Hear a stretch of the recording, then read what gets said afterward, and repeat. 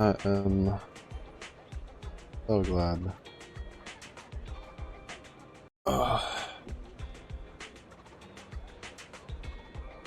That we're finally done with Apex.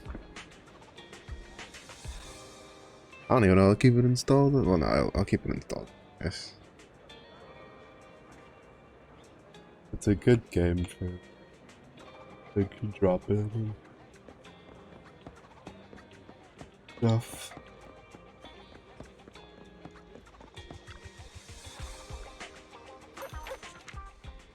He took in a little sippy sip.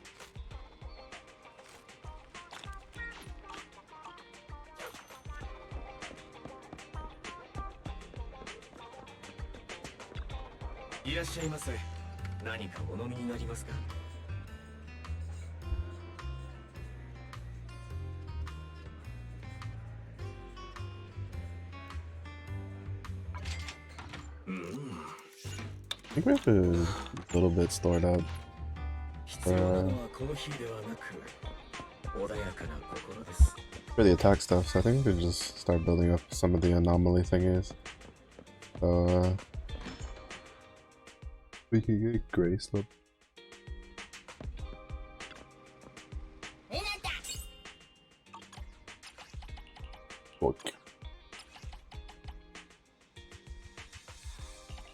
I guess the rest of these are like, I thought maybe the rest of these would be like NPCs, but I guess the rest of these are like, maybe there's an NPC in the future, but the rest of these might just be the characters.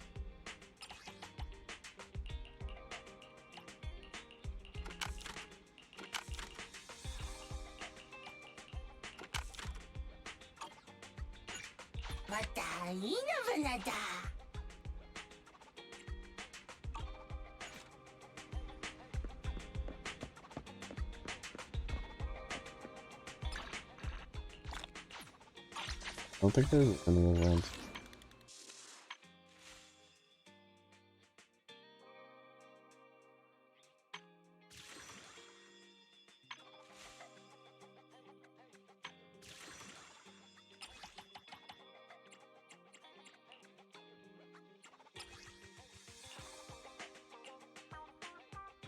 Ether bubbles.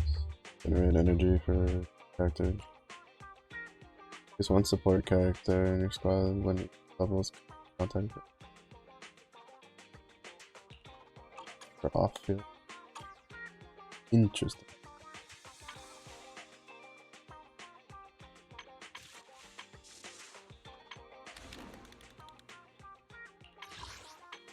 Got everything.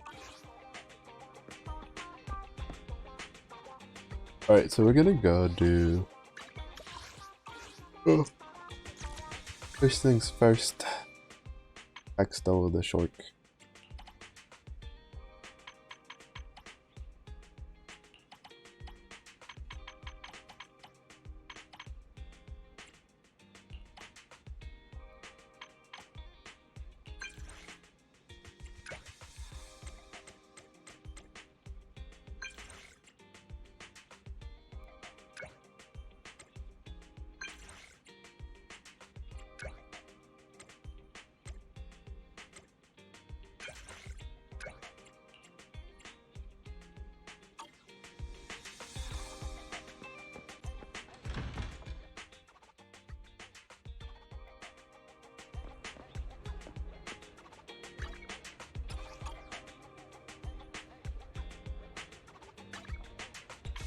So this adds 14.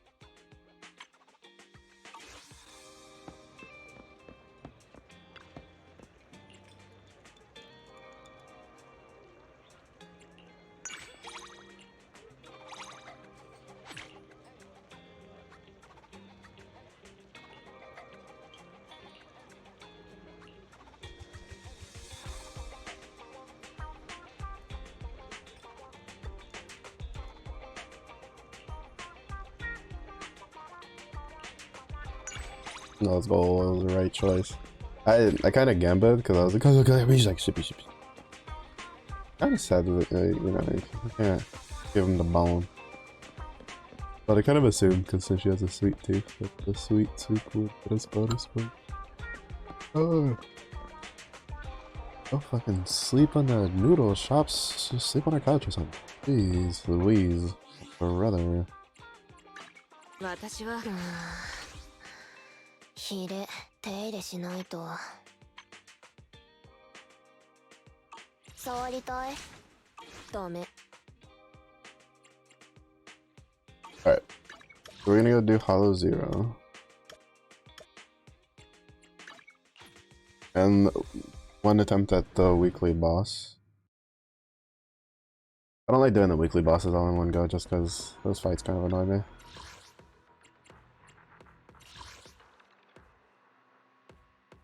Oh, drop the Twitch.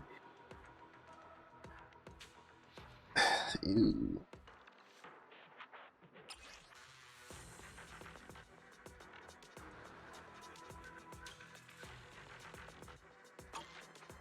But what are investigation points for?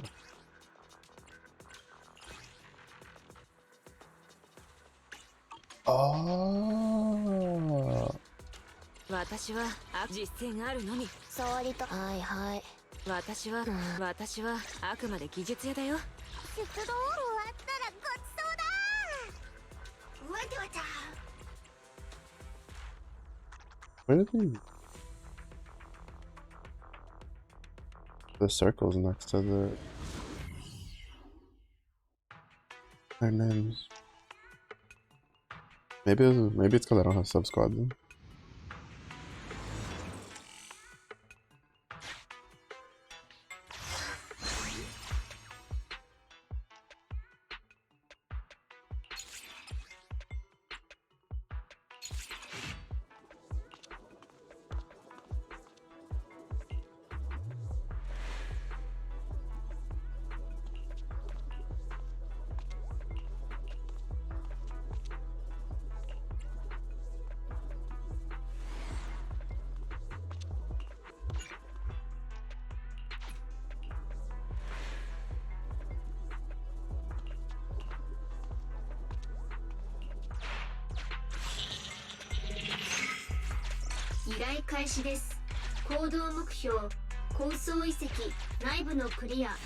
Hopefully we get Sokaku first. I think the element of the team members you have dictates, like tends to lean what sort of elemental ones you get.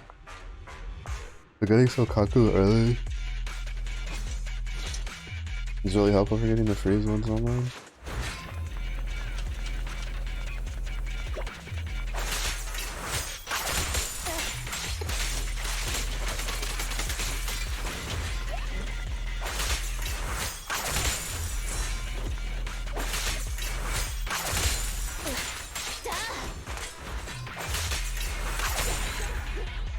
Oh, that was good.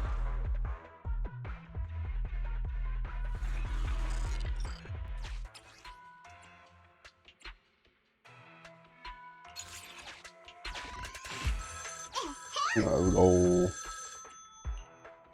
I have to make sure I put Grace into.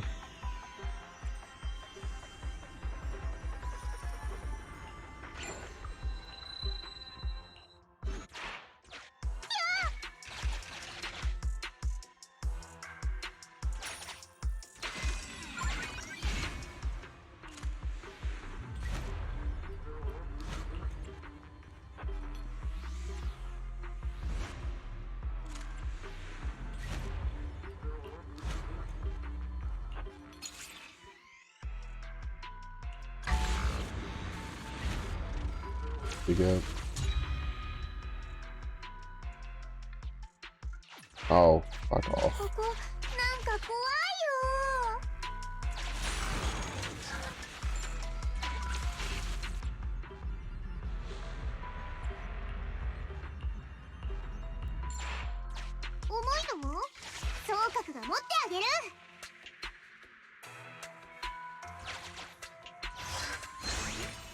Oh, well, I guess we have that. It's not too big.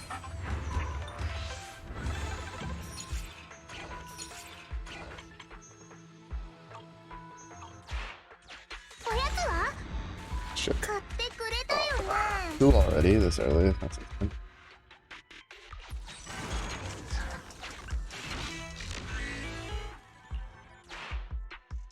Like usually we only have, well, that's because I took the, we'd usually only have one.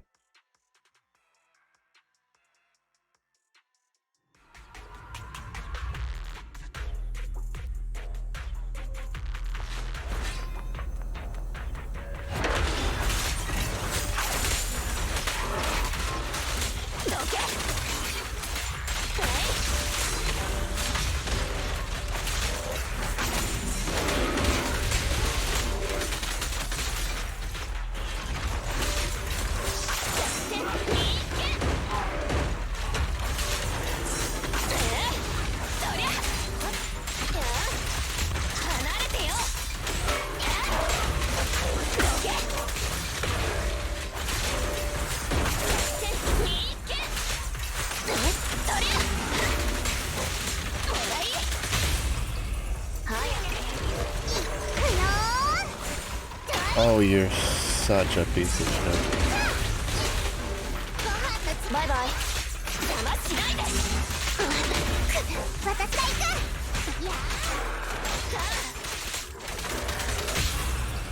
He did like a little side hop to win it. So like her fly the flag missed whenever when I comboed into her. And if you don't hit with the fly the flag, you don't gain the buff and you can't do the swap. It's really annoying when a mob like moves out of the way like that. Wouldn't mind taking the energy, but sure, what often?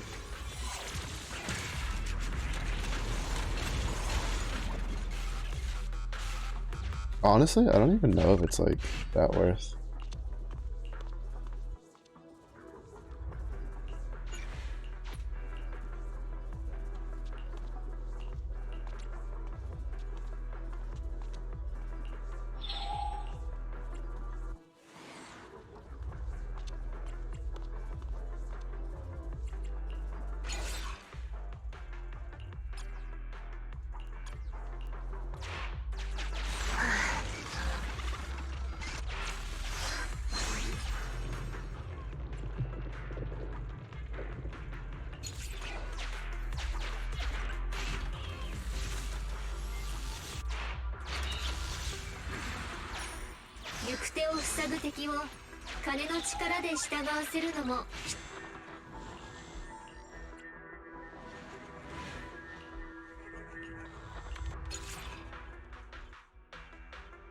Oh, what'd you know? What? 技術的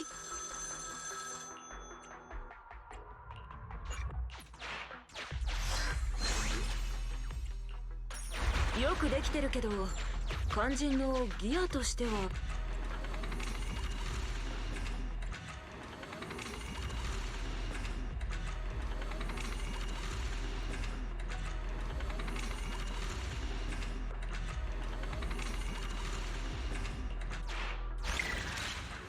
No, since everybody's at 100%, everybody stays at 100%.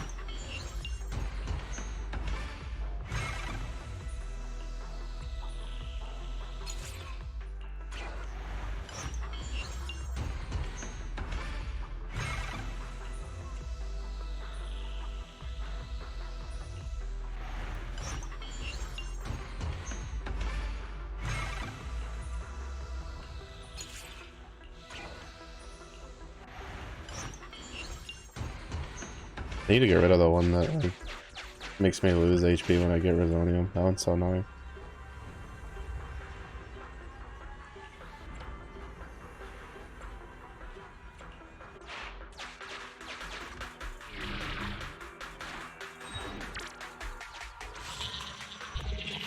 It's slightly like offset by the fact that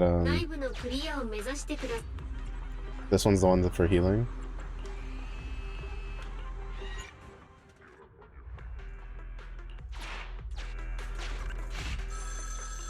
Honey. I guess I could have used it for reducing pressure. Probably would have been the smarter decision. We're gonna do this, and then I think my dailies, and then I think I'm gonna go back to last epoch. The build, just I started getting some idols for it. in this Beyblade build. It was starting to feel really good.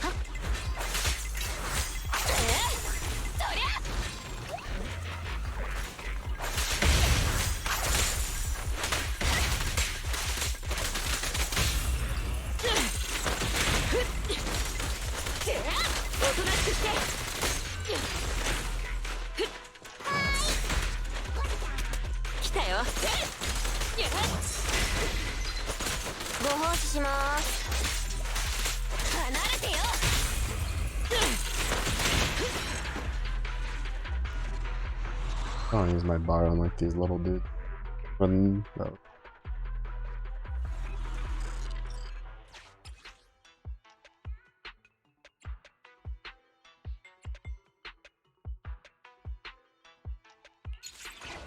勝利への必要条件をすべて満たしました。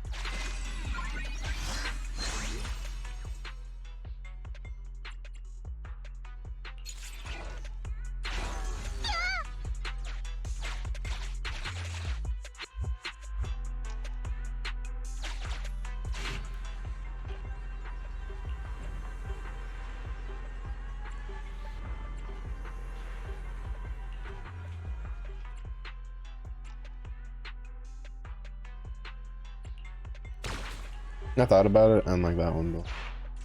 あれ？お腹があんまり Figure 鳴 it らなく out. なってきた？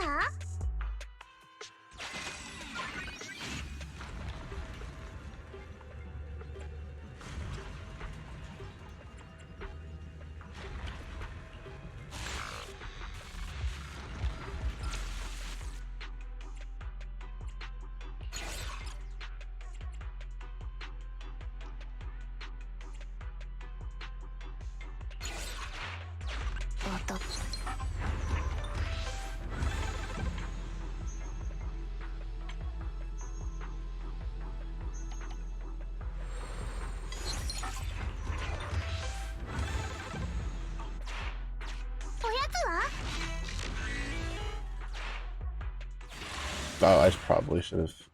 I probably should have. I forgot I still had the damage on. It should be fine.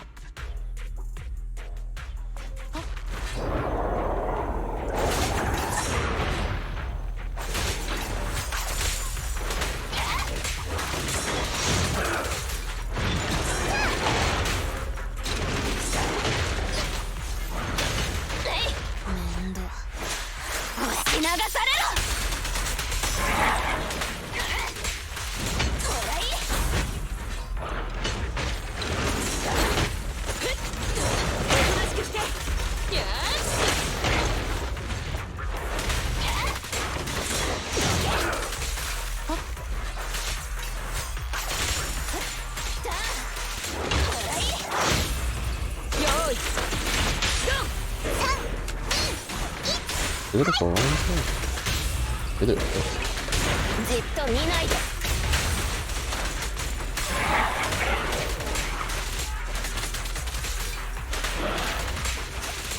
だよね、知ってた。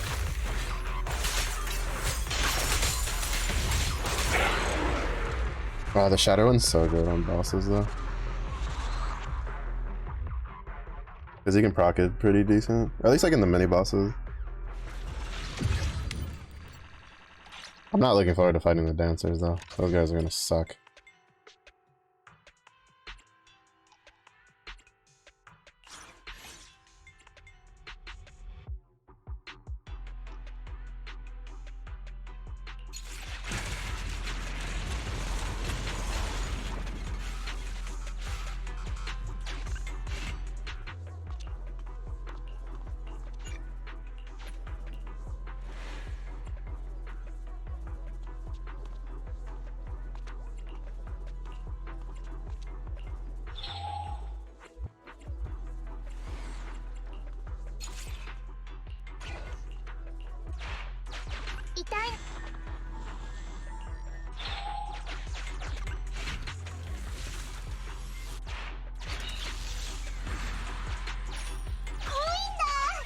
けどあんま使えないんだっけ。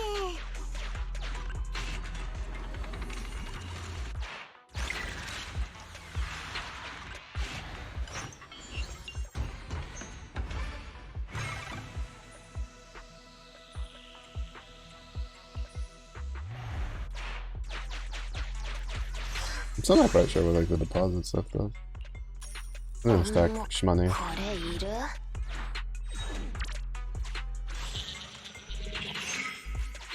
引き続き高層遺跡内部のクリアを目指してください。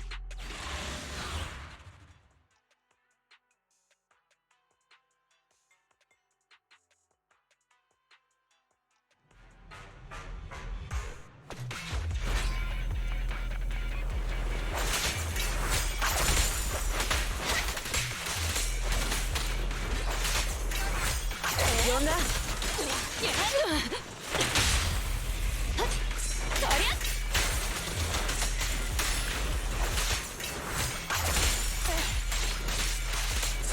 れてよ。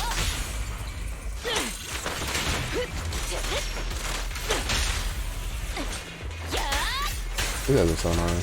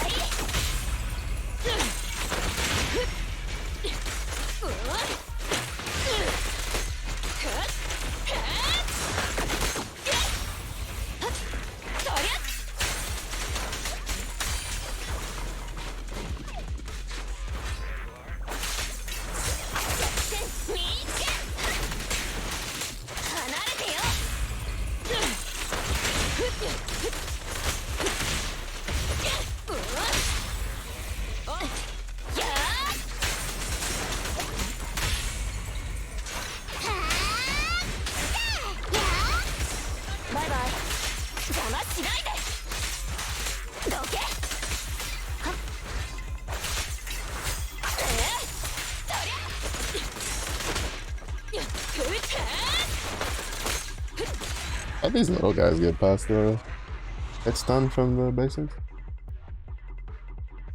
I don't get it.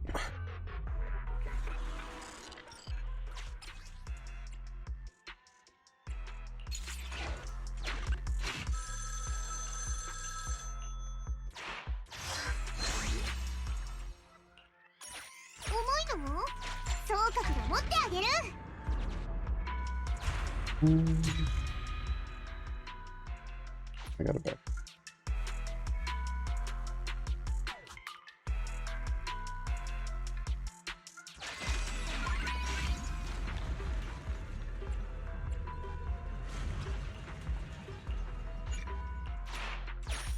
Mm.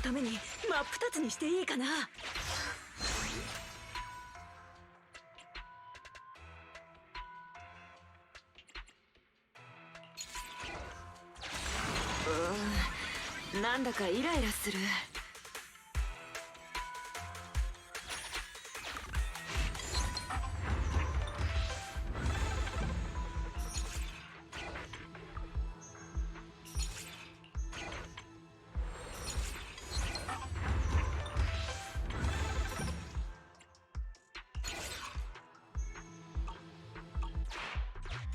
うん。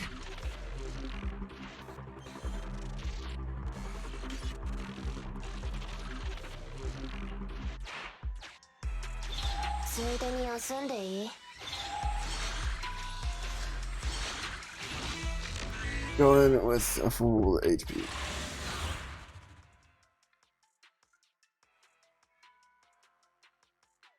How much we'll get?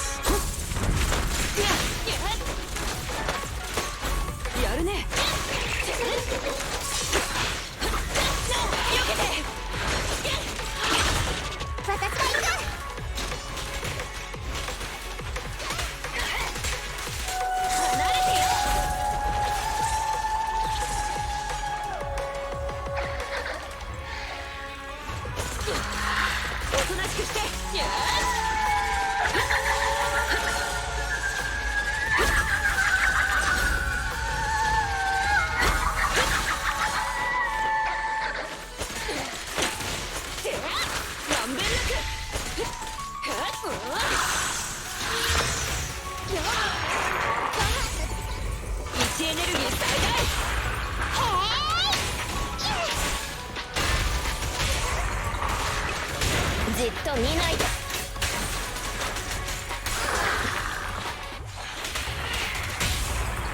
ー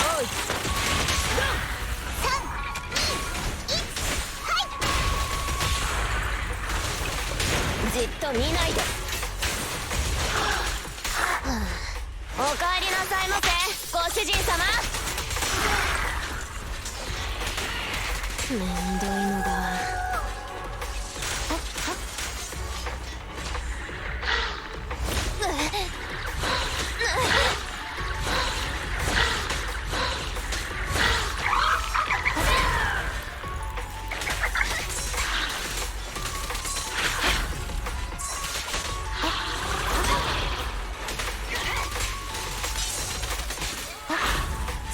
まあまあかな。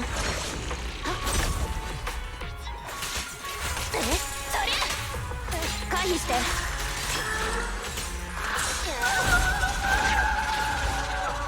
That's not good. HP level gets you fucked up.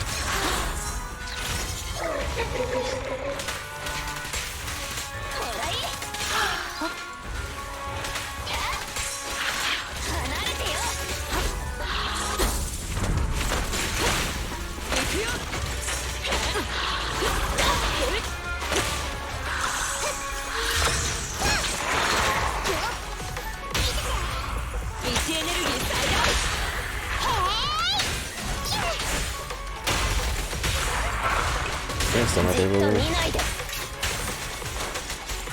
Let's go. I hate bosses where I have to manage both of their health bars. Like, because I'm so bad at it. I love tunnel visioning and killing one thing. I'm so bad at bosses where I have to like manage both of them, so that way I can get so that way they die at the same time. Because the ballerinas like res each other. I wish these Bangbu ones were. I wish like there was like one column was Bangbu pulls, the other column was like standard pulls, but you know, that's some copium I'd be huffing, broskies.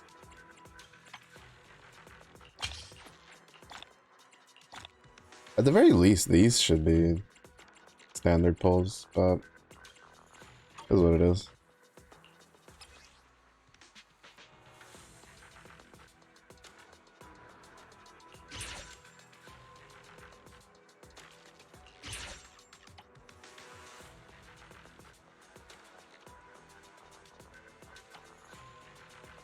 Oh, this one needs yellow again, so I'm assuming this one needs yellow.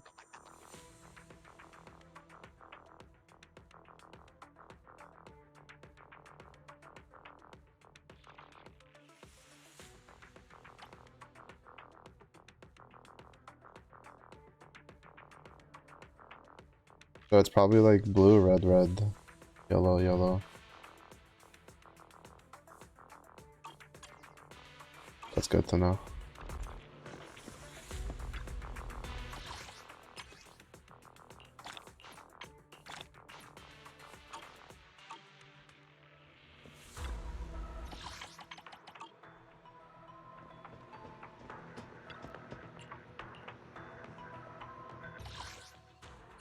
Luckily, I don't have to do the twin marionettes anytime soon.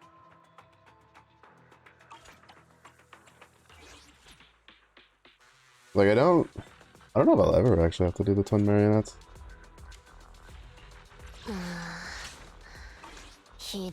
Because, like... Oh, wait, no. So Kaku, I think, needs the twin marionettes. So the section 6 people will probably need him. Need the twin marionettes done. Well, I mean, they might add another one. They might add another... The boss lady that we fight for the other stuff.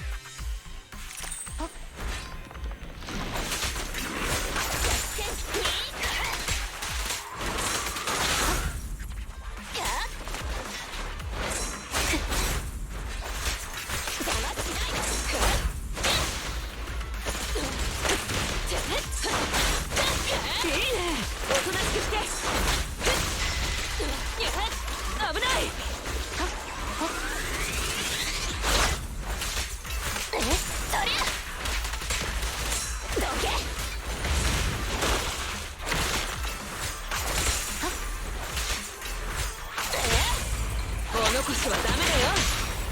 お目目を回さないでね。や離れてよ。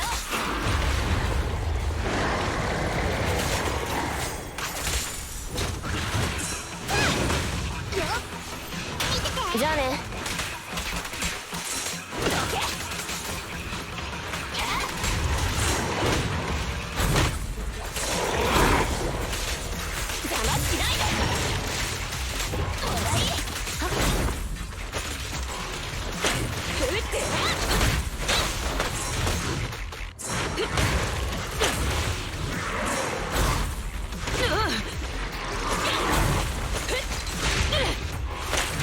Like explosion. トリプルアタック。音楽と遊んでくれるの？やはい、喜んで。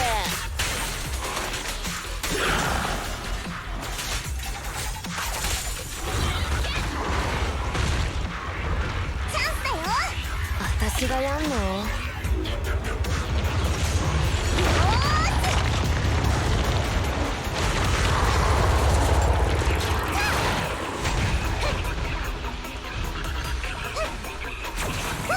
はいよ。チャンスだよ。面倒。シャークトルネード。離れてよ。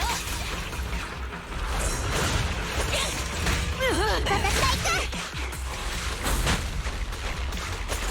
まんべんなく。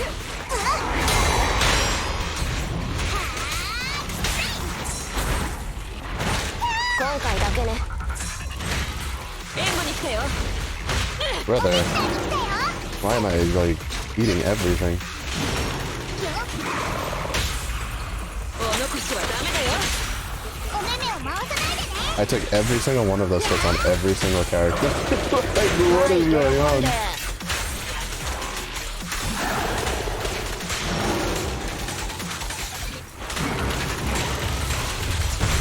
だよね、知ってた。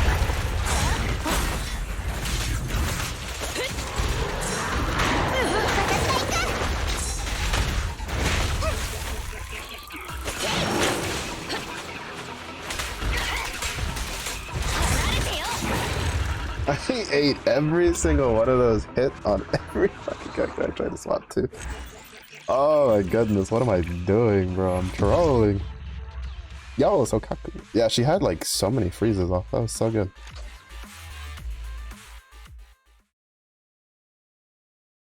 She also pumps a decent amount of damage now with the with her own engine on.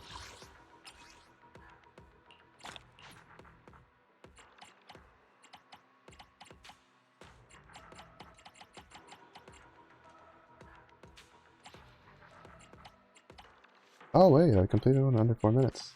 Let's go, winning.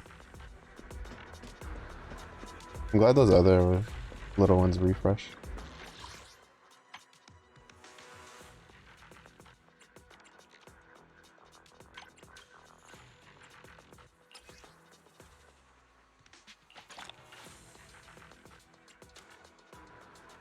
It refreshes in a week, so I guess I should save up again for standard banner pulls. 3 W engines to level 40.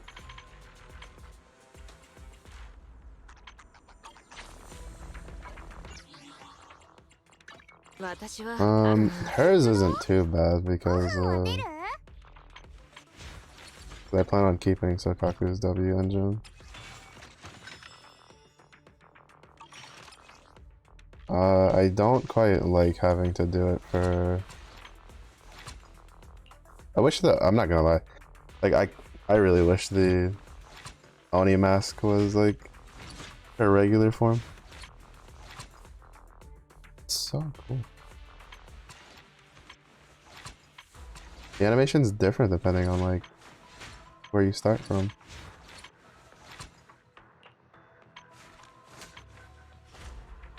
I never realized that.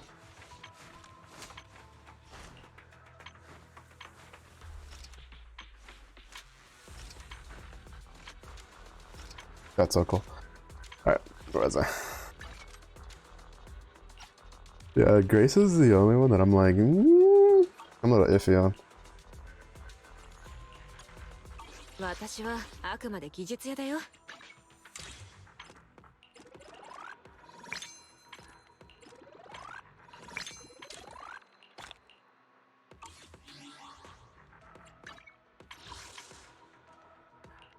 Dark Boo?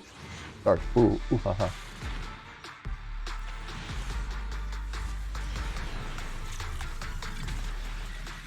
He did not answer the call. And shambles.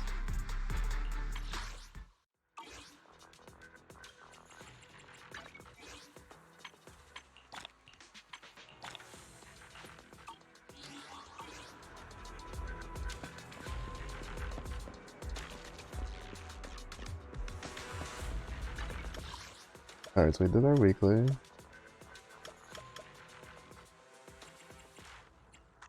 Now before we go there, let's go to the gadget store.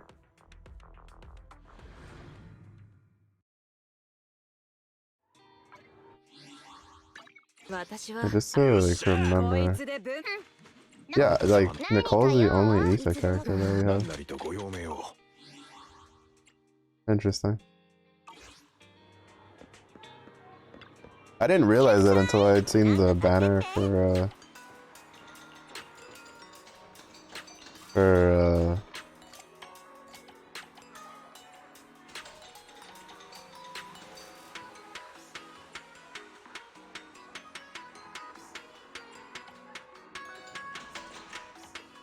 I have anything? Oh, excuse me.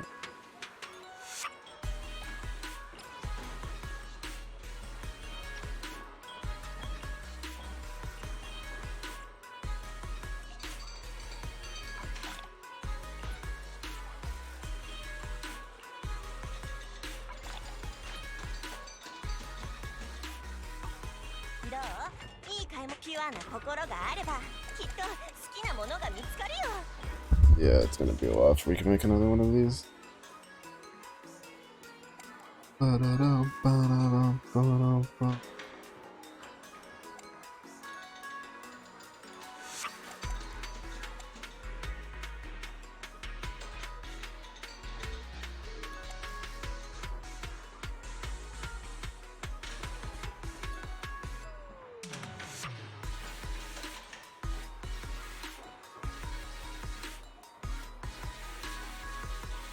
Yeah, this one would be good if you could pass the stacks over to somebody else. But this is only really good if you want, I feel like if you want your anomaly. Well, actually, no, I don't even think this one's good at all. Like, realistically speaking, like, I wouldn't use it, honestly, over the other ones. I'd even use Piper's instead. Piper's exclusive one, because it gives you like a rotating buff. But I still think that this one's like one of the better ones. Especially for like an anomaly. Like, in a disorder group, I'd want like all of them to have one of these. Because then they would all buff each other.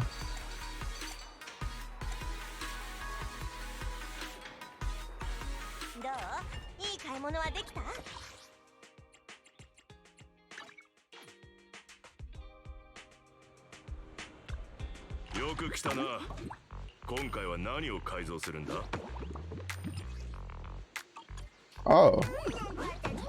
I didn't realize he was one of the few rank bang dudes I didn't own. Yeah, okay, now we have all of them except for like all the A rank ones.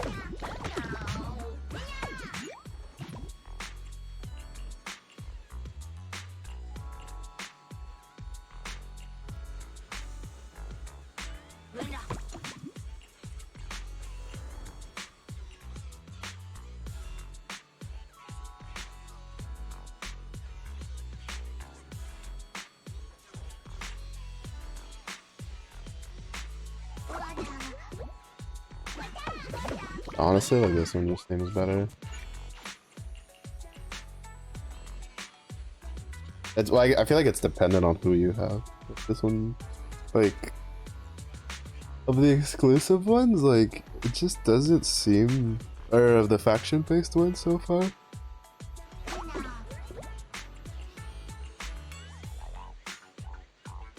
Increases with fewer enemies in combat. Alright, this one's actually not too bad. for bosses. But like, I'm not overly impressed with this one or the butler one. I just got the butler one because he's cute. Look at them. I'm Nick. Okay.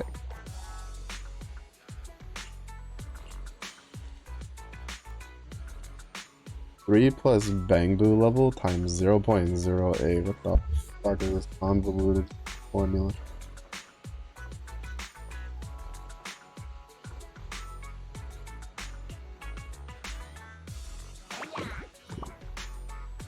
Penguin. I think our penguin's like, if not maxed out, then yeah, he's maxed. Our penguin is maxed and so is our Lucky Boo, but our Lucky Boo was given to us. Oh, Cryboo is almost maxed out there. Pressure. Under pressure. Oh, our devil one's not too far off. It's so funny. This is why I didn't realize that there isn't another, like, Nicole's the only, this is why I didn't realize that Nicole's the only one at the moment. Because there's Bangboos that have the additional ability of if there's two. That's so funny.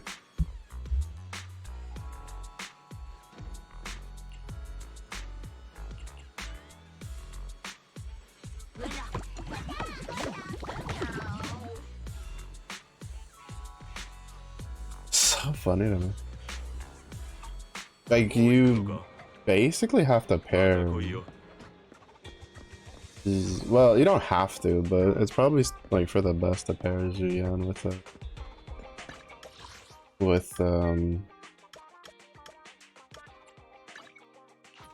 Nicole for double ether.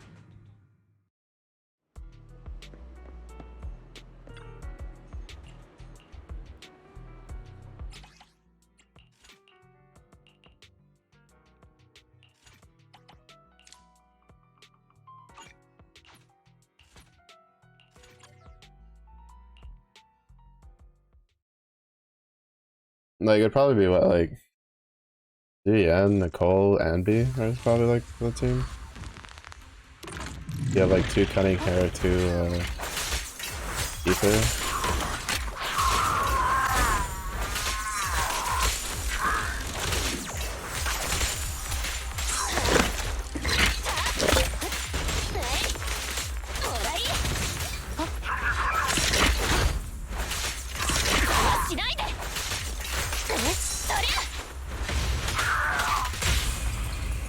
I didn't think that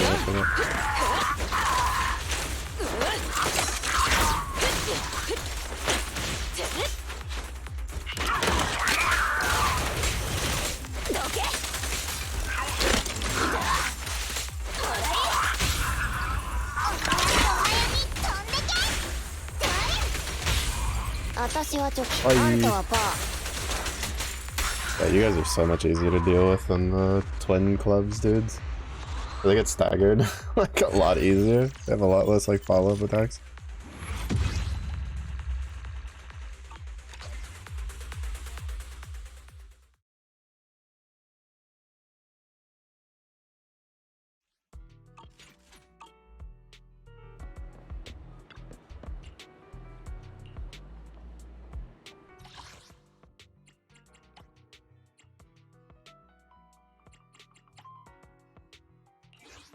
Alright, these are 40. So we can do 2 of these, and then 2 of the other one. For Nicole. Or not Nicole, for Grace. Yeah, that'll work.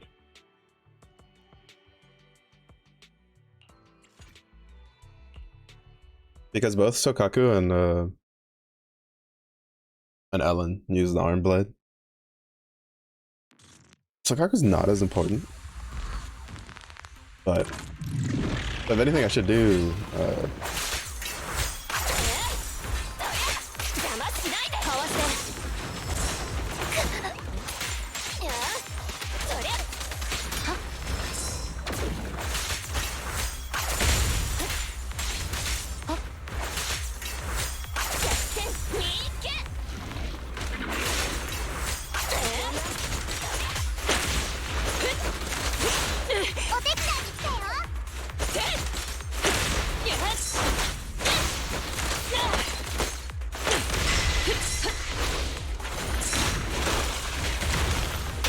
じゃあね。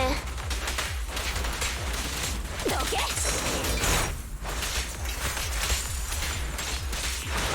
ほらいい。お残しはダメだよ。総格と遊んでくれるの？やあ。はい、喜んで。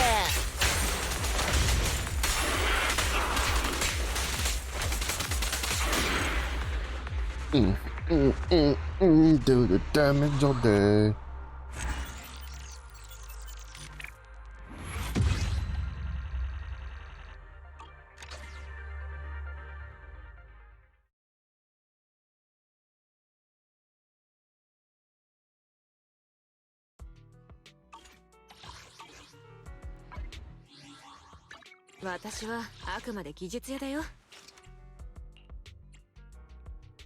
Oh yeah, no, for sure I need to do the other one. I need to get hers built up. Because we have 14, which is plenty for... Well, we would need 18. But again, I don't plan on doing Sokaku's. Because Sokaku needs the ballerina chicks. So we're fine here. Yeah, I need to get hers to 9. So we need to do the rest of them all with that one. Pretty sure it's her.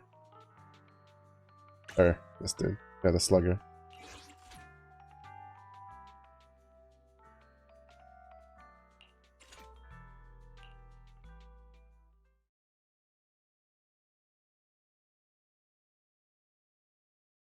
But I don't think I should start building like other units until we get to 40.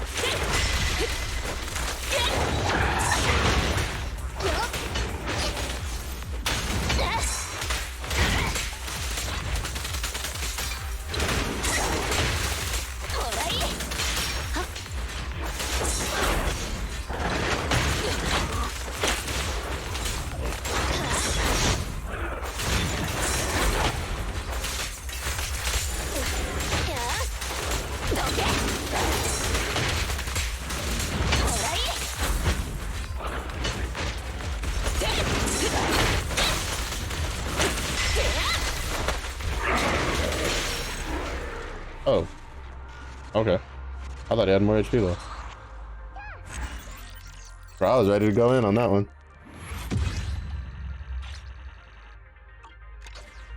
I mean, it's 39. Nice. I need to remember to do my dailies on Friday, like in between streams. Let me do this like 2 more times.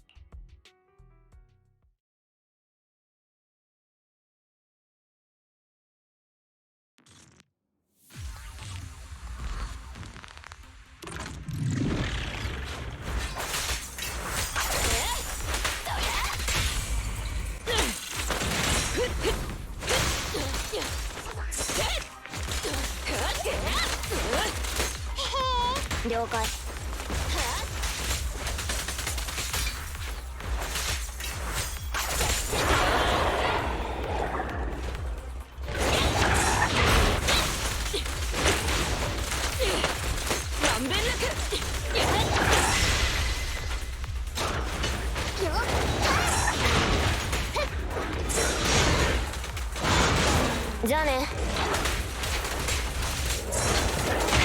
援護に来たよ。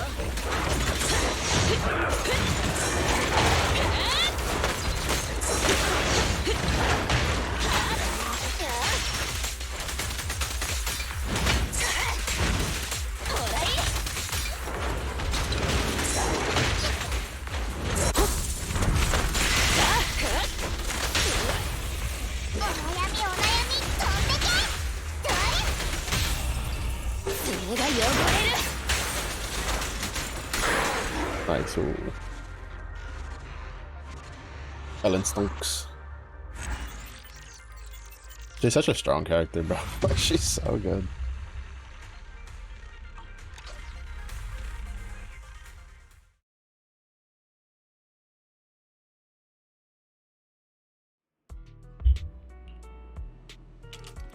No, it was mid.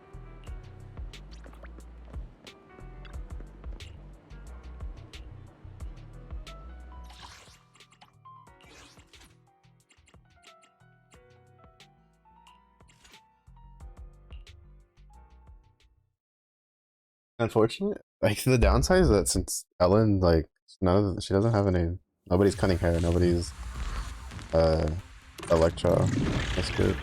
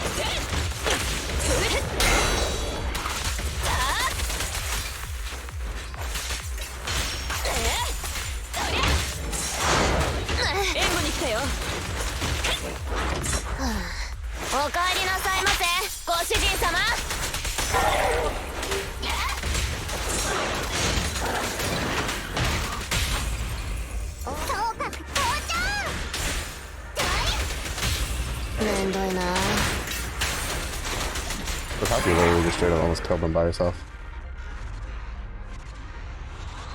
So Kaku almost straight up finished him off there.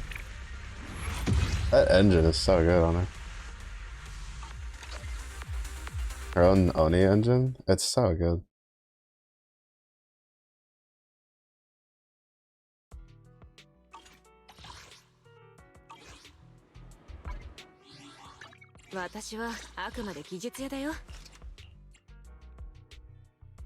Right, and then after tomorrow we'll have enough for that for sure.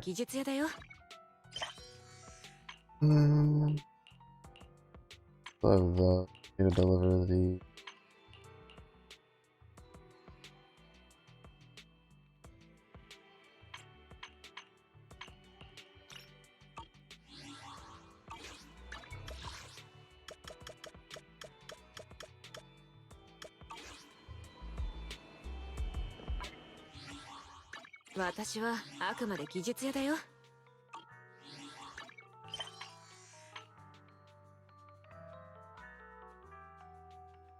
affable creation of silver.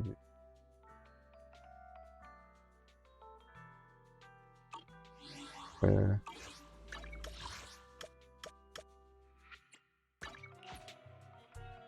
Something to interact with over.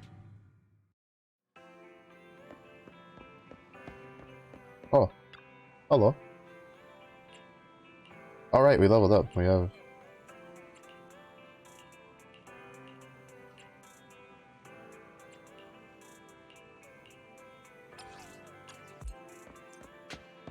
Oh, there's no side quests.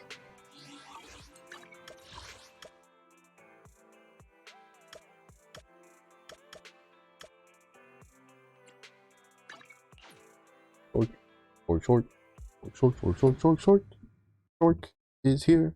Short, we got to say hello. Just time to level it up time so we can get the wallpaper time. Oh, Corey, what's up?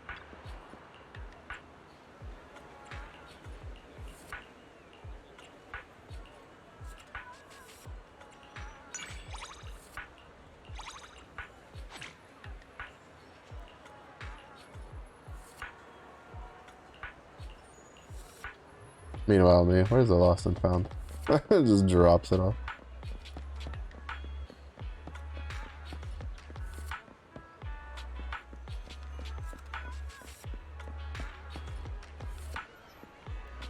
Was it this?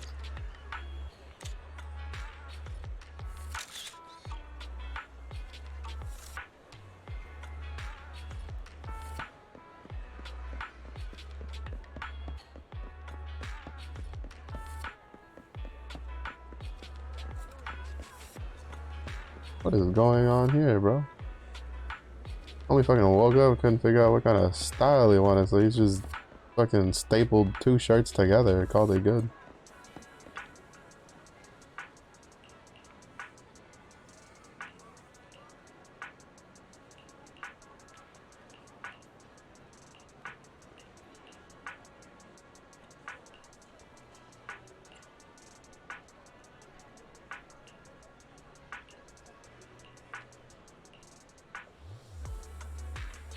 Emotions. Oh, really? No way. Wow.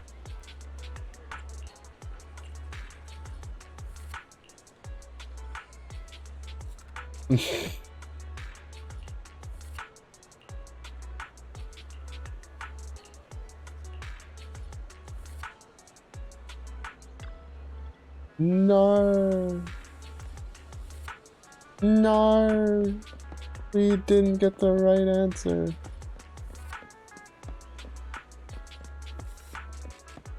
Get the trust him. 私は Ryan. ダメ。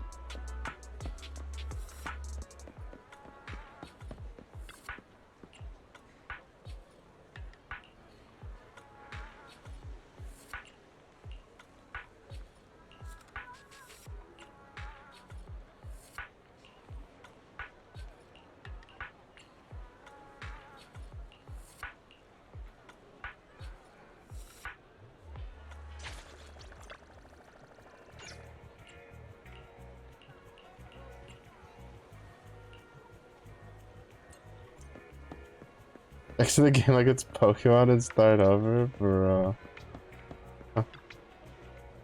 Probably stalked her on principle. What's up, Zephyr? How's your grinding's been going?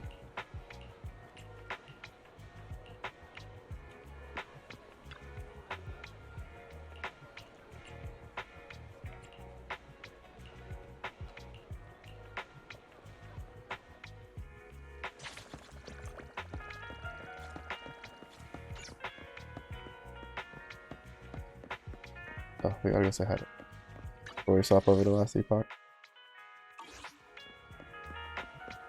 Oh, you gonna play Path of Exile with the new league? You gonna brave the frontier again?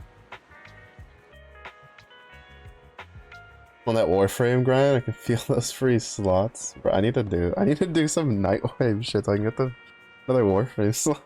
Like, I have too many fucking games to play right now. I got Zenless, I got Last Epoch, Path of Exile on Friday, like, I have my own backlog, dude. What am I gonna do? What am I gonna do?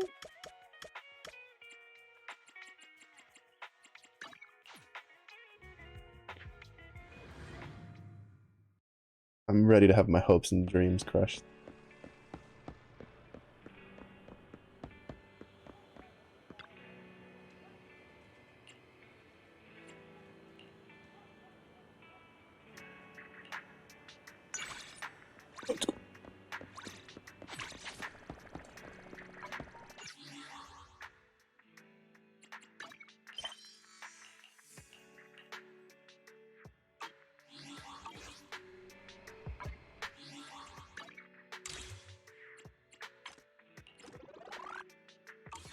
I learned that, bro, I beat the crap out of my own Shadow Clone.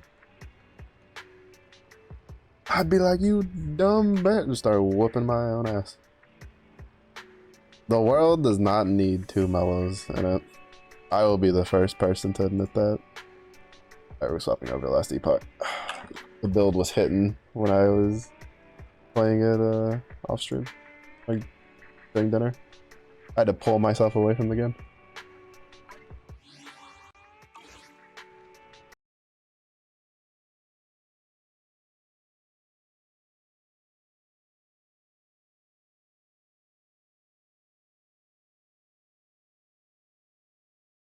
I'm kind of trying to space out the like Zenless stuff because if I don't, then I just won't have anything to like stream at night, and then I'll forget to do my dailies, and that's a problem because I need to save up my coins for I gotta get my crystals for pink-haired lady. My body is red. I just realized it might be a while before we like. I don't know if they'll do it all at once, but supposedly 3 of the police people are S class, according to the leaks. Because Zhu Yan's an S class, and then apparently Jane Doe, who was known as Mouse for a while, is S class, and then apparently the android girl is S class, and I think the only A class is the dude with the shield in the teaser trailer. So it's probably gonna be a while before I pull on a banner for an S class anytime soon. If I get one, it's probably on accident. I was probably trying to get an A class and end up getting an S class instead, which would leave me in shambles.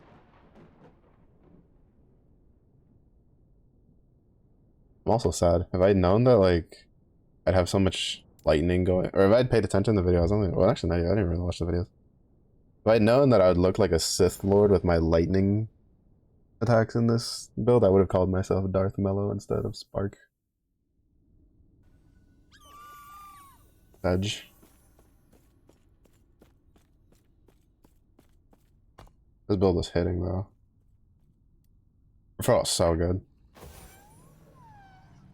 We've gotten a decent number of crit up, and then we're working on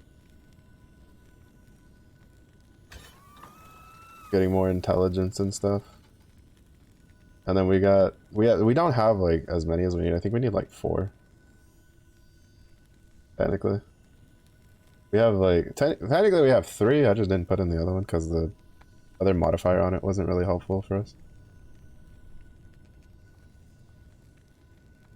But soon we can go beat up Lagan. Probably do when I'm like level. Yeah, this guy's luck for idols that are usable was much better. This one, the elemental nova area doesn't really matter, but 14% chance to apply spark charge. We have a 13% chance here with cooldown recovery for surge, which stacks with this cooldown recovery for surge with increased lightning damage. We need more of these though, apparently. I don't know, I'm just making it work with what I got. But it's not bad. Because the XP tome like rewards are a joke. But yeah, I'm looking forward to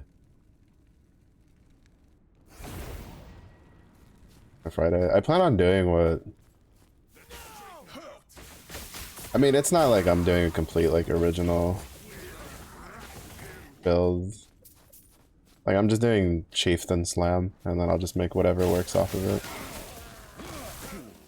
Like I think I'm gonna try to do Fire Ignite Slam Chieftain. And then if that doesn't work, I'll just like convert it over to just physical bleed.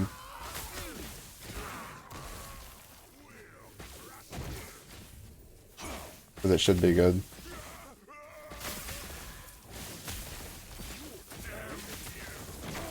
There's a couple of builds for Lightning Strike Gladiator that look interesting. Oregon's got some pretty interesting build ideas.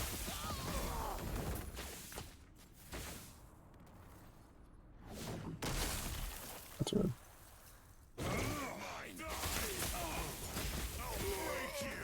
So if you play Path of Exile, in case you don't know who Jorgen is, he's kind of like the guy who knows almost all the ins and outs of Delve. But he does a lot of like melee builds, a lot of tanky melee builds, because in Delve you need a lot of tankiness. And he has like a Shield Crush build, which I've wanted to try.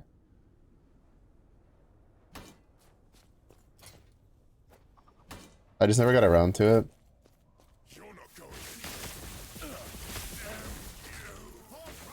It's mostly because like Delve, like I don't know too much. Like I'm not very good at Delve. I should do Delve because one of my MTXs literally turns the minecart into into a bear. My bear pet MTX like turns the mind card into a bear. It's really nice.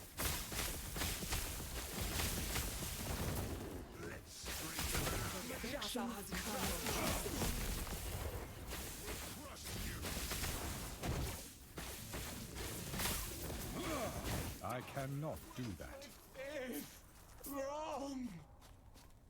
But I'm gonna start off as a like slam chieftain, and then I kind of want to go into last rate of butchering, like Slayer again,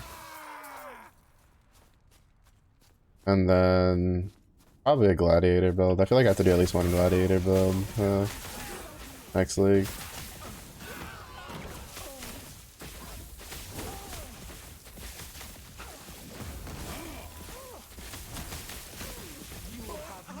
Which well, depending on what I do, because like, so I've been saying, I saw Smokey have it, and then I've seen a couple other people kind of like,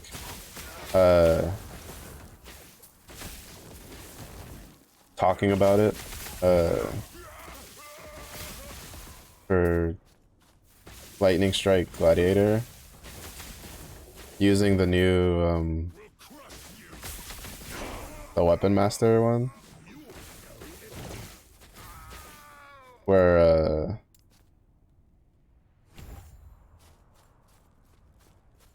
you dual wield a claw and a dagger, so that way you get crit rate and leech.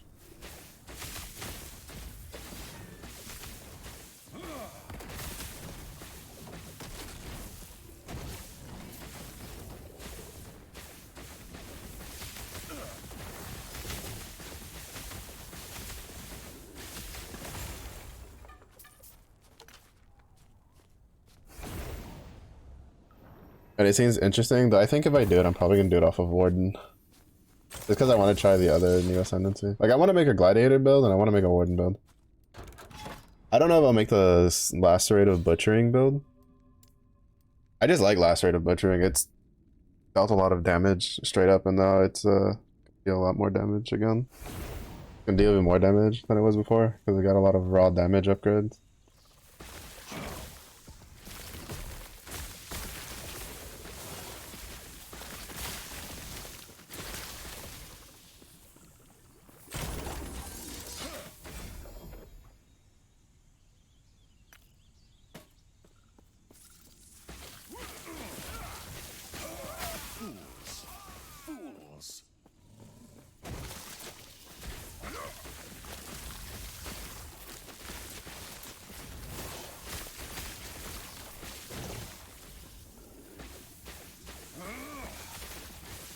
But I think like what's probably gonna, I feel like it might be the second coming of a Slam build. It's kind of funny because Slams used to be like super OP. Like when I first started playing PoE, I guess that's part of the reason why I want to do a Chieftain Slam build. Just kind of relive the old. But like Slams used to be like some of the meta builds. They were really strong. And it kind of seems like we're back in those days again, which I'm not complaining. I like slam builds. Slam builds are so good. Alright, well, they're so cool. Alright, like fucking Earthquake, bro. Earthquake, Earth Shatter are probably two of the more, in my opinion, like visibly appealing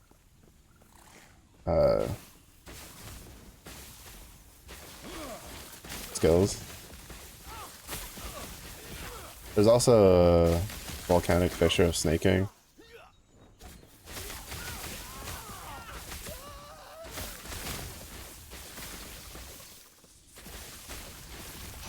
Like, I have a couple different ideas of maybe what I want to try to do. I kind of wish they had reworked Tectonic Slam a bit, though. Especially with how important endurance charges are going to be for survivability. Basically, next league is going to be like the endurance charge league. Like, pretty much all the top builds, I'm pretty sure, are going to have endurance charge. More so than I already were.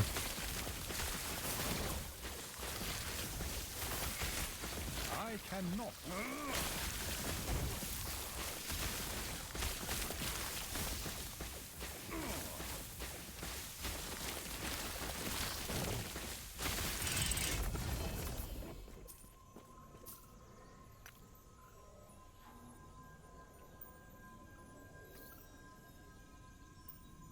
Oh, oh, that's right, because of the ups, because of the because of this. When I said item would drop, the whole set drops instead. This is such a good upgrade. It's too bad that it's too bad most of them. Actually, I think like pretty much all of the set items are kind of whatever, which isn't necessarily a bad thing.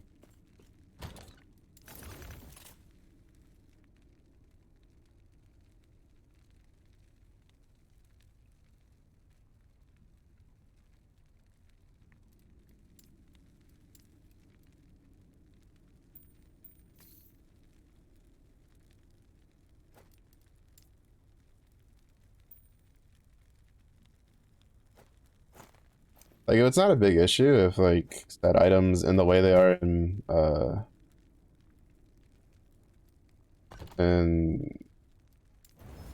PoE were strong because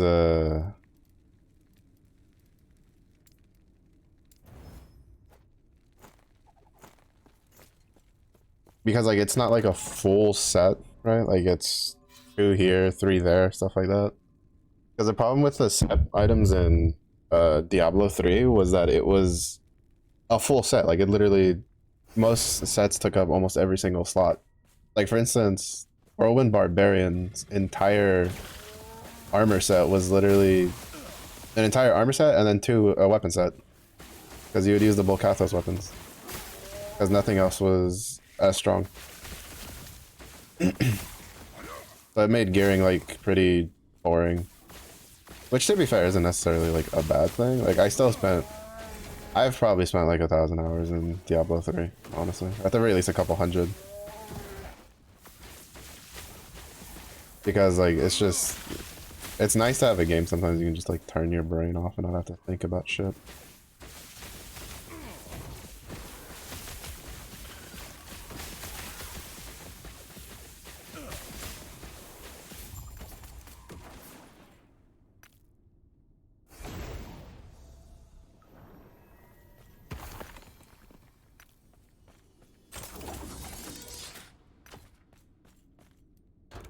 But it did leave, you know, it left for some wanting whenever you wanted to kind of like dive deeper into the game, so to speak.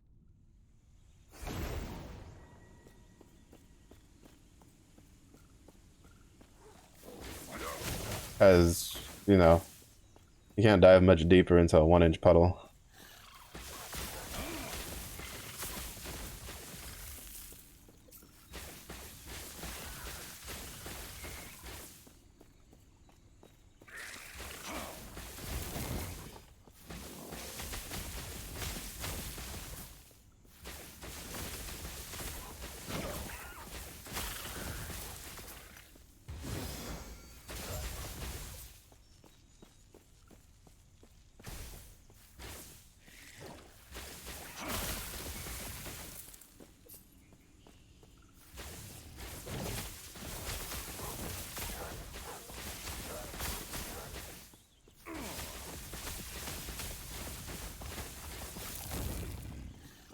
The retaliatory skills seem pretty interesting too.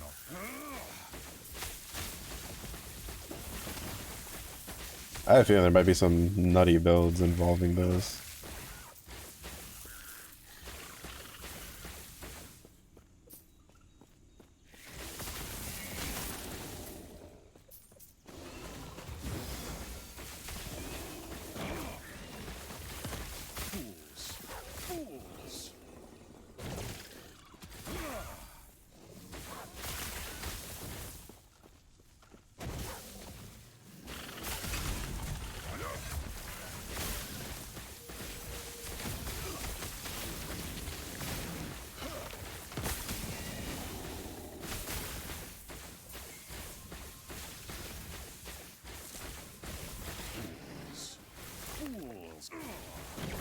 Oh, the 100% crit rate, this build sucks.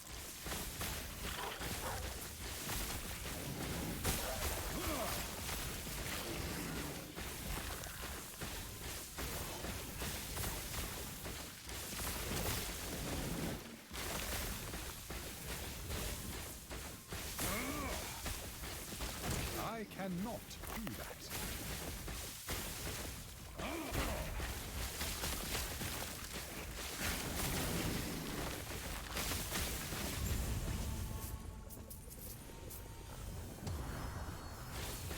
Fools. Fools. This build feels really good.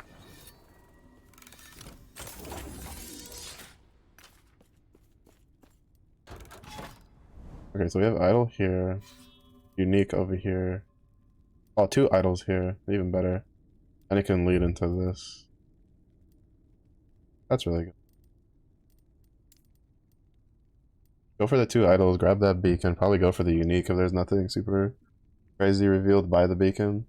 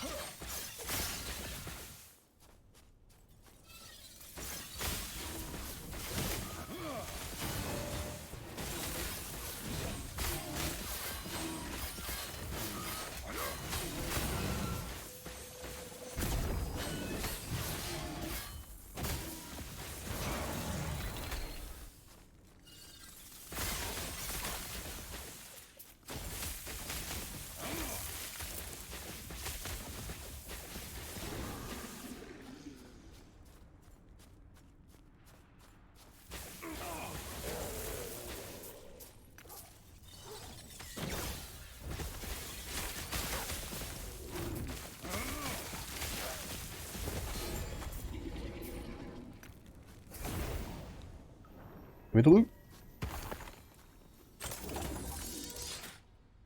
Yeah, if it's not a transcendent, like, I don't really care. The one I have now will suffice.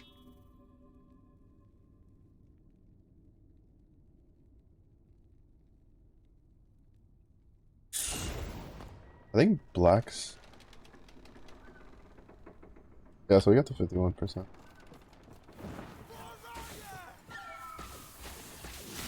Getting I cannot do that. higher than that would be nice. I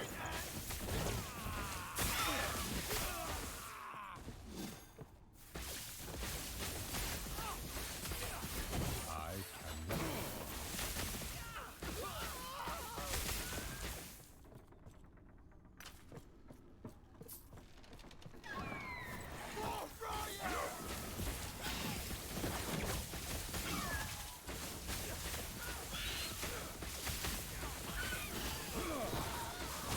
I always love when my like cross claws will proc on like the dumbest shit.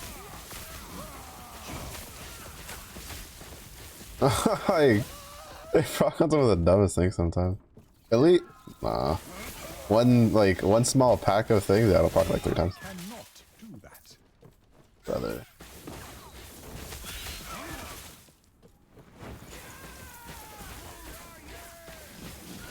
I cannot.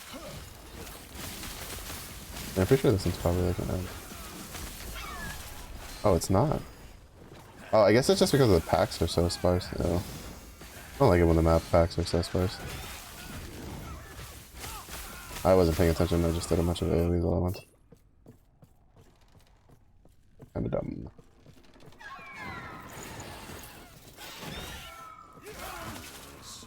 Fools.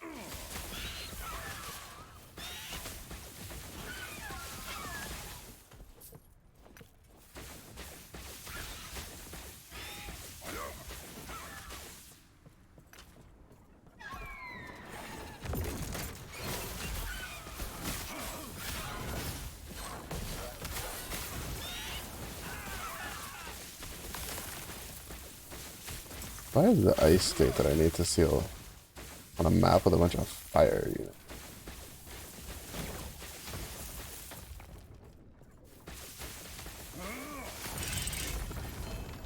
Like, I have questions. I am not a man of many pockets. Game, I have questions.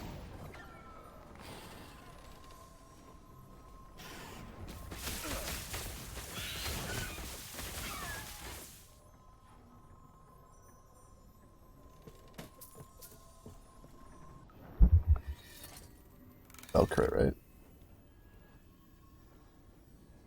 And it has space for int.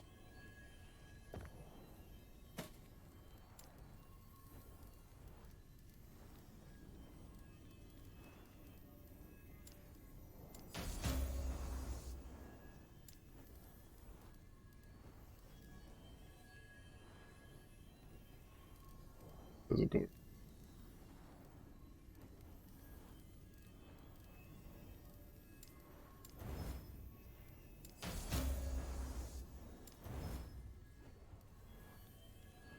One less, but I think with the crit it will be better.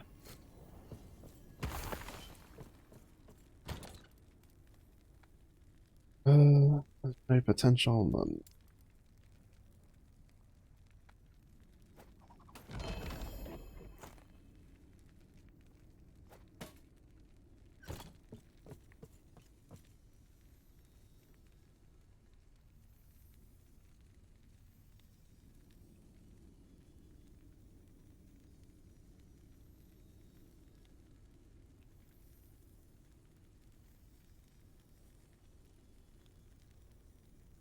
Hmm.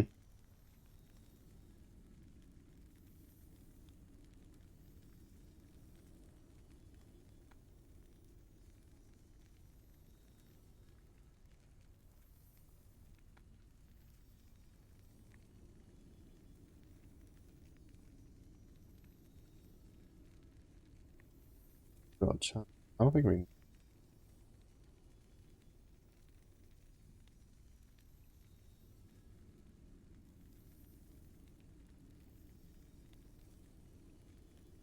Different one. To the other relic one.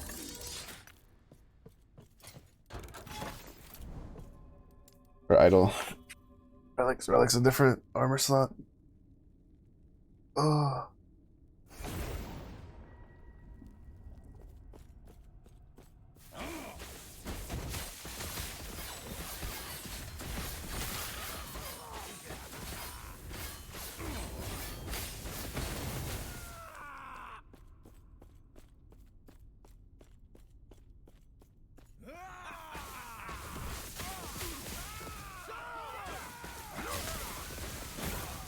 Part of me also kind of wants to do a glacial hammer gladiator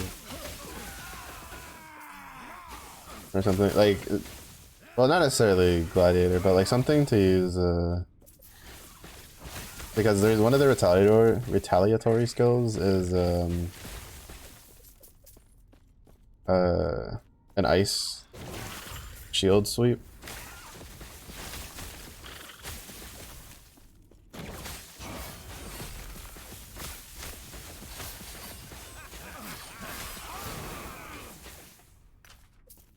I kind of want to work with that. I just don't know how viable it'll be. I'm also kind of surprised they didn't buff like Frozen Legion like at all whatsoever. I don't know if maybe they like internally are just like, oh, this skill could be kind of insane. But that skill, like, I'm like pretty sure it sees like no use.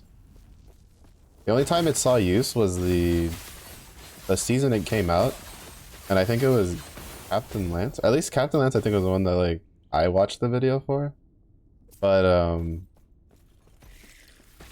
he did like a fire conversion build on Chieftain with it. That was like really expensive but really strong. And I haven't seen anybody do that again ever since. I don't remember if it actually needed something from the league that it was in.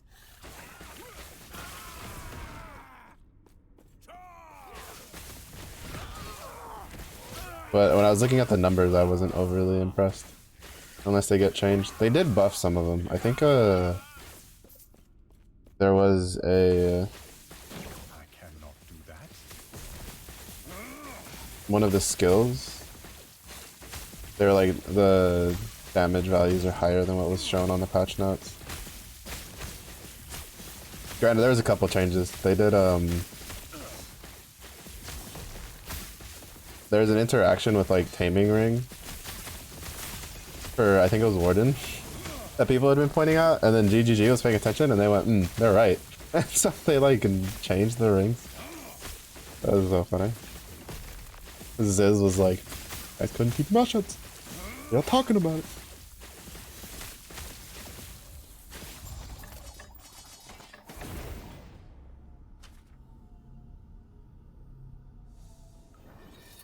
So funny.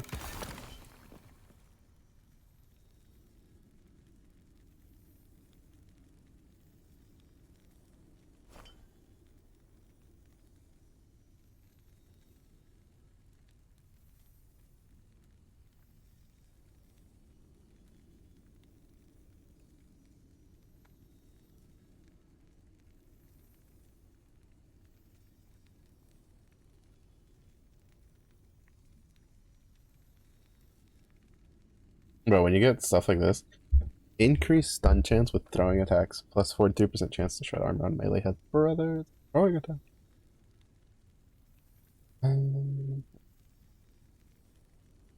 Oh, bro, if that was like increased lightning damage, would have been one of the ones we needed.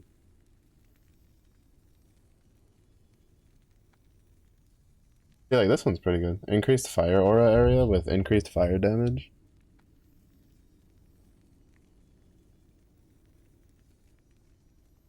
Oh well. Battle grinding is the true end game. Do this beacon, see if we get anything.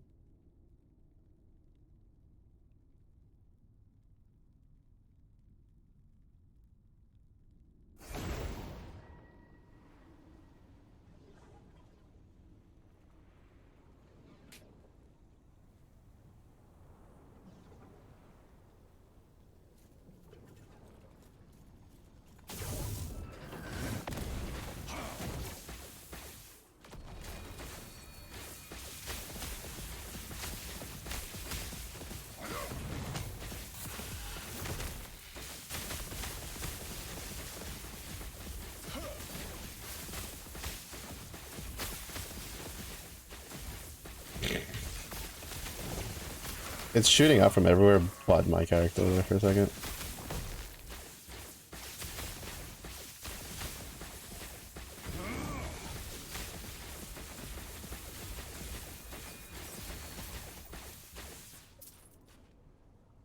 Is it really that bad? It sure is. That's the first time I've ever seen... Oh, it's because 2 dropped. Oh!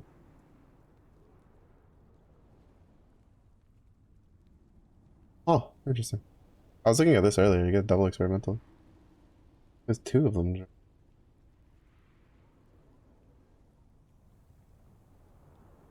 Oh, no, it's because it's recolored. That's why. Threw me for a loop. I was like, is it really that bad or it got covered by the filter? No, it's just it got changed.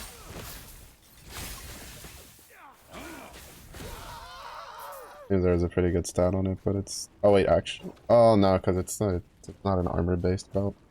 If it was an armor-based belt, I would have held on to it for my Void Knight.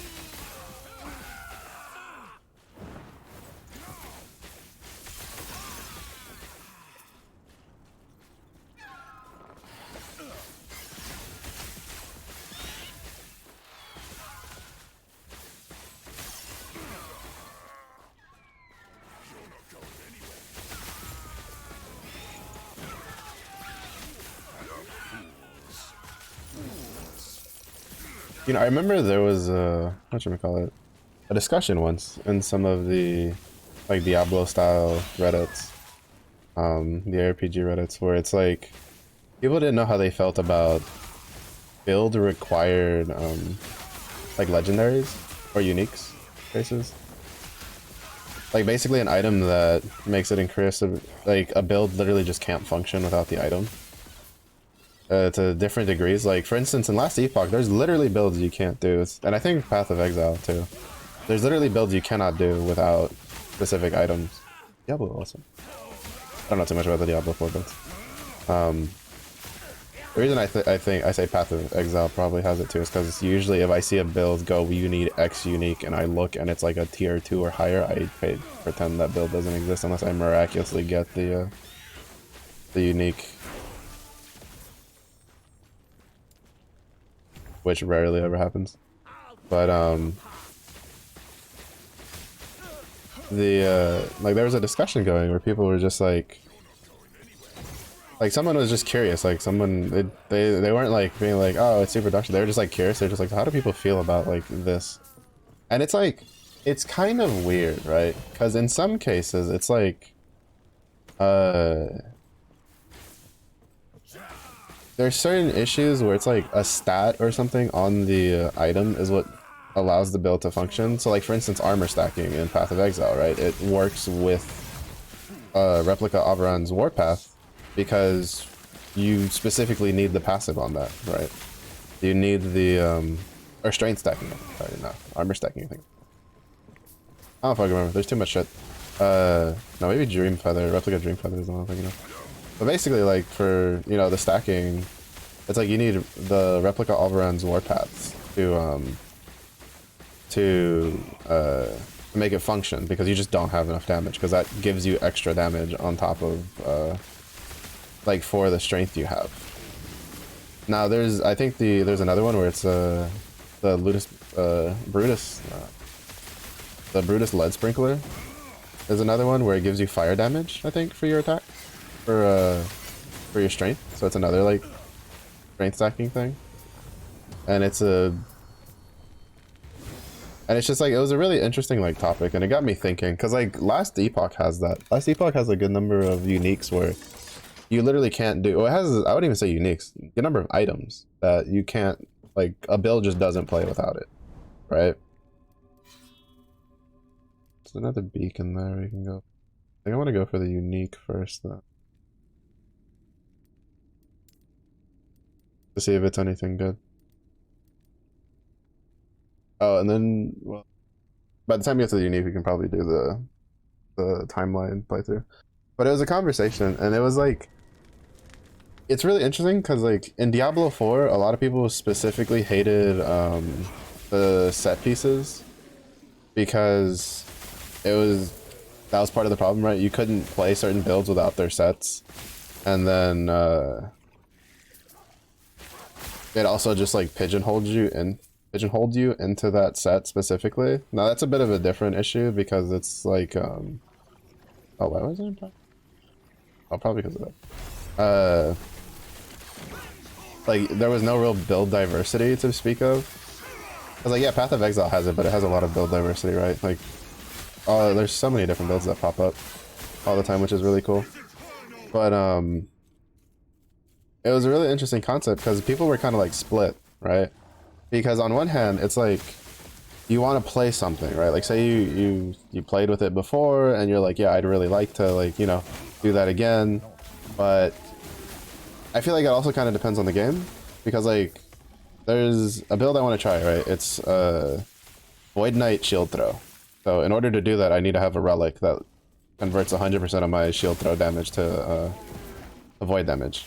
Is it going to be any good? I have no idea. Probably not. But you know what? I want to try it and see how it is. If it sucks, then, you know, I'll just change it to another Void Knight build, because Void Knight has a lot of good builds. But it's not really that big of a deal. It's a pretty safe way to... it's pretty safe to try it out for really no real crazy effort, right? It's not like I'm trying to do... For instance, for lack of a better example, Spellblade, realistically speaking, doing a Spellblade in this game is kind of a bit risky because there's not a lot of good Spellblade builds. So if you try to do a Spellblade build and then it ends up that it's not that good, there's not really another Spellblade build that I've seen that's like really good. I've seen all sorts of druid builds pop up. I've seen all sorts of shaman builds, beastmaster builds, like forge knight, void knight, paladin, like almost every like mastery I've seen multiple different builds except for like spellblade. Like literally I think the only spellblade build I've seen is this one to pop up on my YouTube feed. And it's like there might be another one out there that works, but this is the only one that apparently got enough notoriety through the videos, or the only one that someone put a video out on for the thing. And even then, this isn't the what I'm following, like where I got the info for this build isn't like the original video I watched. I ended up like looking around because it didn't have like a leveling progression, right? It's just like here's the like level 90 whatever build, and I was like, I don't know enough about this game to be able to do something like that. But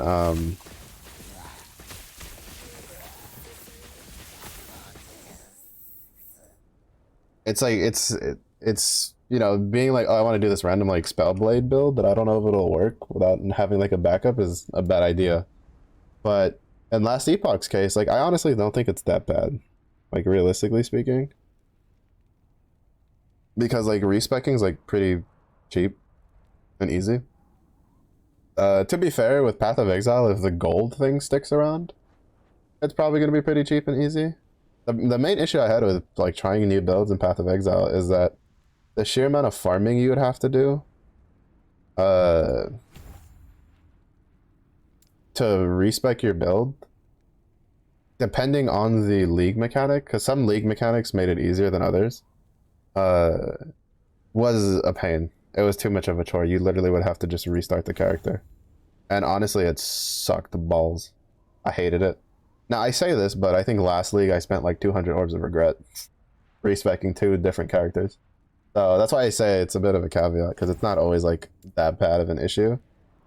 But it's just like, with the gold, it could help alleviate it, right? Because Orbs of Regret are still in the game. They've specified that. Someone did they did like a Q&A thing, and they specified that Orbs of Regret were still a thing. So that's cool. Which I'm assuming is to not necessarily, like, it probably was a case of not, like, gold wasn't supposed to like fully replace the Orbs of Regret, mostly because there's also other uses for it, right? Like, it's not just for respecting. There's some vendor recipes and stuff with it for the gems and thingamajigs. But to be fair, like, me specifically, the only time I ever used it was specifically in it was literally just for respecting my character. I really didn't care about anything else. I am not a man of many pockets. But it was really hard to find like in PoE, right? It's like the stats more often than not, right? Like you gain, like for instance, I think the Alberon's Warpath, I think it's like chaos damage, right? It gives you like X amount of chaos damage for strength points you have and stuff like that. While in here, it's like damage convert. Like if I wanted to do a Void Knight shield throw build, I have to have the relic that's 100% convert shield throw damage to void damage. And like it was a really interesting argument, because in some cases, like it kind of leads to the credence of the critique some people have of like MMOs, where there's a group of people that really don't like that something like league starters exist. And it's not just like the term league starter is popularized because of Path of Exile, because you know it's called leagues, and that's kind of like the go-to, like that's kind of like the gold standard at the moment for ARPGs, for Diablo style ARPGs. That people are obviously going to call them league starters, but there's a lot of people that really don't like that league starters are a thing, right? Like they want to be able to like play whatever they want at the launch, like of a season or a league or whatever. And it's like, to be fair, you don't have to league start. You can play whatever the fuck you want. You might not have like the funnest times, because the reason things are league starts isn't necessarily by design. In a way, it's kind of by accident. It's like, well, here's a build. Like, it's by accident, quote unquote, while technically also intentional because it's just how the gameplay loop is, right? Like, what's a really easy way to keep people playing your game? Well, you go, hey, here's a unique that's that's really build enabling, but it's like all the way over here, and like the build kind of doesn't really work without it, so you're kind of fucked if you don't have it, but it's there. And so you go as a player, you go like, well, shit, how do I get that, right? Like, I want that item, the build seems fun, like, how do I get this item? Well, what do? Well, you look for a build that can get you to the point where you need to farm without needing that level of investment to farm. Just how it works. And it's just like this. Oh, it's level 60. And unfortunately, what happens is when you do that sort of thing, is what happens is you can't, like, things like League Starts builds happen, right? Which is a build that, by nature of balancing wise, is really strong without needing a whole lot of investment. And there's a lot of players that really don't like that. Now, unfortunately, in a perfect world, you know, all builds would be technically equal, and you could League Start all of them, and the ones that have uniques that are really build enabling would like have like usable things they could replace it with and stuff like that. Like, there's builds in here that you can that you can use like replacements for, right? Like, for instance, an Enigma is really potent, right? But this build works without an Enigma. Does it work as well? Hell no. But it still works. You just get a decent, like, exalted offhand catalyst, and then you replace it with Enigma when you get it. But the build does not work at all whatsoever without the dagger. Like, it just doesn't deal as much damage as if you would have the dagger and set it up. It kind of just doesn't really work the same. I mean, it still kind of does. You'd have to, like, but it's not like this build. Like, this build in particular with the skills I have just doesn't work without, like, this setup. And it's like that's not that bad, right? Because you can, like, I can play this character and I can just swap the skills and I can still technically, like, build, like, level this character and get, like, the rest of these items, right? Like, there's a helmet I'm gonna farm once we get to the right area that I need, like, stuff like that. And it's like, but, like, on the flip side, the Void Knight shield throw, I literally cannot do it without the idol, right? Like, it's literally impossible to do without this specific idol. Because there's no way to convert shield throw damage to void, like, in the kit itself, like, through the passives or anything, as far as I know. We also got really lucky because we got, originally we had this. No. This. 4% increase fire over damage over time. It's useless. Because we're going to be void damage. But then we got this on this character, so we're chilling. But it's just like, these kinds of things are always a little, I think it depends on, like, the rarity. Right? Like, what was it? Was it Head Taker? There's a unique one-handed axe in Path of Exile that was like, it had a vendor recipe. You had a one-handed axe and I think it was like a dagger, and then you could sell it and then it would turn into this two-handed axe that was really good for Animate Guardian, that they then decided to buff and make the axe portion of it extremely rare. I think it's like a T1 or a T0. I don't remember specifically. But a lot of people weren't happy about that because they didn't make, well, if I'm saying it killed the build, basically, when I remember correctly, and those people weren't happy. But it didn't really affect anybody else like too badly.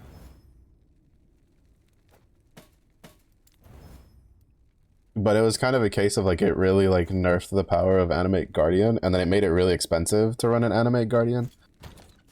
Because the thing with Animate Guardian is if it dies, then if the Animate Guardian dies, then you have to basically refarm the piece of gear. And, you know, it was a bit of a whatchamacallit. Oh, there's an idol. It was a bit of a contentious topic. A lot of people weren't happy about it. I personally didn't give a shit because I'm doing builds that I'm supposed to use Animate Guardian. I never got around to it. Like my Bama Necro that I did last league, I was supposed to use Animate Guardian. I just didn't give a shit about it. Oh, it's the bees. Oh shit, this one's one of the triple shine. but it literally killed all my bees. As they just clumped together naturally, and it just, there's 3 of them, so they all just like, they just died. My bees didn't even get to do anything. That's actually funny. Because they overlapped. My poor bees. They just got fucking annihilated by the artillery strikes. They never got to fight the enemy. I'm gonna come back for this. I don't want to. I mean, I could probably just check what it is. To be fair, it's not like this guy's that hard to fight. This build's like pretty good right now. And it's just gonna get better.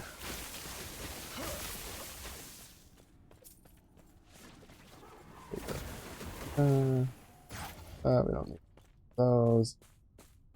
I mean, I guess I could have empowered it, but I don't really plan on playing.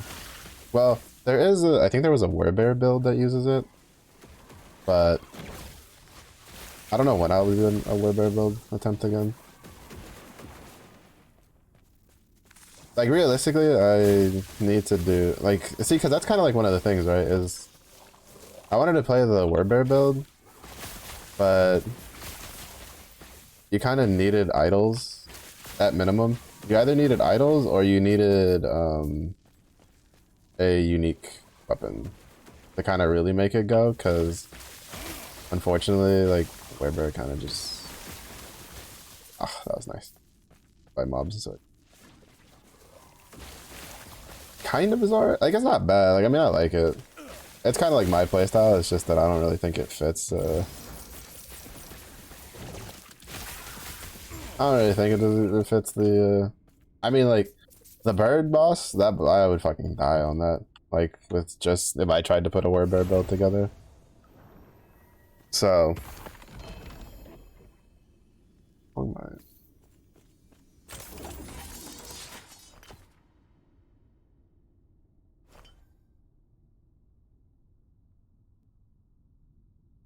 Like you would think lightning damage would be really good, but it's not because we have Enigma. We already have a lot of lightning damage, so int is like way better than lightning damage. Like, this would be good if it didn't have lightning damage. Well, if it had intelligence. Well, if it didn't have lightning damage and had a prefix instead, or if it had intelligence, that would have been a good one. Like, we'll do these idols and then we'll do the timeline and move on to the next one.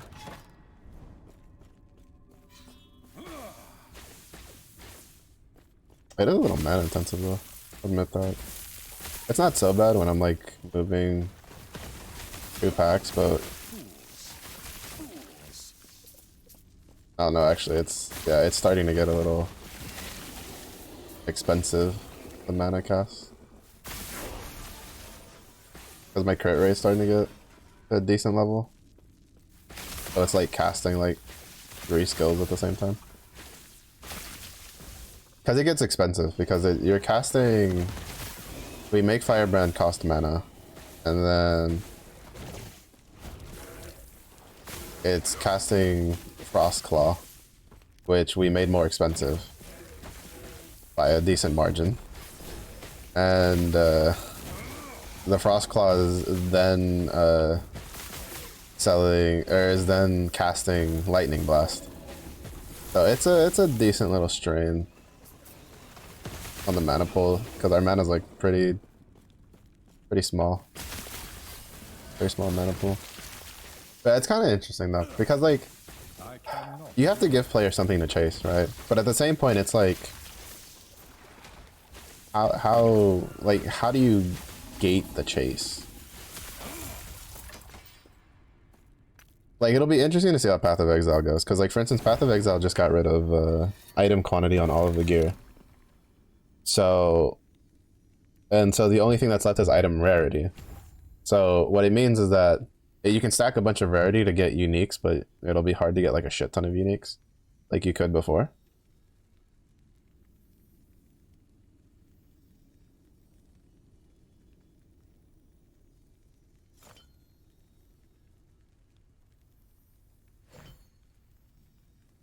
Take that one down. So it'll be hard to get those uniques like you could before. And it's like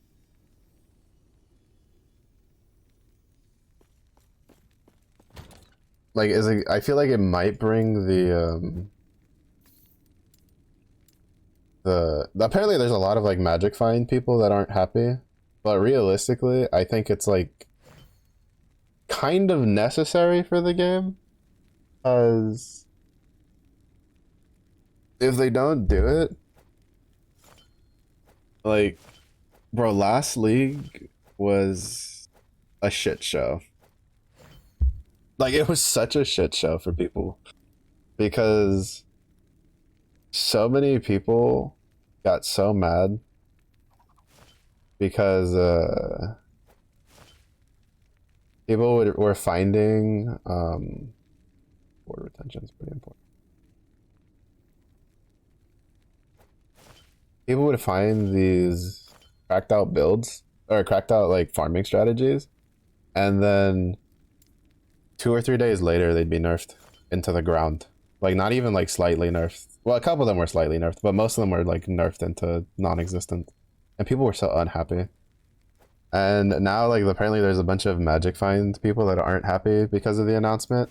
To be fair, I will agree that I think they should have probably made a mention of it earlier, because there was people that apparently had like really like they had like spreadsheets.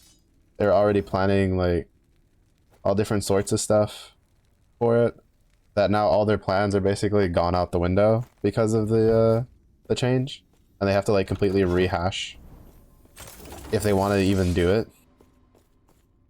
And if they do want to do it, they have to like completely refigure out how they want to handle the thing.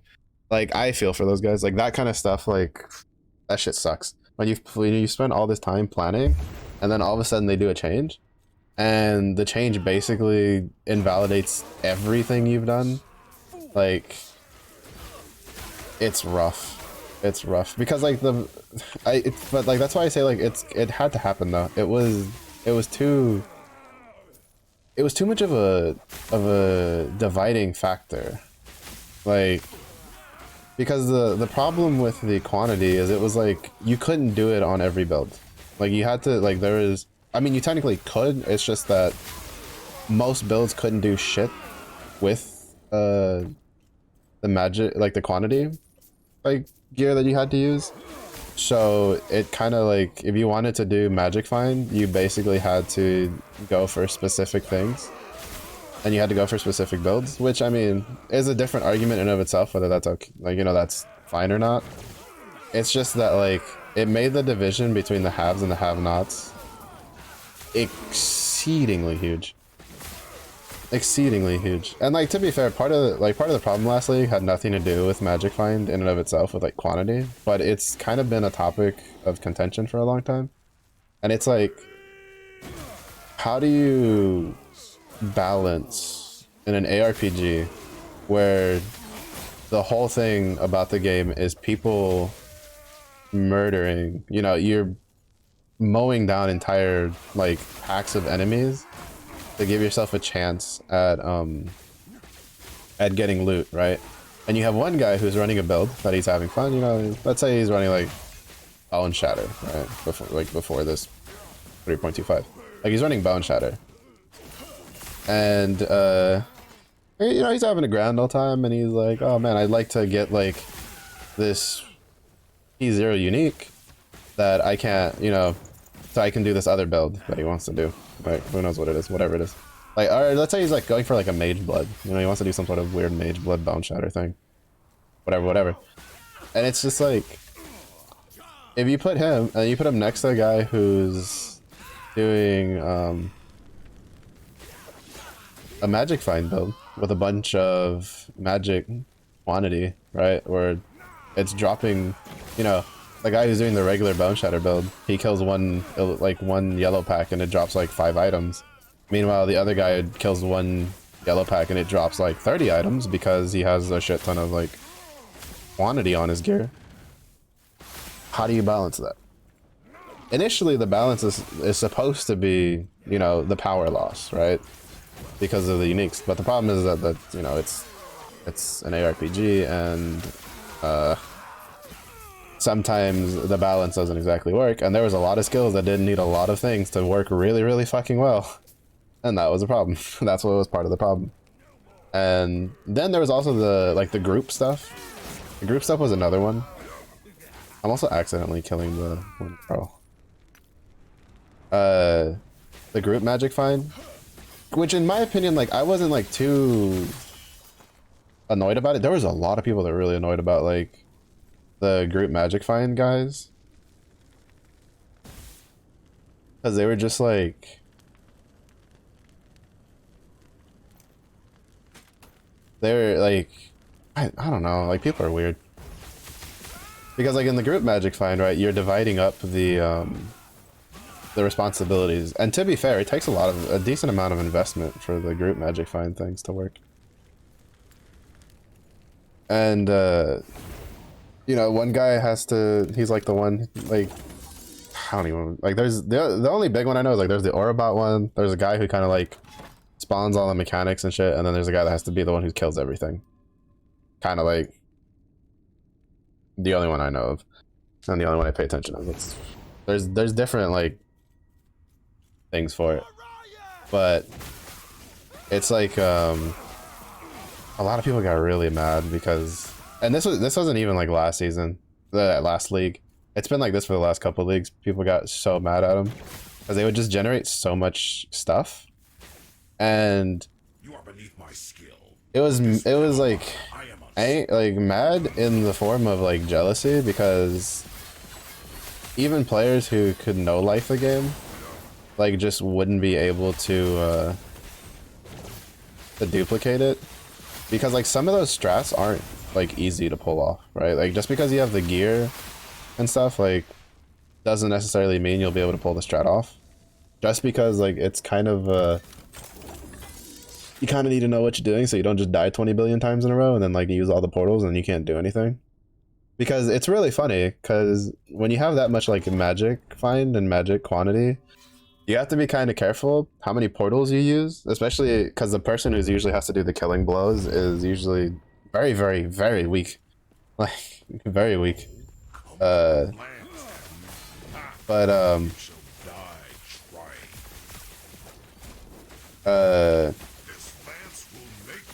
lot of times, like, you need to have portals so you can go back to collect all the fucking loot.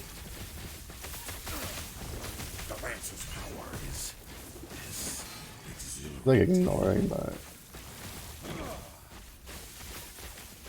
Making me sad.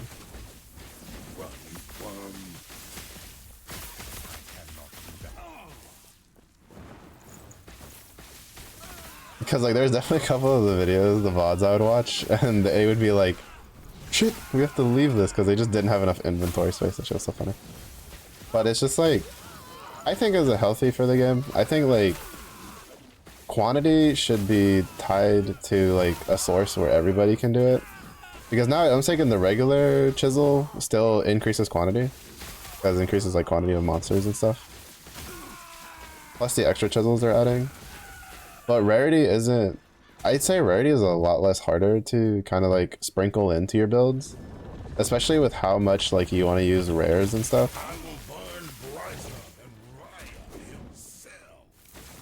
I've had a couple of this. I mean, I've been on a bone shatter build, and I think one of my best like amethyst rings rolled like rarity up. It wasn't anything crazy, but I just left it on there because I was too lazy to do another.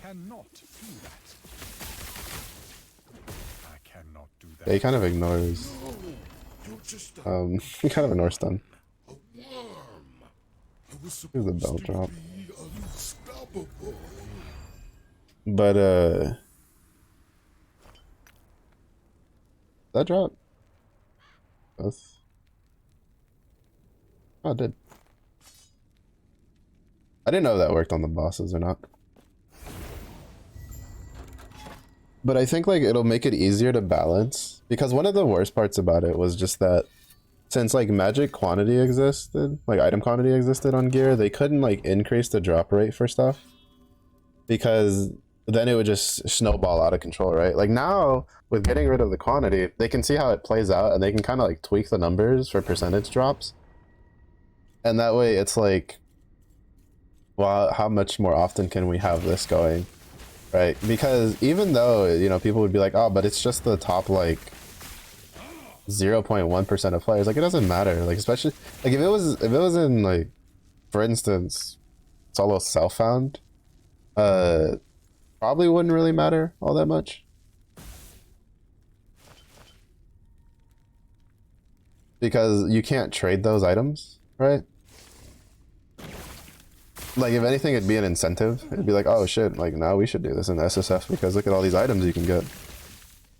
But the problem is that in Trade League, it kind of like forks the entire trade meta, which is a bit of a problem. Because then this affects like normal players. You can't do it. Which is why so many of the item farms in last league had to get nerfed like the next day. Because it was just too egregious. And like it was a bit contentious of how they handled it. There was a lot of people that were talking about like rolling back people's like accounts because of like just the sheer amount of shit they got. And it's a bit arguable if they weren't going to. I don't remember, they removed some stuff. I think there was some stuff that was like a straight up exploit, and I think they like kind of fucked around with it, like what people got from it. But most of the other stuff was kind of like less exploity and more like, oops, we kind of fucked up, like shenanigans kind of thing. And so it's kind of one of those things where it's like, well, it's not really the player's fault. Like the player was just trying shit out and he found something that was good. And you know, now he's like being like, oh hey, by the way, this is really good. And then we're like, that's a problem, and then nerfing it, right? It's not exactly, you can't really pin that on the player because it's not really like an exploit. Some of them were exploits, but not all of them. But like a lot of people definitely weren't happy when they didn't like remove the items that the players got. Because like, for instance, if we use an example of like an MMO, right? Like World of Warcraft. World of Warcraft has been known, or has been known in some cases, though again, it's usually more of like an exploit thing. But when something's like exploited, which allows players to have more like an advantage, they're either getting more gold, more items, more materials, like whatever, they usually go into the accounts and they roll back the accounts and they take away what the player got from the exploit. And a lot of people wanted them to do that to the players who had done all of these like farming strats that got nerfed because they were definitely like way too egregious. Like apparently according to their statistics, there's people that were printing out hundreds of thousands of uniques on their maps. Like that's how insane it was, which is not normal. Like it's definitely not intentional. And it's just like, to be fair, it's a two-part problem, right? On one hand, it's like you have to go, I think, oh, what is it, like Nexon, right? They had a really good point of view for the first Descendant stuff, right? Like there was an exploit where the void fusion reactors, right? Like if somebody starts the fusion reactor and somebody else joins in, if the person who started the fusion reactor leaves, the person who joins in can finish the fight, use the reactor at the end, and then the other guy who leaves doesn't lose the shards that he would need to initiate the fight, and you can just keep doing the loop, right? That was an exploit. That was obviously not intentional. That's not what they wanted done. Their response to it was they changed how it worked, right? Where now I think like everybody that hits the boss, like it just takes their shards. But the interesting part about it is that their statement was, you know, we looked at why people were doing this, right?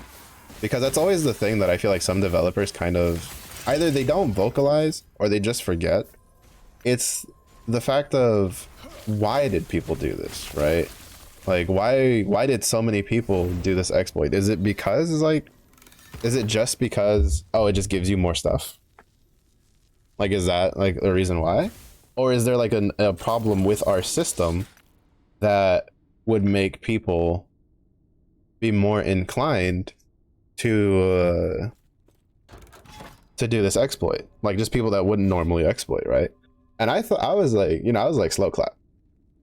I was, you know, I get next on a lot of shit because I played a lot of the games over the years, but I give that a slow clap because that's like something, and I think there's plenty of developers that do that internally. They just don't vocalize it, which honestly, like developers need to learn that they need to vocalize things or else the player base just feels like they're getting ignored. But like, that's kind of like my point with like Path of Exile. It's like, why do you think people were so mad? It's not because like, I don't think it's just because the farming strats got nerfed and only a few people got to make use of it. I think part of it is that it's a bit of a rumbling of people being like, it kind of sucks when you're an average player that there's a lot of builds you can't do because you can't get a lot of the items that you need because they're so rare. And part of that I think is just due to the fact that so many uniques in Path of Exile are pretty useless, and you just can't do anything with it.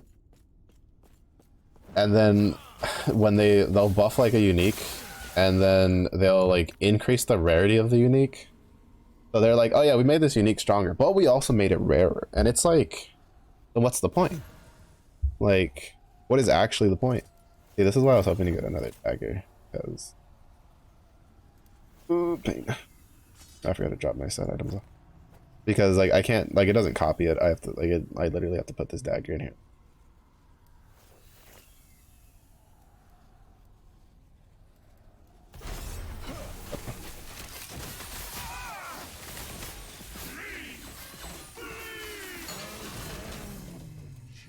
Oh. Woo. Good.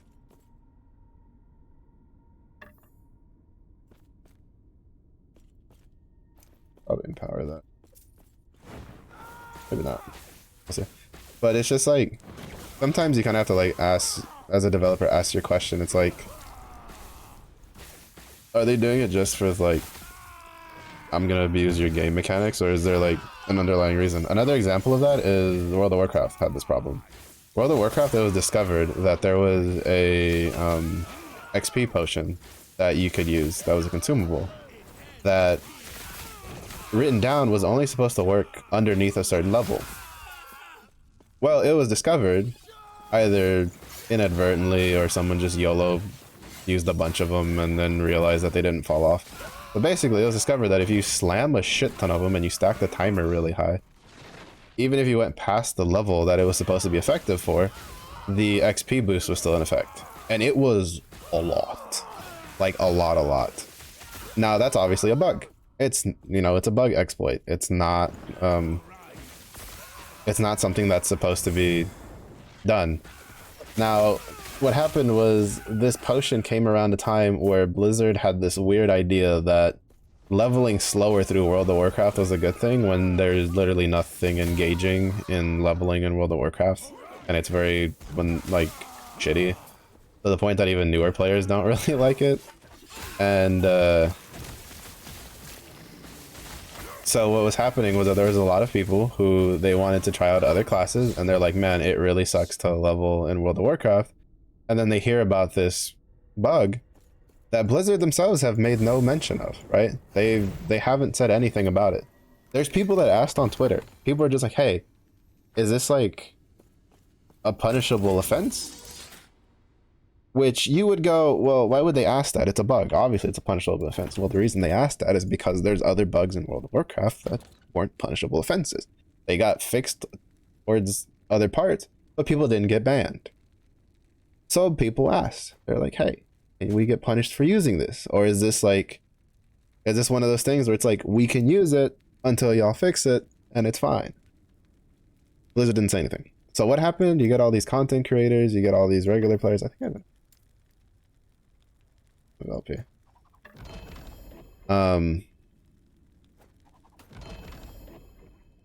They don't say anything at all whatsoever. And so some people took that as like silent consent of, you know, it's there, you're not supposed to use it, but you can use it, it's fine kind of deal. Shrug shoulders.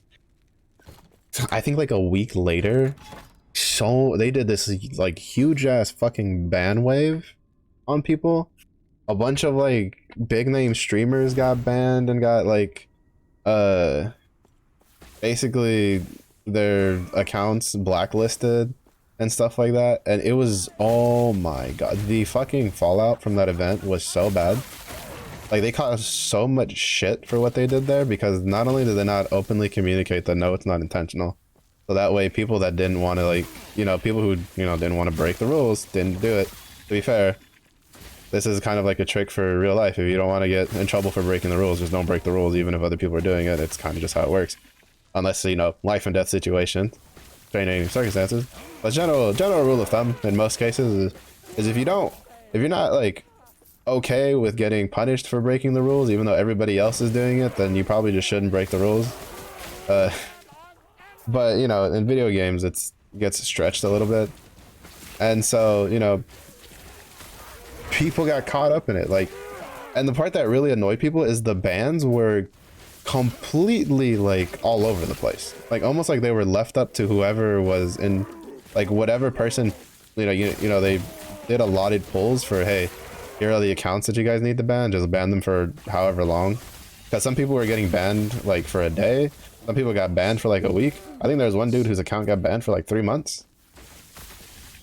Now, to be fair, some of those might have been people who did actual bannable offenses and stuff. I think there's one dude who got like permanently banned, and I think some people did some digging, and it ended up that he was doing like gold selling and shit like that on top of the level playing thing. So he got caught in the crossfire, and then they like apparently looked a little deeper and, you know, kicked him out. But a lot of what was really interesting was there was a lot of really big streamers who got caught with some pretty big like bans for like, I think like a month or so. And there were some other streamers that got caught with banned for like a couple of days, like, you know, the smaller streamers. And part of that was more than likely due to the fact of that's so weird, I've never had it finish and it still spawned mobs. That might have been due to the fact that it's like, hey, you kind of brought more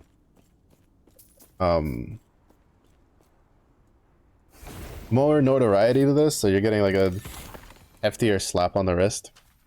But what led to it was, I don't remember how long after, but it took them a little bit, and then eventually they mentioned that they were going to like revert some of the leveling XP nerfs that they did, because Yes. it was so rampant, the amount of people that used the bug, that it obviously made them go, huh, that's a problem. Because if you have a game and you have a bug and everybody is using it, like everybody is using it, it doesn't matter if it's someone who's like new to the game, they played the game for a long time, everybody's using it, it usually means there's a problem with your game. It usually means there's a problem with your game that you need to fix. Because if it's such a rampant problem, it means that you've made a decision that your players really, really don't like, and they're going to use this exploit to get around it. Which, in regards to World of Warcraft, was specifically the XP thing, where they undid the XP nerf.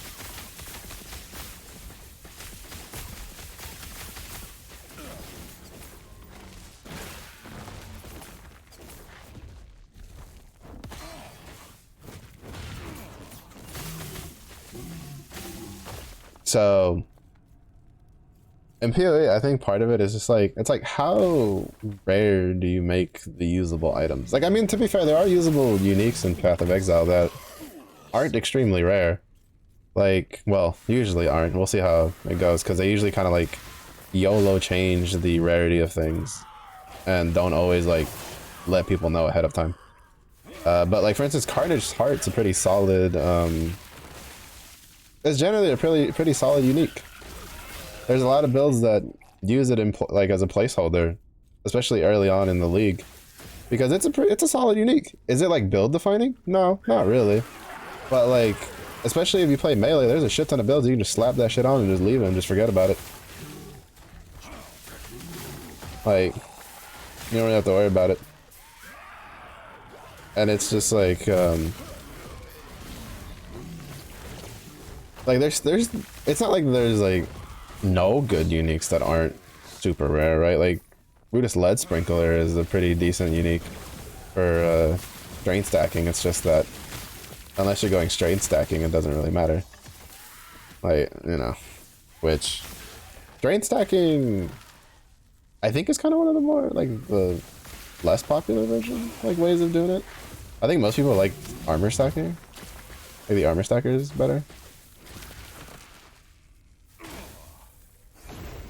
At least that's usually when I see like stacking stuff. All the ones. Oh shit! Some of these might be good. Oh, melee attacks me. That one's.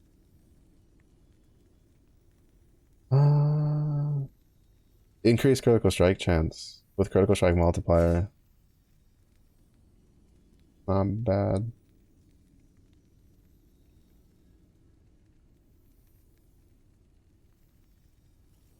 All right, we got like 2 decent daggers that we might be able to use.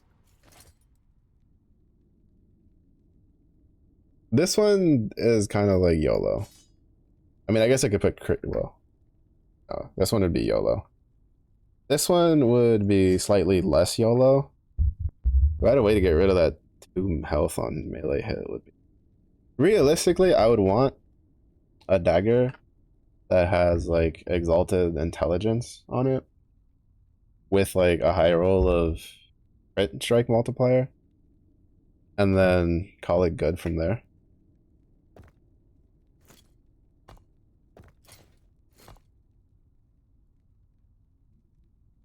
Kind of like what you would want.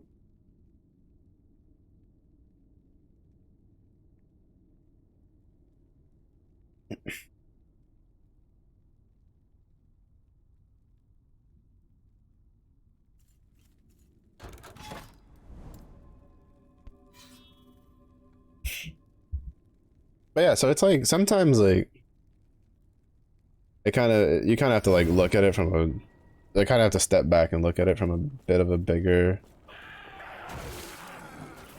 like point of view, aside from just oh people are just abusing this mechanic because they can kind of deal. Because like for instance, I think it was like Destiny 2 that had the loot cave. There, I don't really think there was a reason to look into that too much. Like, there's been a couple games that have had like their own versions of the loot caves, like the unintentional ones where it's like a bug and people use it. In that case, a lot of times it's not so much a oh your game's pretty shit. It's usually a case of oh it's a loot cave and everybody's gonna use it if they find out, especially if it's easy to do.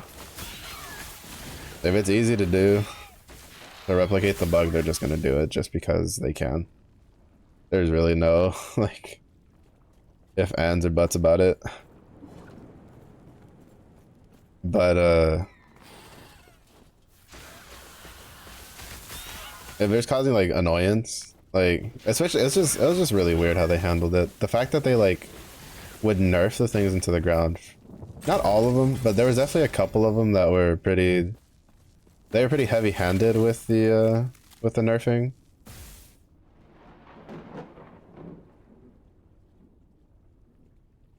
They were pretty heavy-handed with the nerfing of it, and a lot of people weren't too happy. And basically made some like killed some of them. Well, because like for instance, the Rogue Exile one still worked just fine. Was it as good as it was before? No, not even. But like it was still good. It was still a good like farming to do. That you didn't even really need a magic find character to make use of. Obviously it was better with a magic find character, but you didn't have to like have a magic find character to make it feel good. But yeah, it's just kind of interesting because usually like in the case of again in MMOs, usually if a strat is considered too strong in regards to like a like getting items kind of thing.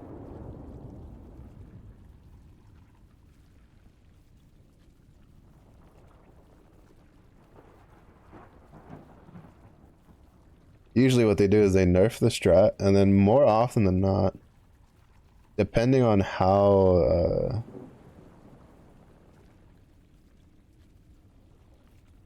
how much stuff was gotten from it, they usually tend to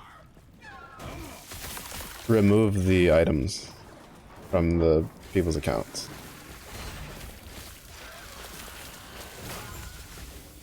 Like, it's generally like standard practice.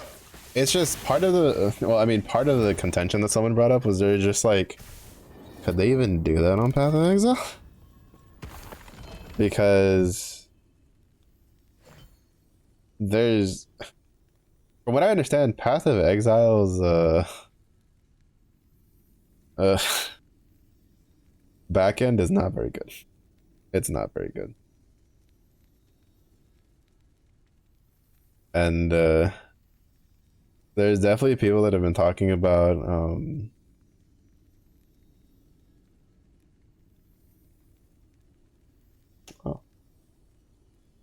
that they probably couldn't roll it back, like specific accounts. Or they could have, but it would have been like a lot of effort they didn't want to put into it, which I really can't blame them. But it's just like, shrug shoulders. You know, shit happens. It's just kind of how it goes. I just really hope they bring back the All-Flame Embers in some form or capacity. The All-Flame Embers were part of the problem, but I really liked, at the very least, like, I liked the ways you could add currency from other league mechanics without having to have them in the map, right? Like, if you got All-Flame Embers for instance, I liked using the Tainted Currency ones. The ones for Tainted Currency were really good. Like, I would put in Beyond monster packs, and then I could get a, like, if I was lucky, I could get a couple, like, Tainted Chromatic Orbs and Tainted, like, you know, the stuff that you would use for the Corrupted Armors. Like, it was really nice to just not have to worry about the Beyond mechanic. And just, be able to, like, have your usual thing going, and then you just had this, like, extra little, basically, reward in it. Like, there's definitely a couple of them that were a bit of a problem. And, you know, they could look back and be like, all right, which one of these do we want to bring back and don't? But I really hope that they bring back the, in some form or capacity. Now,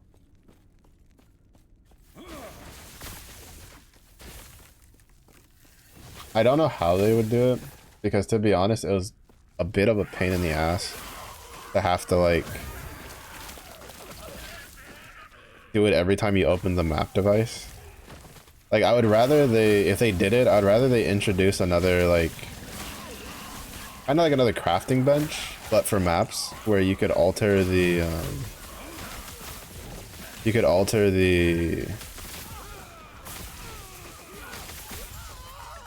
map ahead of time. Lightless Harbor, let's go. And then it would be like specially marked, right? And then when you would go use it, you'd be like, all right, this is the one that I adjusted the shit on it. I think that'd be pretty cool. And it would make it so you could do like multiple of them and have them like in a row and then just run them back to back, right? Like you take your, cause like you just add it to the process of you know, when you're rolling your maps. You chisel it, you do the stuff, and then you alter the, like you swap out the mob packs that you want, and then you know, get on with life. And they could have it be the same thing, right? Where if you alter the map, you can't do any more like Alk chisels or scour or any of that, right? Like the map's like done. So you do, but like it. But I like only the all flame ember part though. I don't want them bringing back like the haunted modifiers. They can keep that shit out of my fucking house, bro. That shit sucked. I really didn't like it. But yeah, it'd be kind of cool, right? Like if they did like, I don't know, you could tie it to like synthesizing the map or something like that. Like not necessarily like actually synthesis maps, but you know, like you could tie it to that. It's like, oh hey, here's a like a magic, and you can change a couple mobs here and there. Like it gives you options. I don't know, it'd be cool. It'd be cool. I really like the offline dungeon. I think that's probably like the one thing I saw that from the Acropolis League that everybody was like, it was pretty cool. It was pretty cool. It'd be a nice little feature to have.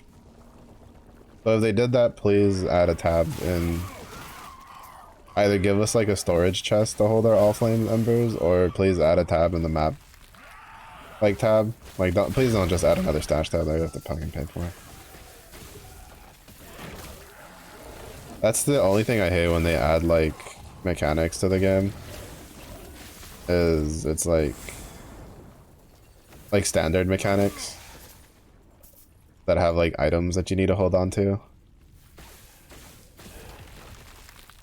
It's like, well, I mean, there's plenty of space here. You could just alter the stash tab.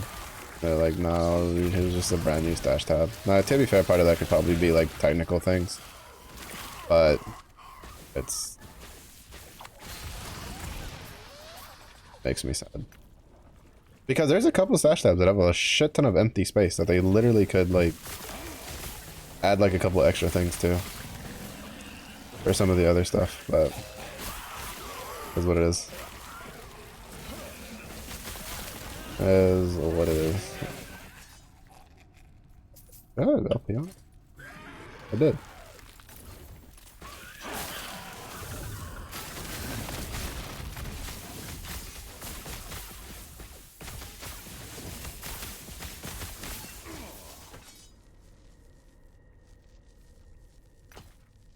Yeah, so it'd be, you know, it'd just be kind of nice.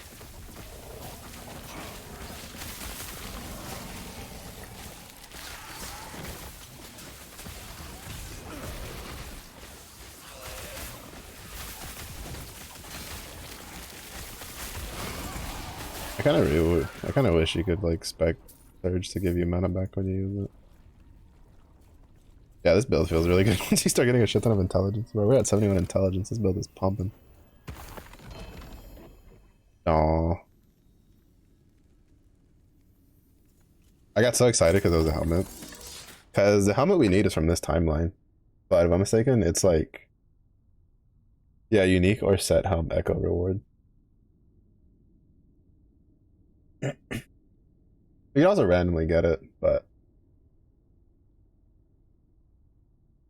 makes me a little sad. Actually, there was another helmet.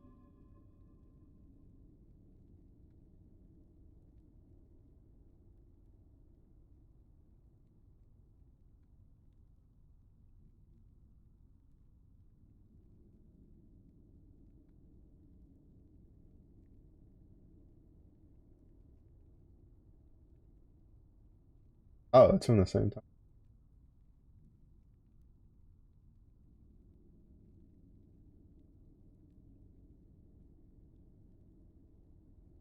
Okay.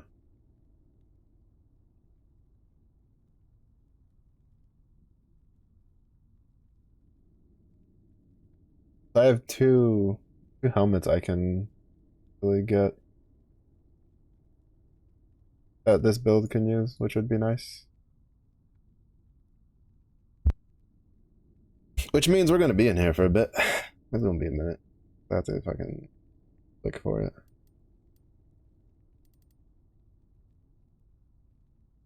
Beacons? No beacons of Gondor to light. We can go see if the rare rings drop anything. I'm kinda sad I haven't gotten another crab ring yet.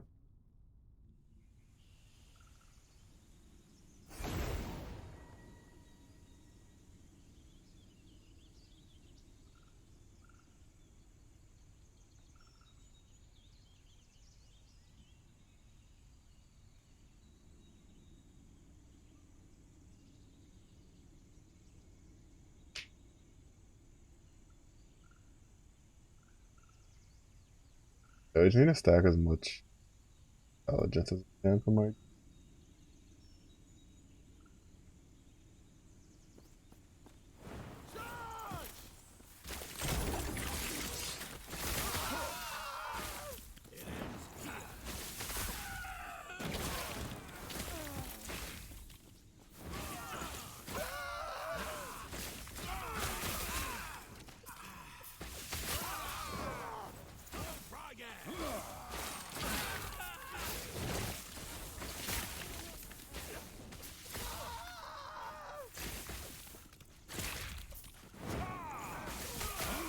I will say I think like one of the things that, well, I guess like maybe I haven't tried the earthquake. I'm guessing that could be. Well, there are technically 2 slams in here, which is like earthquake and upheaval.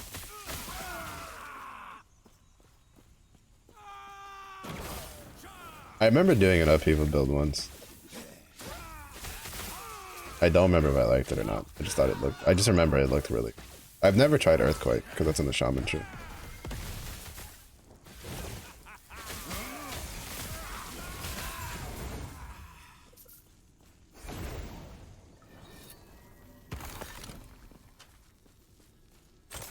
So, yeah, it's really interesting when you see. I think, like, it's kind of weird because I don't know if I'd ever want to be like a game tester, like an actual game tester for like a video game company. Because it's just like,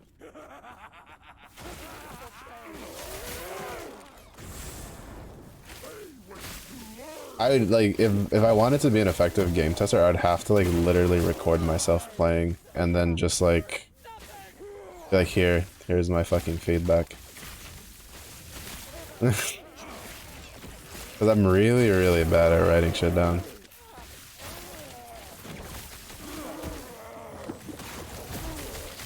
Not necessarily the process of writing, it's just I forget if I don't do it. Like, I told myself I was going to leave feedback on, like, First Descendant and stuff like that. Never did. Never did.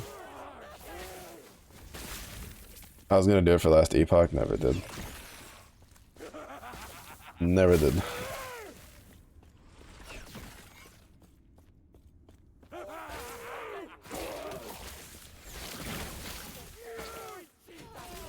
And the problem is that it's just like, I'm not very good at like testing for bugs, if that makes sense. Like, I'd be the type of person who like hire to test a game from the perspective of someone who like generally won't play with people like very like often.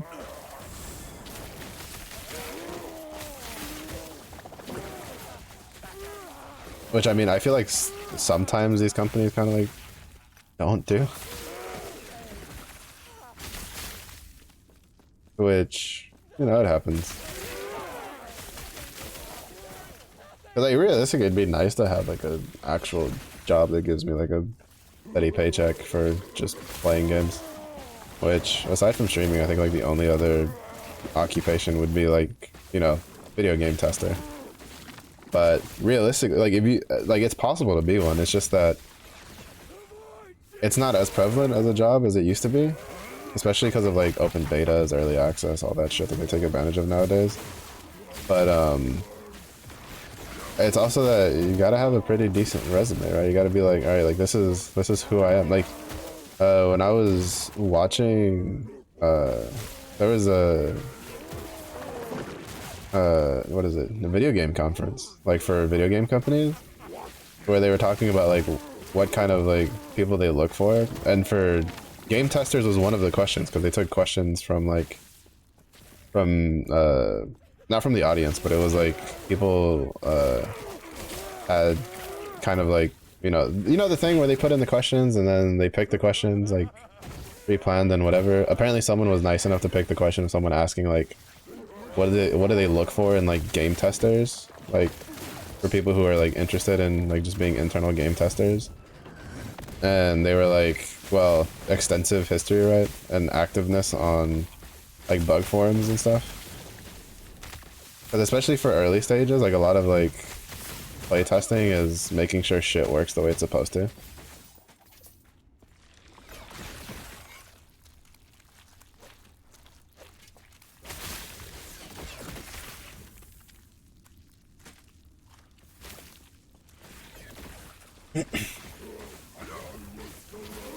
And like I'm really bad at that. I'm not very good at like trying to figure out bugs and shit like that. I have put in bug reports before though. I think I've put in like a pretty decent fair share of them in World of Warcraft. And at least 2 of them I got responses back for I'm being told that they were fixed, which is pretty cool.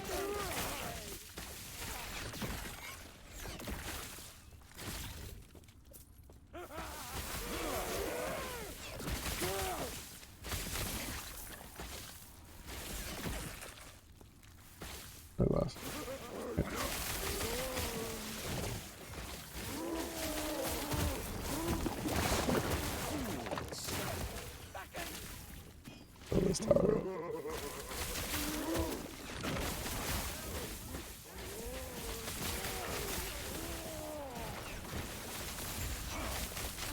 And go see if there's anything on that harbinger we want.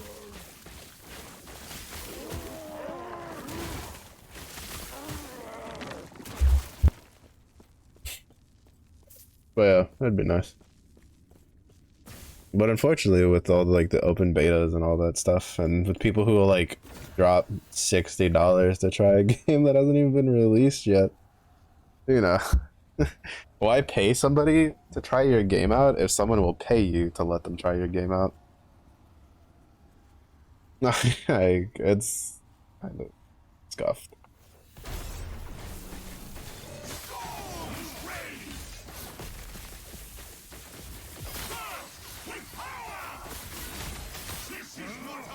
It's kind of scuffed. A man of many pockets. I still don't really understand why crafting materials don't go straight into the transfer thing. Flamer speed and distance. Increases fire aura. Also apply.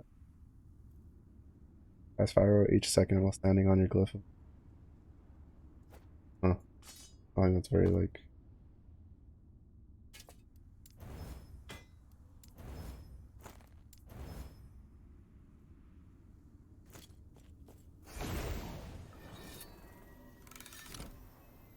But yeah. To be honest, when I was getting my associate's degree for computer stuff, I was hoping that I could, my goal at the time was like, I wonder if I could get a job, like, working, you know, just being an in-house, like, tech repair at, like, a game company or something. And then kind of, like, work my way in, you know, just be like, let me play your video game. You know, stuff like that. That was a thought. Unfortunately, like, I spent, like, well, there was a while when I was spent, like, looking for work or stuff like that after getting my associate's degree. Like, I'd always, like, look through, like, all the different game companies. Not just, like, the big ones, like, even, like, indie ones to see if any of them, like, had any positions like that. Fortunately, no dice. I could probably look again. There might be something I could probably, like, finagle my way into. It's just the problem is that, like, it's... Realistically speaking...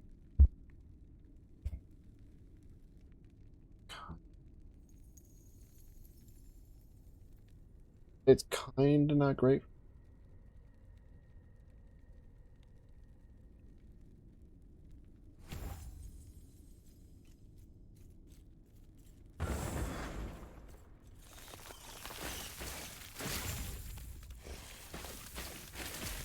Also, from what I understand, like, holidays don't exist. Especially when, like, on release. In Peko. I don't know, I like my... I don't necessarily mind too much, like, losing, like, weekends, but... I like to be able to clock out of work without taking work home with me, and I like my holidays. Which is why it's kind of nice when you work at a school.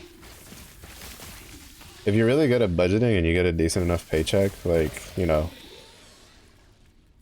you get the breaks that they get at school. Like, if you work at, like, anything that's not, like, a, you know, university, college, stuff like that, you get summer. Like, you get all of summer break, spring break, winter break. Well, you always get winter break regardless. But, it's like, you obviously you don't get paid because you're not working. But, you know, it's a case of like, I have like a month off or like 3 months off that, or it's just there, right? It's not like time off. It's counted against you. And it's like, that was pretty nice. The last job I had, which was a couple of years ago when I was working for the as a data entry personnel. It was we weren't technically a part of the community college, but like we were like using the buildings in the community college, and they helped us like advertise and stuff, and they were the ones who were paying. Like it was really weird. I was getting paid by the state, but I was getting paid through the college by the state. That's okay. Weird. But our schedule had to follow the community college schedule, right? So they had spring break, I had spring break. They had winter break, I had winter break. Like it was pretty nice. It was pretty nice. The only part that sucks is, again, is you're not really getting, like, if you're not working. I think the full-time people, like, would get something, like, that worked for the actual school itself. They got a little something, or, like, bonuses or whatever. But for the most part, from what I understand, you don't really get, like, you just don't get paid. Because you're not working, right? Which makes sense. But it's just, like, I don't mind. I don't know, I don't think I'd be able to work for, like, a high school or like a middle school, but I'd be down working at like, I don't know, like an elementary school or like college again. Especially if it's a job where I don't gotta deal with people that often. School despair, bro. Like going to school, pain. Working at a school and not having like a teaching job, not that bad. Not that bad.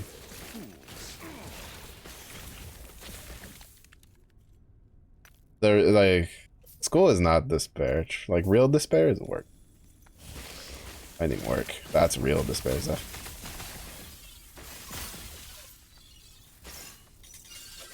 Probably the cause of like 90% of my self-loathing.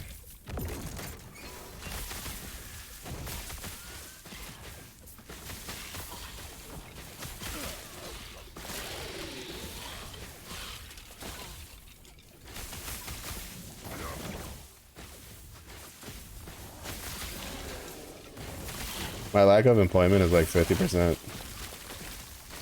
35% bad luck, 65% laziness, procrastination.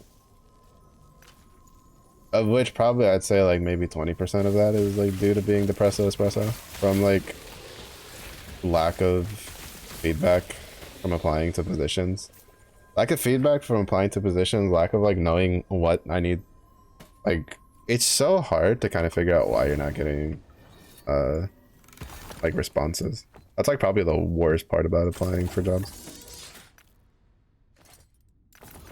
Is like most of the times like you just don't know what the fuck they want. And it's just like, and they don't tell you. You know, you just don't hear back from them at all. And it's like, brother. And like I know it's not easy, like, you know, but it still would have been nice if it was like they had something of being like, oh, you know, there was like, I think 2 or 3 jobs when I was, the first time I was really, oh, we didn't get an agreement. When I was really like grinding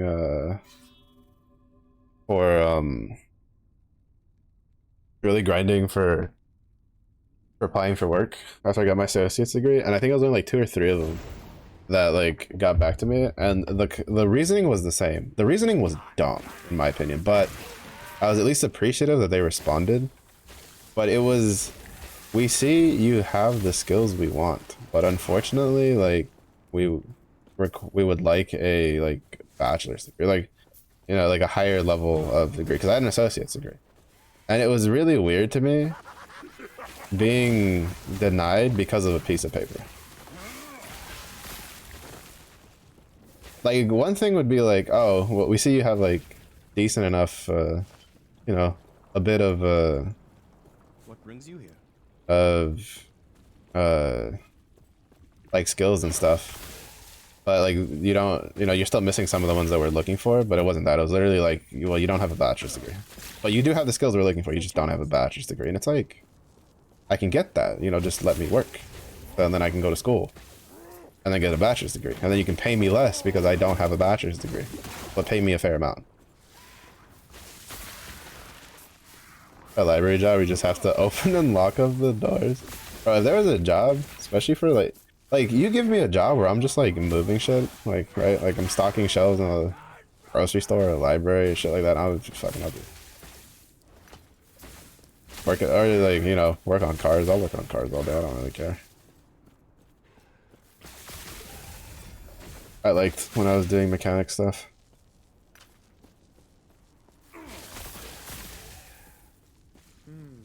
Yes?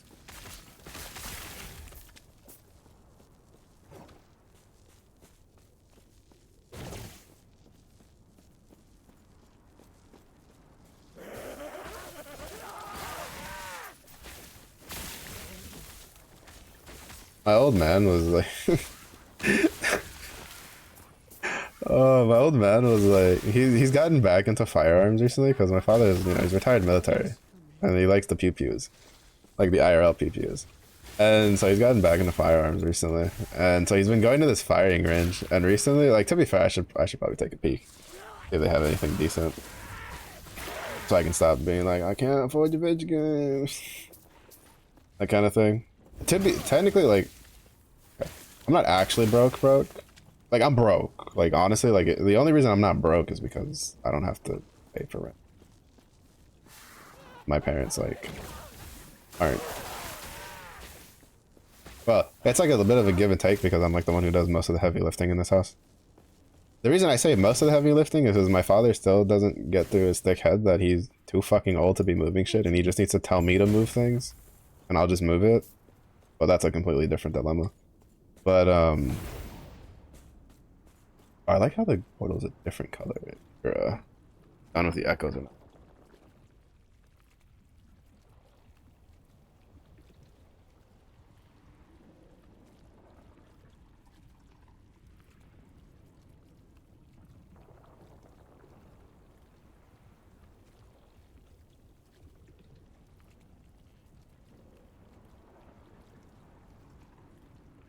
But he's going to this firing range.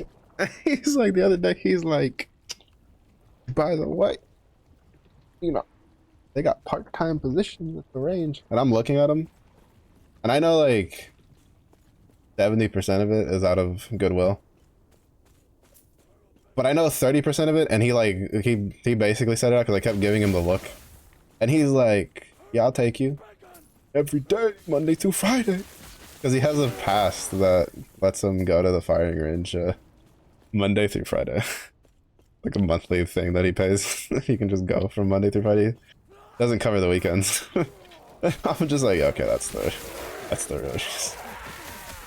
We can have another convenient excuse and be like, well, you know, I gotta take him to work. You know, I just decided to take my guns with him to work since he works at the firing range. You know, I said, I'm gonna be there anyway. I may as well, you know, get a couple rounds off. It's like when I was looking for work overseas, and my mom was like, you should look here, you should look in Germany, you should look in. I'm like, Mom, who's this? Is this for you or this for me? Mom's like, it's for both of us. You go for work, I go to visit. I'm solved. I'm like, alright. Thanks. Look at my parents crack me up. If my dad is telling me about like job availabilities, it's one of two things. Either he works there and he's like, you know, he's doing the thing where it's like, you want to try, you know, connections, competition, woo. Or it's a place he goes to often and he sees something. Like, it cracks me up. I appreciate my parents though. My old man has a weird way of, I mean, I feel like that's just like a guy thing. We have like weird ways of expressing our affection. Learn how to quick draw. To be fair, I've shot guns before. It's been a while since I last shot some, but I've shot 9mm in some rifles.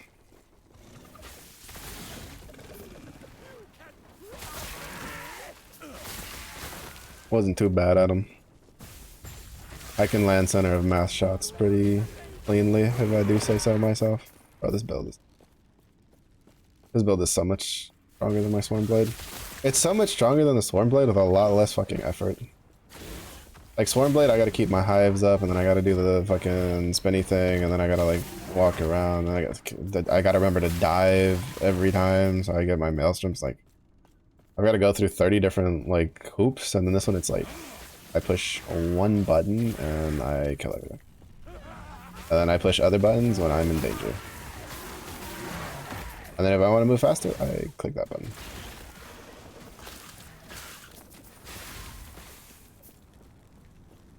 But I mean, like, to be honest, like, I'd be down if I could get a job like repairing firearms. I love like dealing with mechanical stuff, cars, firearms, machinery, like that stuff. I love doing that kind of stuff. I love learning how things work. And firearms is something that's just natural to me because like I grew up in the military, right? Like as a military kid, so I'm surrounded by firearms. It's just kind of what you do. You're surrounded by soldiers. So it's really cool to know. There's a guy down the like well, I say down the street, but it's like actually it's like I mean you can say it's like down the street. It's like on the same peninsula we're at. Like basically to leave the peninsula that we're in, you have to pass by his house. But he does like he's a gunsmith. He's got a gunsmith job. I don't know how lucrative it is, but it's a gunsmithing thing. I thought that was really cool.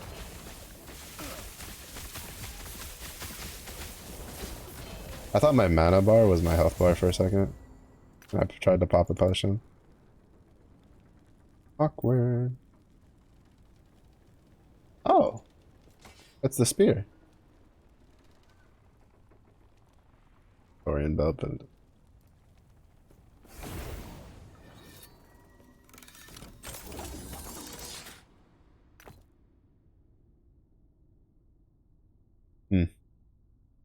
this is also the oh we have one on. Oh no we don't. This is the base type we want, but it doesn't have the right stats.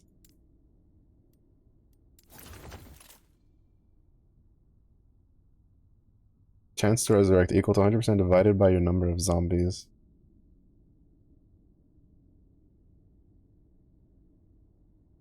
Interesting. We're gonna be in this timeline for a while though, because there's one of two helmets where I move on that this build would like.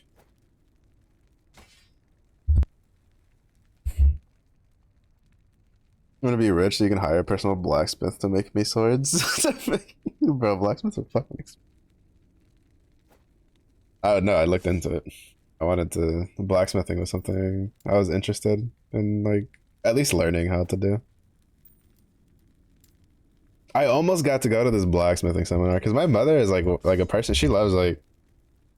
It's so funny. It's why I get so confused that like the way my brother like perceives their childhood. My mother's so up for like just supporting us for all the weird shit we want to learn. Like one day I was just like randomly like, man, it'd be cool if I could do like blacksmithing or some shit. And she was like, there's a blacksmithing seminar like next month. Are you interested? I'm like, mother, what kind of question is this? Of course I'm interested. And then something came up, so I wasn't able to attend. It was a family like thing, part of my life. But it's just like, that's so cool. Like it's like that's just how my parents are. My dad's a little bit on the weirder side. My mom's definitely like dad's got some stuff. But like mom's definitely like, well, but she's the reason I even went to the I even learned about the technical school that I went to, because when I failed out of university, which to be fair was 100% my fault. Like there was definitely I could have definitely not failed out if I had just gotten my shit together. But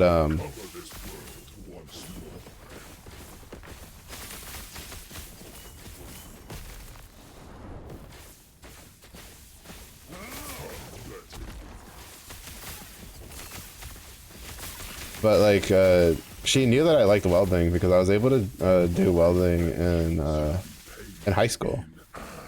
It was one of the electives I was able to take. This hate, this despair, And so she just kept like looking for welding stuff, and she found the technical school I went to in Texas. She's like, hey, there's this technical school that does welding, do you want to do it? And I was like, yeah, sure. Because I was so like, it was a mix of like, I was so depressed from like, I was so, well, it was depression from like self-disappointment, because I was like, bro, I could have like done that so well.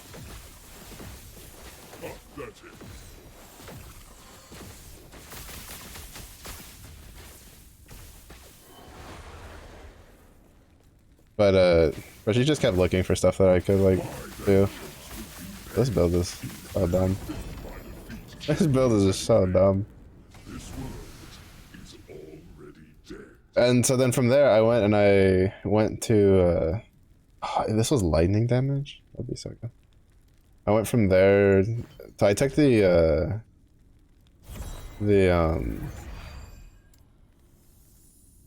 I got like 3 different certificates in welding.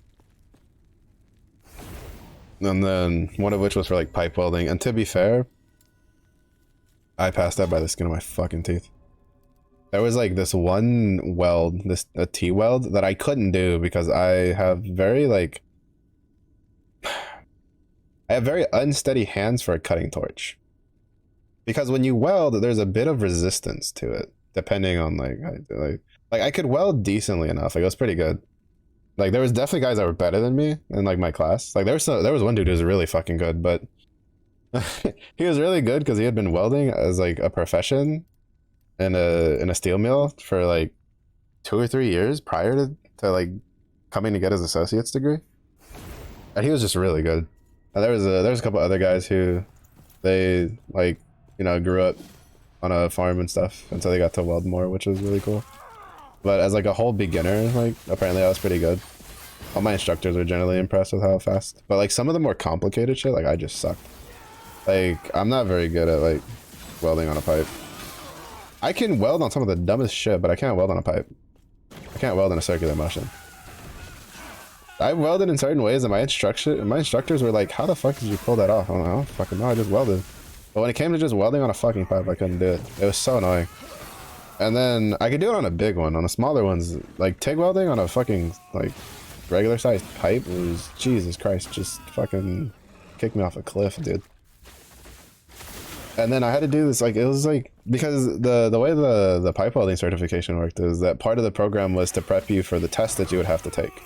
Because whenever you go on to try to, you know, get hired as a pipe welder, there's, well, most of the higher like level welding jobs, it's like, if they're looking for people and you don't have like, you know, connections to get in or something, or even if you do, you have to take a welding test, which is an assorted amount of weld types that you have to do, depending on what position you're going for. And for the for pipeline welding, which to be fair, I had no interest in pipeline welding. I just took the pipe welding because I was like, I have extra shit on this guide belt, so I may as well use it and not let it go to waste. I was like, I went to go do pipeline welding because I was curious, which to be fair, it was really cool. I learned a lot of shit. And the guy who we had in charge of the class that semester was like fresh off of the pipeline, because it was around the time the pipelines got shut down for the states, which was part of the reason I went to go get the pipeline welding certification, was because they shut down the pipelines in the states. And all of the jobs, I had like 2 jobs I had applied for like ahead of time between finishing my certification, and they weren't like shoo-ins, right? Because I wasn't done. They were just like, well, you know, let us know when you're done with the certification. You know, we'll talk and we'll see how it goes, and we'll get you the test. Like, you know, you can come in and take the welding test, and then we'll, you know, get you from there. All of those positions were gone. All of them. Like in the span of a few months, they were all just gone, because since they shut down all the pipelines, all the pipeline welders, they just took all those jobs because they need money, right? And pipeline welders are really fucking good. Like, if you had a choice between someone and a pipeline welder, 90% of the time they're gonna take the pipeline welder. 90, if not like 95% of the time, they'll take the pipeline welder, because the level of like welding that those guys have to do is so high that they're really good at their jobs. They're really good at what they do. So, and I wasn't the other one. Like, I think half of the class, half of us that did like the pipeline welding certification were like, there's no jobs. They're all gone. So we're like, fuck it, we'll do another semester. But it was like a T-joint weld, and like I couldn't fucking freehand cut the shit to save my life. Like according to my instructor, it looked like a fucking alligator fucking bit the shit out of the pipes I was like cutting. And he's like, how do you like weld upside down perfectly fine, but you can't like cut with a cutting torch? I'm like, I don't fucking, because it's really bad. Like if I have some sort of resistance, like my arm can, like, I can kind of like focus my muscles how they're supposed to be. But like if you've never used a cutting torch, there's like no resistance. Like honestly, like none at all. It's why like sometimes it's been kind of debatable how in like Star Wars, right, when they use a lightsaber to, you know, cut through the door, I've used the plasma cutter. Bro, that shit has no resistance when you're cutting through metal. Zero, none, zilch, nada. That shit just goes through it like butter. Like, you know, they gotta be like, there's gotta be some hocus pocus on that door for how much like strength and effort the Jedi's had to use for it. Cause like I've used cutting torches, I've used a plasma cutter, I've used like, that shit cuts through some thick ass metal, no problems. And it's just like, but the problem is that since there's no resistance, all of the control comes from your muscle. So for me, I'm someone who like I'm terrible at threading a needle, because like whenever I have to, it's really weird when I have to focus really hard to put something with precision, my hand gets really shaky, like extremely shaky, like to the point that my mother looked at me once and was like, she's like, do you have fucking Parkinson's? I'm like, no, I hold my hand straight and it's fine, though sometimes it kind of still shakes, but sometimes it just depends. I don't know, my right arm's kind of fucked, honestly, which is funny considering it's the one that's like injury free. But it was just like, it was so bad. And like he was just like, I'm gonna give you a C on the on the thing. He was like, because the point was that there were so few categories to get scored on. So basically it's like if you got an F in one of them, you were kind of fucked for the whole like grade. And it's like, he was just like he looked at me and he was like, do you have any plans on being a pipeline welder? I was like, no, I fucking don't. And he's like, you're getting a C. I'm like, alright, I appreciate you. Just carried on. Like it was so bad. I think I attempted to, like, I passed the what is it? I passed the test after that, because I think that was like the third one that we were supposed to do. I think it was like 4 or 5. And I'm saying the T joint was like the third one. I was able to pass all the other ones. I was able to pass the ones that are supposed to be technically harder. I just couldn't do that because I kept fucking up the cut. And it was kind of just like, well, shit. So he kind of just gave me a pass on that one. It dumpstered my grade. They brought it down pretty low. But, you know, I was like, bro, I'd take that over just a straight F any day of the week. And so then I went and I took the computer stuff. Because at some point when I was doing welding, my old man decided he wanted to go back to school. Because he had some benefits from the military to still use. But he just went back. He went to the computer program at the technical school I was at. And I still had some time left on the GI Bill. He had passed me. And it was like, he was like, well, you, like, we crunched the numbers and I was like, oh, I have enough to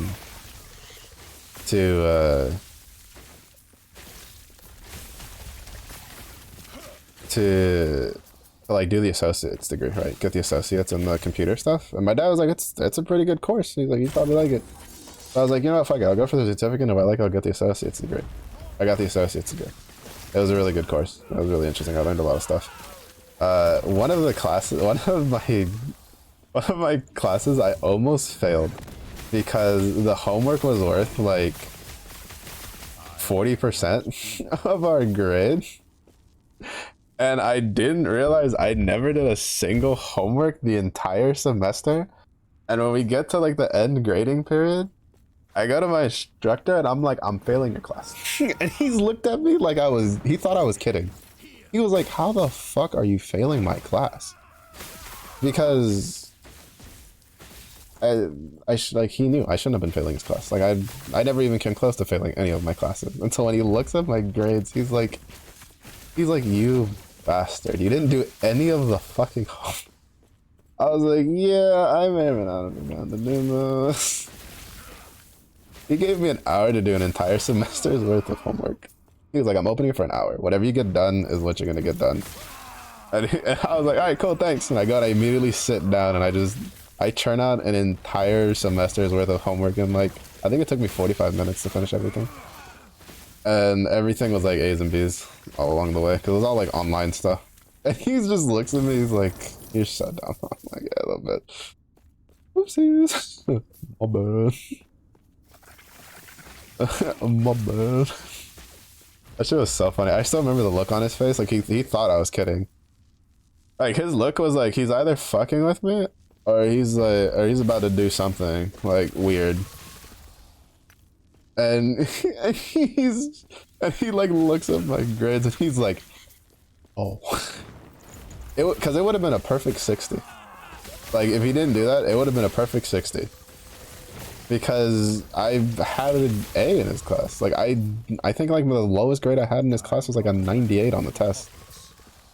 I am not a man of many pockets. So that's why he was so confused. He's like, what do you mean you're failing my class?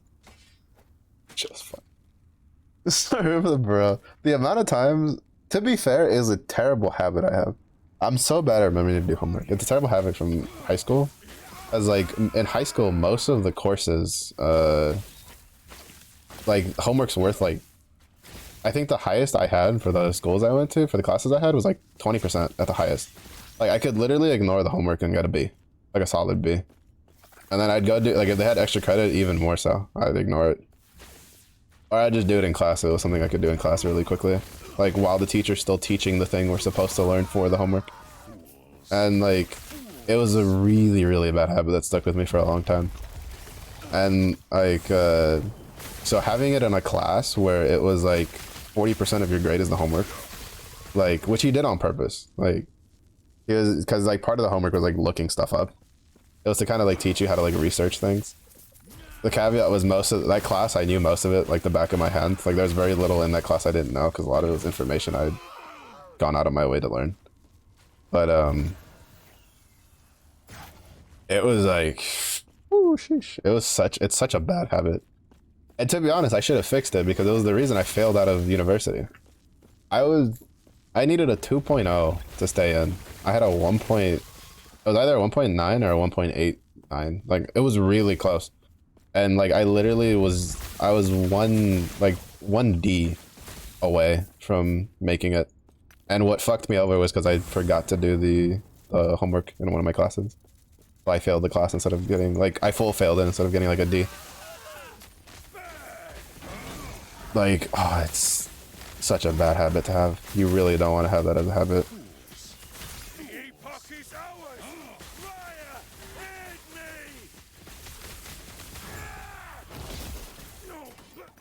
It's why like now I have like a whiteboard next to my computer that I try to make sure I write everything down that I need. Like if it's something that's like important, whether it's like gaming related, real life related, collab related, like it gets written on the whiteboard if I absolutely can't forget it.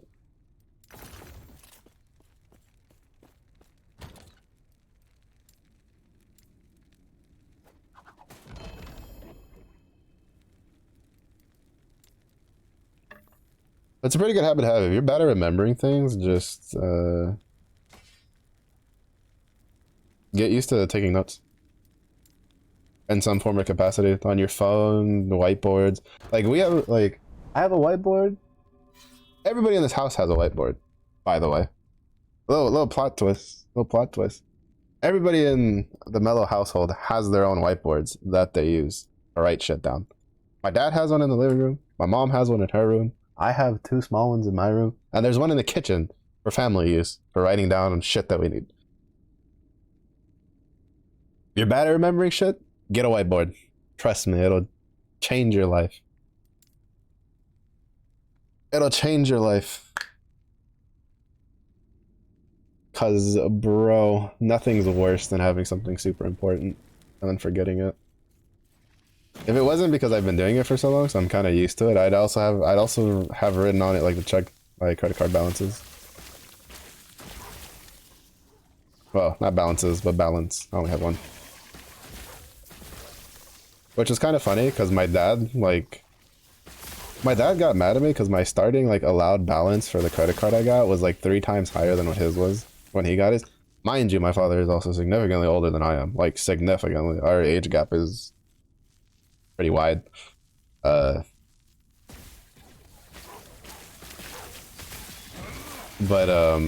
I love when I just like surge through a big group and they all just like die after. That's definitely a case of cool guys don't look at explosions moment.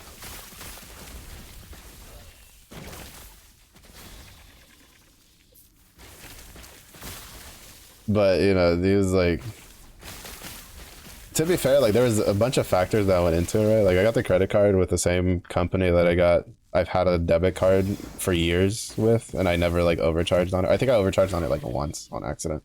I never overcharged again since. And then they offered me like a credit card, and I was like, oh, I need to build credit.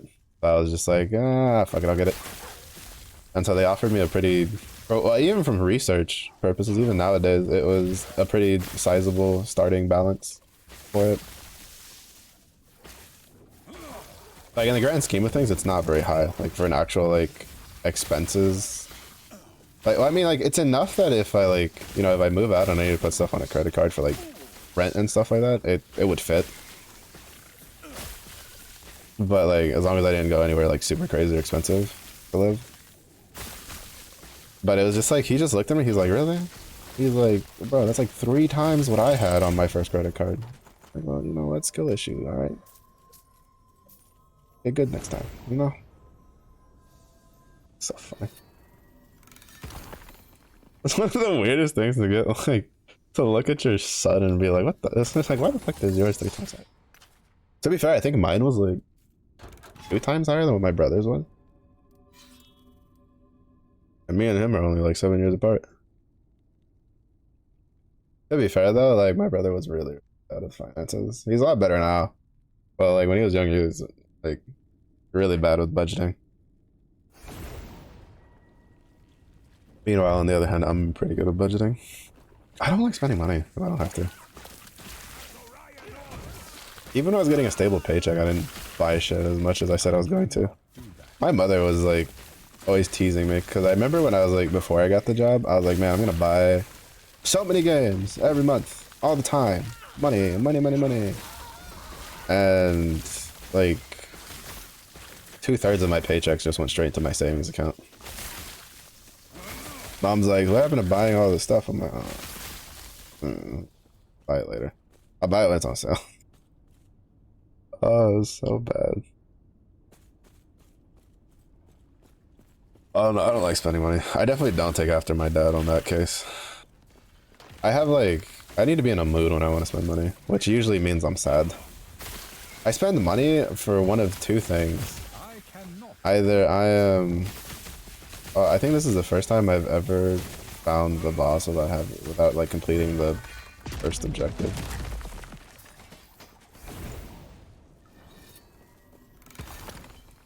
I just really just don't like spending money. It is very low on the things I enjoy doing. So I'll either spend money because I'm like sad and I'm like, you know what, I need something new. Whether like video games or whatever. Buy like a Gundam model or some shit. Or it's because it's something I've been waiting a long time for. i.e. the Space Marine 2 game. Which I am still kind of debating if I want to pre-order it or not.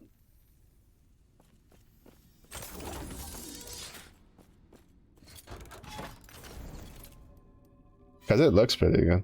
Bro, I need another helmet one. Unique / set helmet thingy.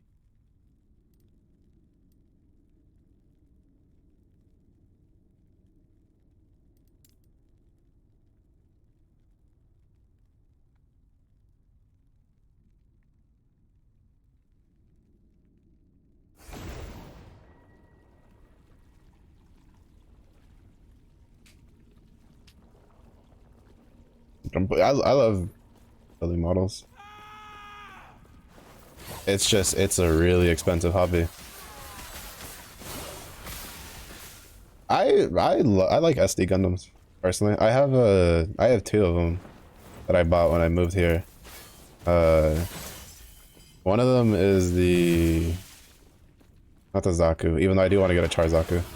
That's probably one of my favorite Gundams of all time. One of them is the Sazabi, the Char Sazabi, like the SD version of it. Very cute, very small. If it was real Gundam, would kill everything in its path. And then the other one is SD Gundam Master Gundam, but based off of like Master from G Gundam. Also like such a good fucking Gundam model. Oh, G Gundam had some pretty sick Gundam models. But that one, it's like 3 Kingdoms based though. It's a, I'm thinking it's a Dianwei based one, which looks really cool. Which works because Dianwei is like one of my favorite Dynasty Warriors. So I was really excited when I saw one of my favorite like Dynasty Warrior era themed people combined with one of my favorite looking Gundams. My all-time favorite is definitely Heavy Arms. I definitely want to get like a Heavy Arms like Gunpla model.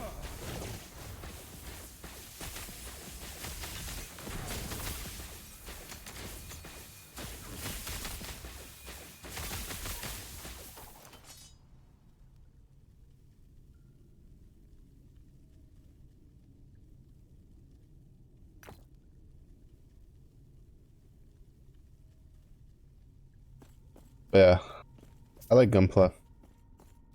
I think like honestly one of the plans had been if like streaming had ever kind of like kicked off a little bit was probably to get like a hand cam set up because I have like an extra table and like do model building like Gunpla and stuff like that.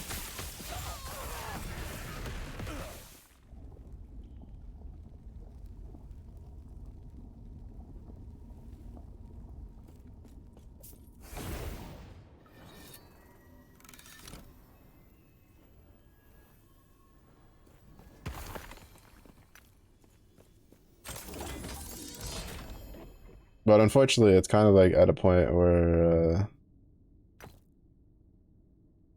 like Gunpla is like too expensive. There is, I say this, but there is a game. There's a demo on Steam. I don't know if it's officially released yet. It's called Mecha Builder or something like that. Mech Builder? Yeah, Mech Builder demo. Ah, bro. Oh no, it's out. Yeah, it's out for like $10. It's basically like 2D pixel like mech building. It's so fucking cool. I want to try it out one of these days. I've had the I've had the demo like in my library for like about a month now, something like that.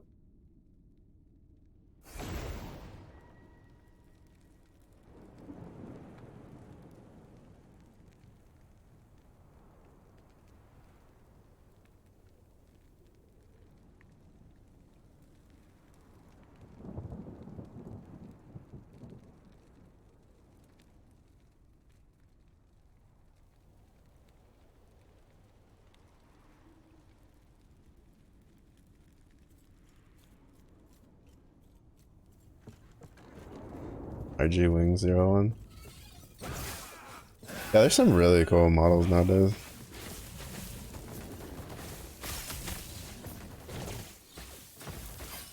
I think the first like model I ever built was a Zoid one. It's also really funny because if I remember correctly, Zoids in the West was released backwards. Like they released if I'm mistaken, if I remember correctly, the Zoids that was first released in the West for like the cartoon show was technically the second one, and then the first one we got, and then the second one we got was technically the first one, if I remember right. I don't know. I watched both of them. They were sick. I love Zoids. Zoids was so cool. Fucking giant mechanical fucking mech like creature like animals with fucking weapons and shit. The fucking dinosaur, the T-Rex one was such a badass. Brother, that was so cool. I'd gotten some of the little figurines for it growing up, and then I got like a model kit for, I think it was the wolf. Like the two wolves. The blue one and like the black one. Like, oh my god, they were so cool. I still think like to this day, Zoids is probably like one of my favorite like mechs. Like mecha things. It was just so cool to see.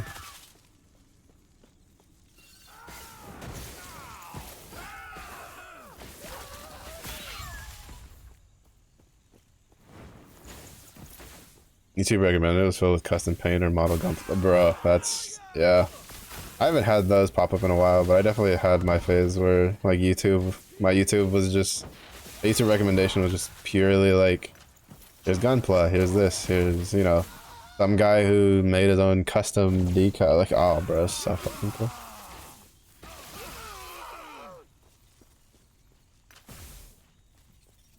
Nowadays, it's mostly just, it's video games, whatever, sometimes whatever popular like anime shit pops up every once in a while. If I decide to entertain the random clips that pop in from time to time. And then every once in a while, it'll randomly be like, here's a bunch of informational videos about firearms, because you used to watch a bunch of this shit. And I'll just be like, oh, fuck.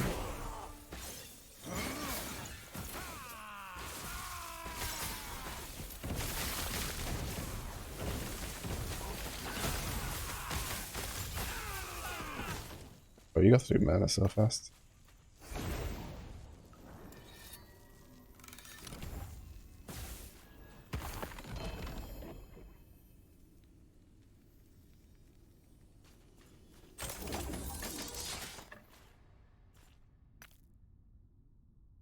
I say this is a level 37 dagger.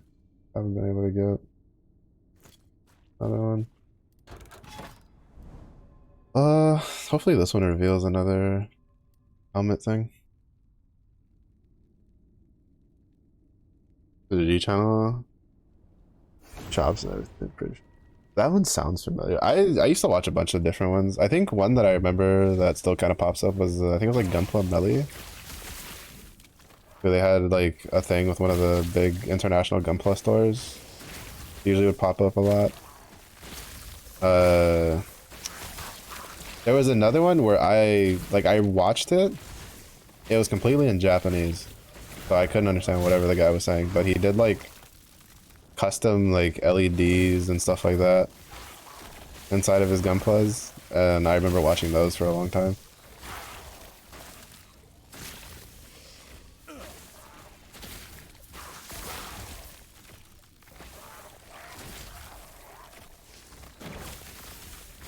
I used to listen to a lot of them while I was working. When I was doing data entry stuff. I'd have them playing on my phone. But I wasn't allowed to have them playing on the computer. I used to have them playing on the computer. And then my boss was like... You just came in and she was like... Watch it on your phone. I looked at her and I was like, what? And then I was like, watch what? And I was like, ah. Gotcha, boss. So then I had to start bringing my charger cable to work. From my phone so that it wouldn't die on me while I was working.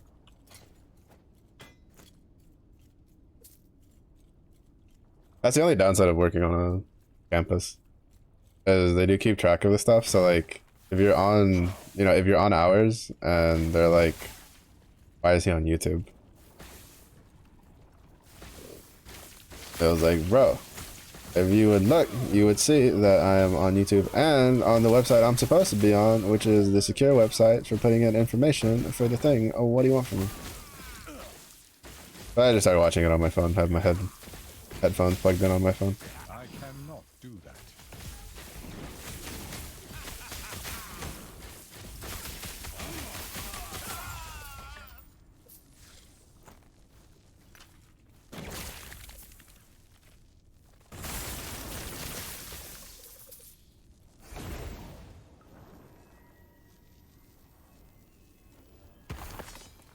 Lego Speed Champion? The fuck is that? That I don't know.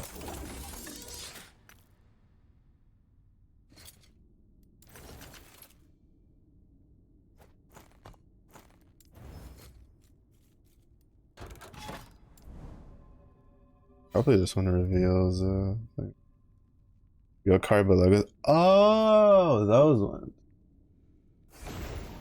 I used to get the small Lego kits. Or the car ones when I was growing up. Back when it was like $5. They came in these like little well, I mean, the container really wasn't all that small, but it was pretty cool. It was kind of like, I think, the start of them going down the like, hey, let's make Lego kits of more realistic cars that's not just put 4 blocks together in a wheel kind of deal. I'm pretty sure they're probably in storage somewhere. It's just they're probably not like in storage in this state. So they might be in one of the boxes in the house. If I find one again, I might like re-put it together and then just like take a picture of it.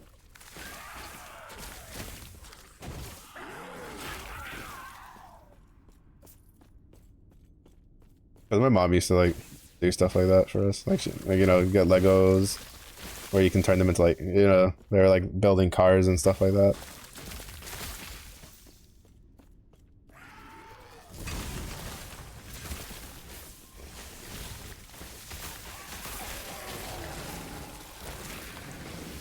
It was really funny because like I got so good at building Lego kits that like the simpler ones I didn't even need to look at the instructions to like put them together.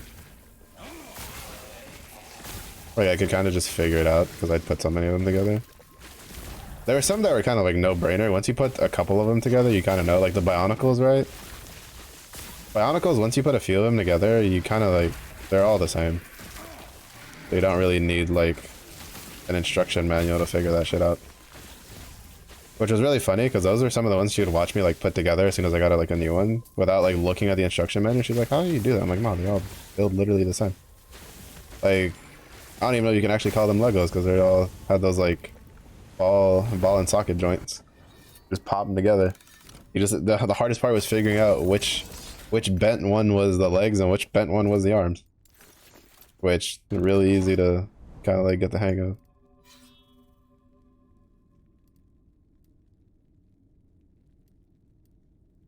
Bye, Izzle.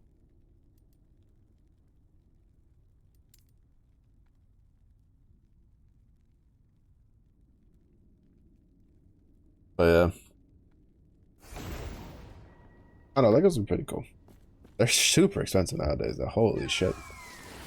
Every time I go through like a section or something to look for like one for like my nieces and stuff, I'm like, bro, like this used to be like $5. Now they're like $20. I'm like, Uncle's a little too poor for that. A little too poor for that.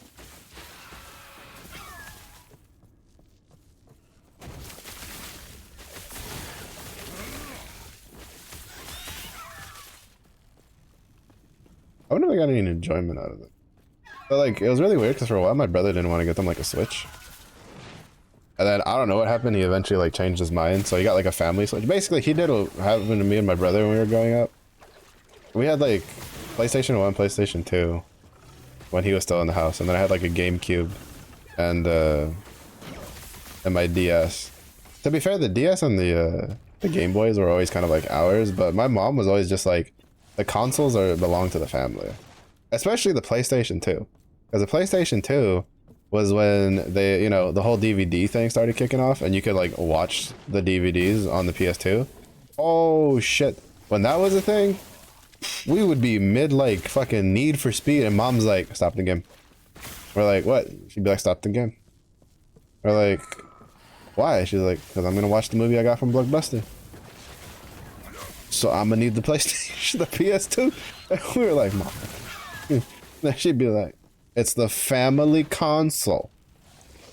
You two have been playing on it for like an hour. Get the..." That show was so funny. Cause I was like, that's how it was in the house. Like, it was, the consoles never really belonged to us technically, quote unquote. It was like the family thing. And Mom sometimes, to make a point, would literally be like, "Let me play the game." My mother could not play video games at all to save her lives. She couldn't get past the tutorial in like Spyro the Dragon, even though I sat there for like 3 hours trying to like coach her through jumping from one platform to the next, kept falling in the water. But she would still do it just to like prove a point. Until like my brother, you know, he picked that up. You know, finally. It took him like 40 years. And so he got a family Switch. Because, like, my brother likes playing video games. Like, he tries to, like, get away from it, but we grew up playing video games. It's what we do. And, I wish they would replace the Tom's Experience with something. Tom's Experience are a bit of a joke, honestly. They don't give anywhere near enough experience to even be worth entertaining doing. But, they got a Switch, and I had bought once because it was on sale. It was the Story of Seasons, which was technically like Harvest Moon. And I was like, man, I haven't played one of these in a long time. Let me, I may as well, you know, I want to try it again. I think it was like 15 bucks or something. I got it from a GameStop. And like, I played it some, and I was like, oh yeah, I'll definitely play this later. Never got around to playing it. To be fair, it was when I got like sidetracked with, I think it's when I got sidetracked going into streaming. And I didn't have like a capture card, so I didn't play a lot of my Switch games. Which, to be fair, even after getting the capture card, I didn't play a lot of my Switch. Kind of how it goes. But, my brother got the, you know, he had the Switch. And so I was like, oh, my nieces, I think the youngest one really liked, likes like doing the farm stuff, right? And so I like gave it to them to try it out. And when like they were, I was like, oh, how'd y'all like it? And they're like, oh, it was really good. And I was like, all right, there you go. Merry Christmas. I think it was like, that was like in the summer, but I say Merry Christmas, I had like any gift. So they got an extra little game. I don't know if they had played it anymore after that. Kind of not mine. I really don't care. Like, for instance, Breath of the Wild. I got Breath of the Wild when I got my Switch, like, a long time ago. I'm not gonna lie. I was so annoyed by the whole durability system in that game that I couldn't finish it. I think I got, like, halfway through it. Well, I think I got a little bit past the halfway point. I did 2 of the Colossus things, and I think I was on my way to the 3rd one. And I just gave up. I just didn't care. And so then my brother was like, oh, Breath of the Wild. I was like, here, take it. I don't fucking want it. That shit's been collecting dust forever.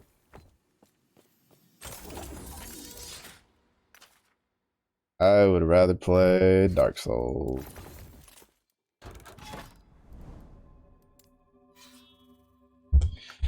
I don't know, it's just, oh, I hated it. I hated it so much. You found like a weapon that like was really good, and then you went and you swung it a couple times and it just break mid-fight, and it just felt like shit. Better ways to handle this. Better ways to handle it.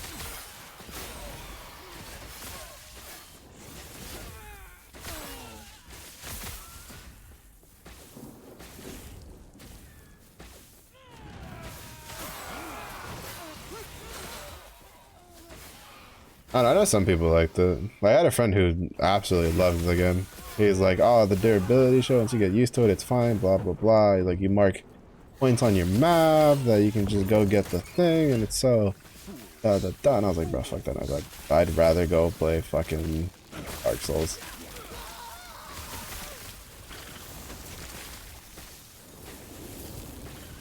Miss me with that bullshit. Dark Souls. Durability is low. Repair your weapon. Boom. Problem solved. Easy peasy. That was crazy.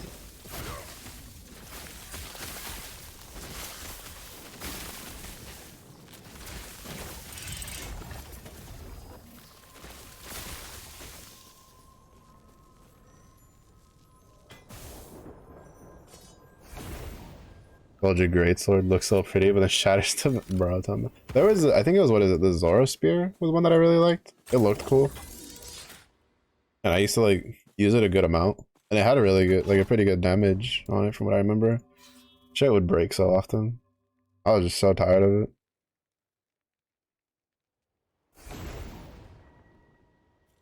Like, it just wasn't for me. Like, I liked the open world aspect of it, but it was just, I just couldn't find enjoyment because of the durability system.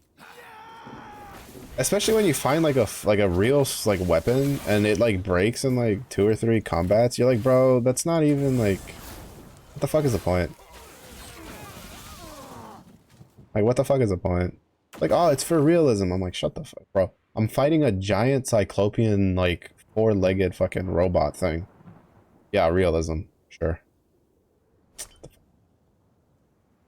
Brother. I hate when people bring in realism to, like, defend just annoying mechanics.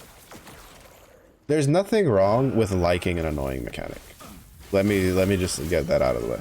There is nothing wrong, because like I said, I had a friend who he liked the durability thing. He's like I liked it because it forced me to use like other weapons. I was like, all right, cool. That's a valid thing. That's fine. I'm not gonna sit there and tell you you're a moron for it, but if you're gonna sit there and try to like be like, well, realistically, I'm like, well, realistically, motherfucker, weapons were family heirlooms, so I don't know what you're on about. And a well-maintained weapon was gonna last you a long fucking time. It wasn't gonna break just because you swung it 4 times at a goblin.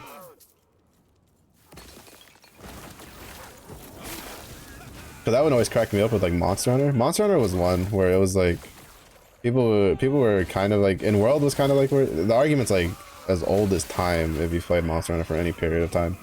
But it's always been an issue where people are just like, why can a monster like move forward and it just knocks my character over?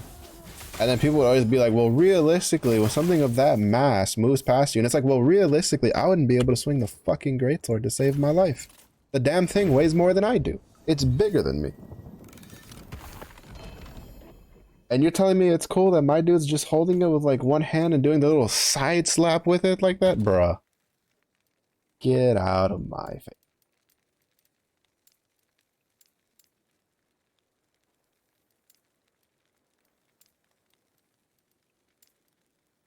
Not even. Bro, get a better excuse.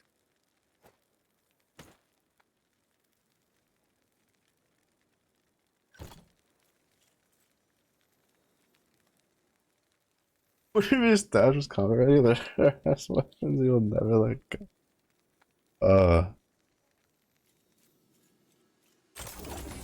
It was a really cool game. I liked everything else about the game.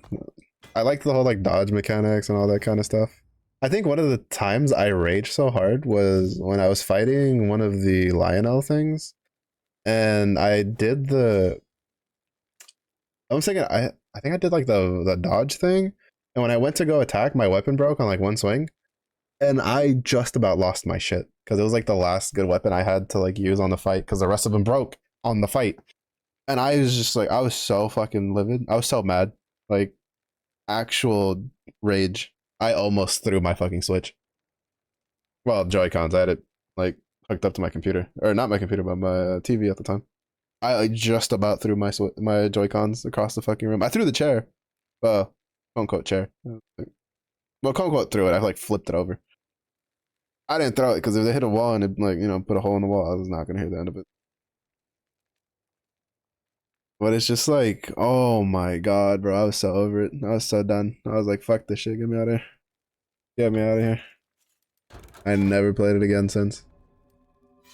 And then when my brother was like, yeah, I'm curious about it, I'd play it. I'm like, here you go, fucking take it. I don't want it. He's like, you sure? I'm like, please. Don't ask questions. I had another friend who tried to guilt trip me with how much I like playing Dark Souls. He's like, I thought you liked playing Dark Souls. I'm like, it has nothing to do with it. I've never had my weapon break in the middle of a Dark Souls fucking fight with a boss. I've had it break when I was running around, and I just run and repair it.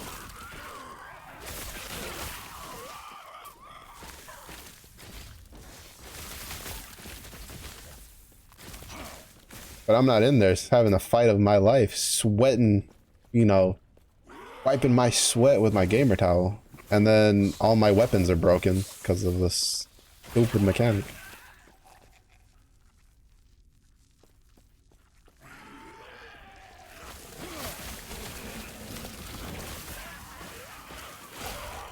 I don't know, I don't mind like durability. Like I played plenty of games with durability on them.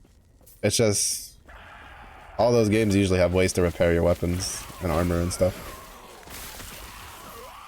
I mean, shoot, it was so, one of the things that caught me off guard, right, was when I played Naraka, and Naraka had like the durability stuff, because it's like their version of the ammo system from like Apex. And then you have like the repair powders, and I was like, ah.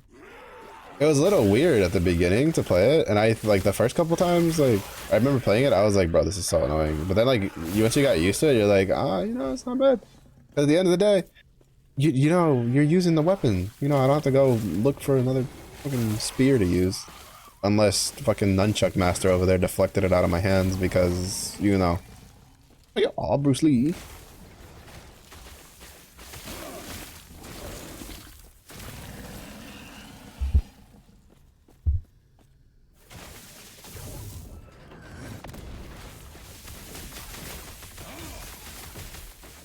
I cannot do that.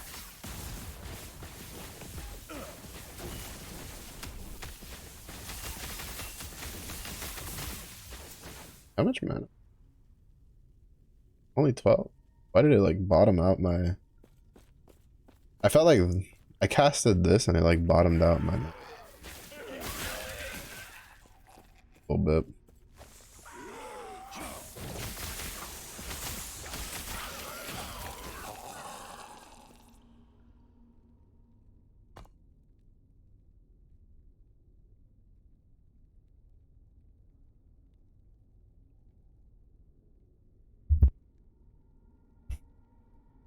Oh yeah, 3 is nothing.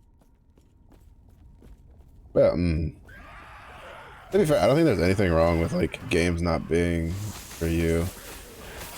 It's just that, you know, I can't, you know, I spent 50 bucks to get the game. And then if I tried to like take it to GameStop, they'd give me like $2 for it. I remember I took like, I think it was like end of my Xbox 360 games, which is like all I really had, to the GameStop once, and they offered me like $2 for all of them, and I was like, nah, I'm good. Went over to a friend of mine, I was like, do you own any of these games? And he went, no, not really. I'm like, $10, you can have them if you want them. He's like, all right.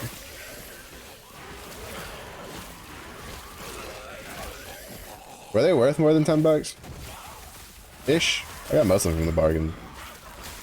From like, not like the bargain bin, but like from deals and stuff from Best Buy. But it was just like, yep. $10. To be fair, if I didn't, you know, that was because we were friends. If we weren't friends, I would have been like, $20, $2 a piece.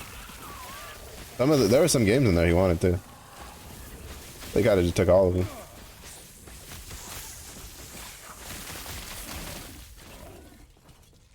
Oh, and I just got like the zone of just murdering things.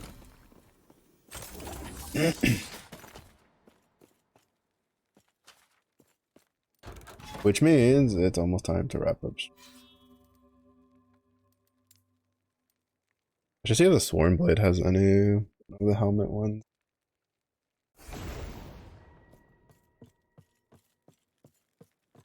Because both of the helmets, the unique helmets that I'm looking for, come from here.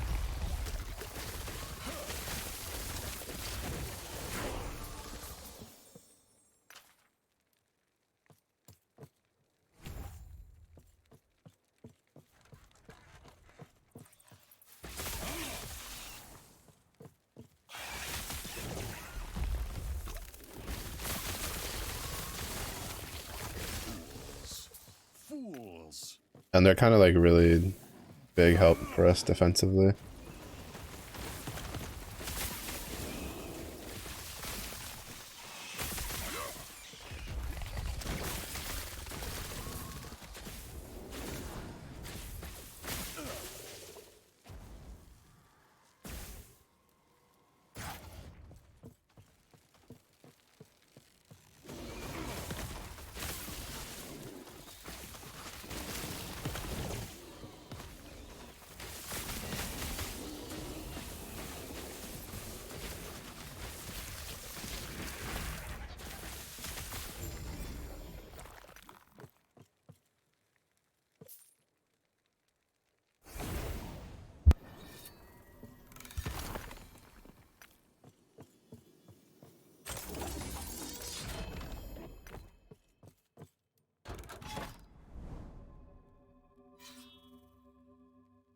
probably really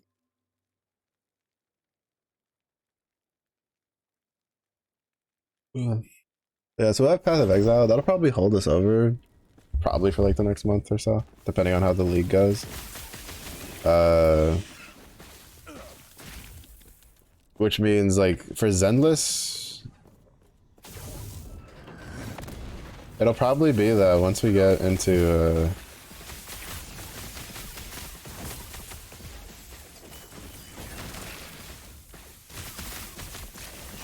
like I'm assuming either tomorrow or Thursday we're supposed to get some more story maybe.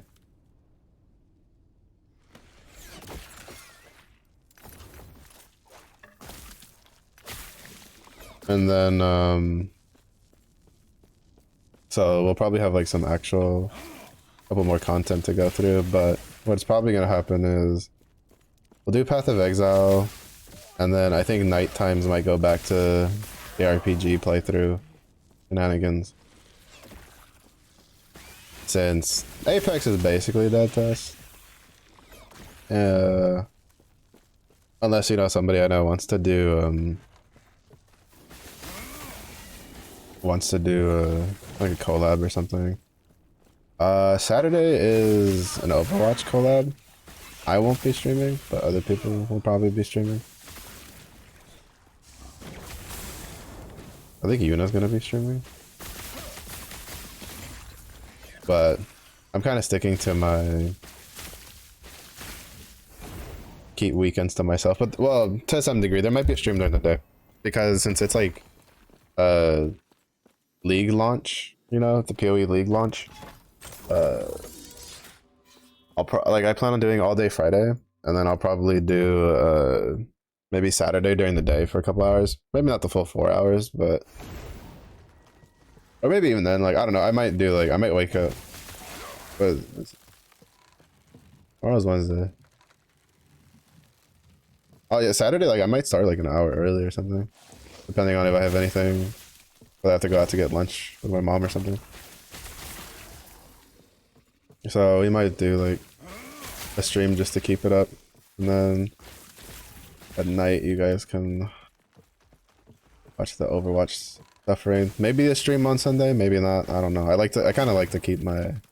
I came to realize when I was doing that time where I was kind of like streaming Saturday, like basically almost like 7 days a week, just to kind of like keep my brain occupied. It took a bit of a toll mentally. Cause there's a pretty decent difference, cause it's like, you know, when I'm playing just for me, I don't have to worry about like talking about things, not being boring.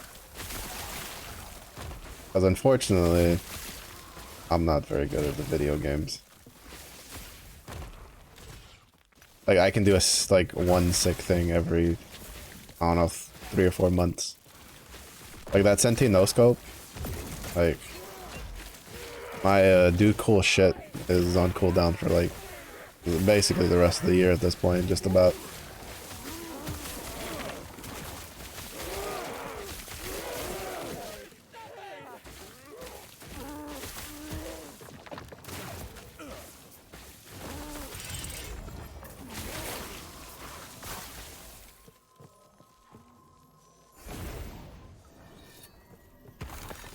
But then when I play by myself, I don't like. I kind of just fully turn my brain off while I'm playing, and I'll watch like friends or just YouTube videos, which is kind of nice. I need to find like an actual game that I'll just like play just for me.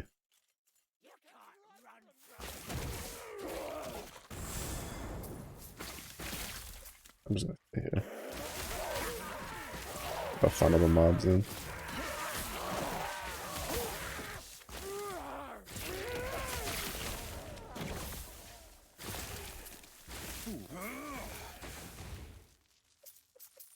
It's just that the games I like to play are the games I like to stream too. It's kind of hard for like story games, because I don't like sometimes like if it's got stuff to like grind on the side, I'll do like some side grinding. Like for instance, Xenoblade 2, right? There was the salvaging stuff. I did some on stream, but I did a good number of it off stream too, to try to get some money and stuff, get some items that would help.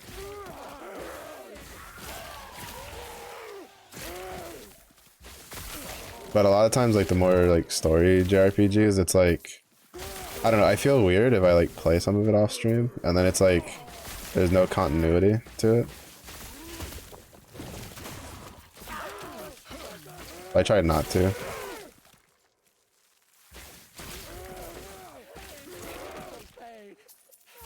But that's where stuff like Path of Exile is nice, because aside from like League start, I mean like it kind of sucks when if you get something really good off stream, but you know, part of it is just like there's no real story to it. And if I'm gonna do like push content for stuff, like I can just like save up the stuff to do it. Right, like I can just save up the entries for Staring Exarch and stuff like that, and just do it on stream. So, and even stuff like this, like I've done like, right, I did like half of the leveling for this dude off stream, and then I did some of the Swarmblade like farming off stream.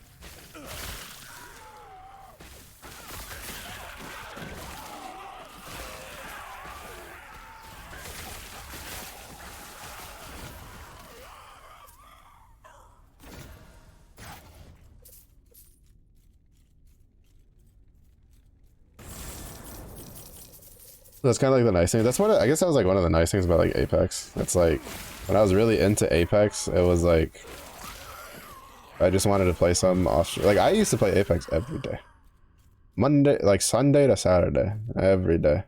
I'll say Monday to Friday. Like I would stream it Monday through Friday, and then I'd go play it on the weekends, solo, like sometimes. But usually on the weekends I'd play with friends. But I'd still play it solo, bro. I miss those days when I had that drive. When I had that drive and I was in those shitty lobbies that there were, you know, the controller players were bad.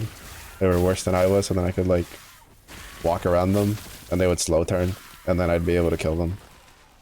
Now, people know how to aim in these lobbies, bro. It's too much. It's too much for me. I don't like being in the lobbies where people know how to aim. I don't know how to aim, so why am I in there?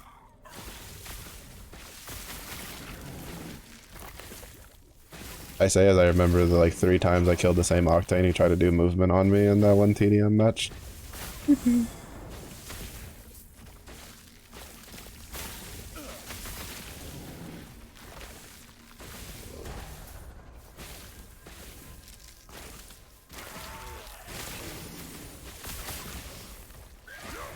Yeah, I don't know how next season's gonna go, bro. That Apex is overwhelmingly negative on Steam right now.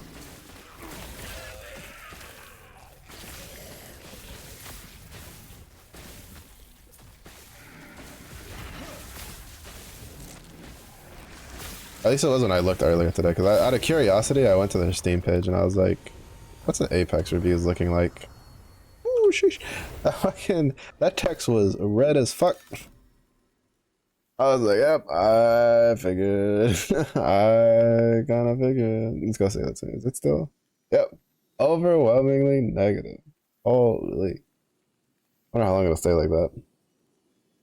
Overwatch out. Overwatch I knew wasn't very positive. Overwatch is mostly negative. For recent reviews. We're going off of recent reviews because all reviews is like way too far. What about Diablo 4? Oh, Diablo 4 is mostly positive. Oh.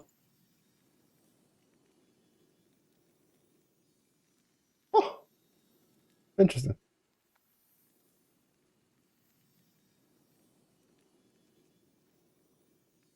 Oh, that's actually a really good deal.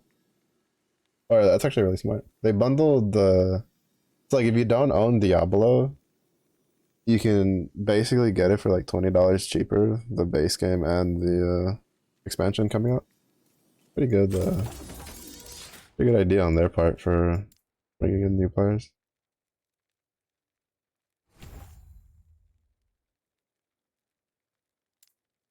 Um,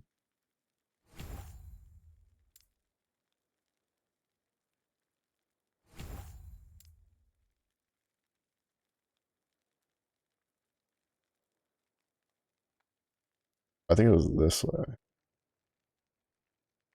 Cross.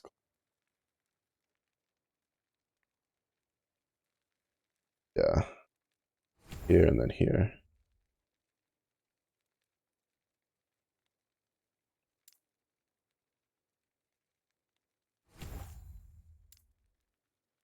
Where is Firebrand?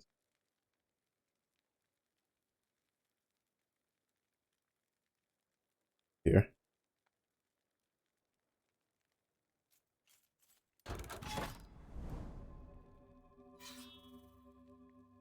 I'll go this way, see if we can get a better relic. I don't think these can drop it. I mean, there's a chance to drop it like from there's a common drop period. The helmets I'm looking for, but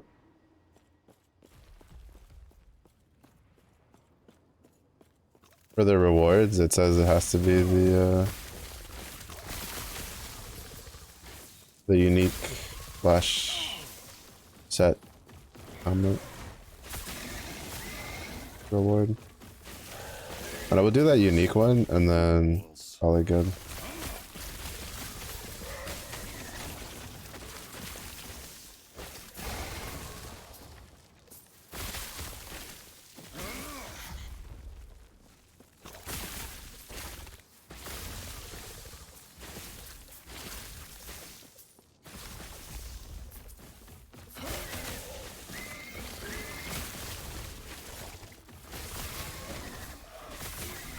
Yeah, though,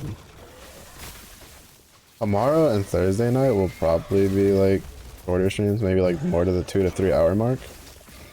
Because I might be going the distance on Friday night. That sounds good. Sometimes the cadence for when they release the waves kind of sucks. I forgot to publish my VODs on you. I exported them, I just didn't publish them. But yeah, I don't know. Apex is kind of shooting itself in the foot. People really don't like the BP changes, and then they're wrapping up the last event of the season with the event type that people hated. Like, bro, that is... I am surprised, honestly.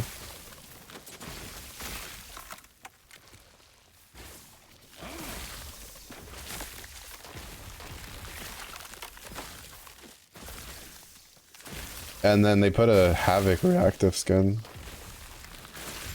as like the loot box chase item. I don't understand why they did that. I guess maybe they already... Well, no, because they could have just changed it. It's been a hot minute. But like everybody was like, yeah, no, we hate that. Don't do it. And they're like, alright, you know you don't like it. We know you don't like it, but here's this other thing we know you don't like, and so we're gonna do both of those. Hi, babes. Like, I'm so confused right now what they're trying to do.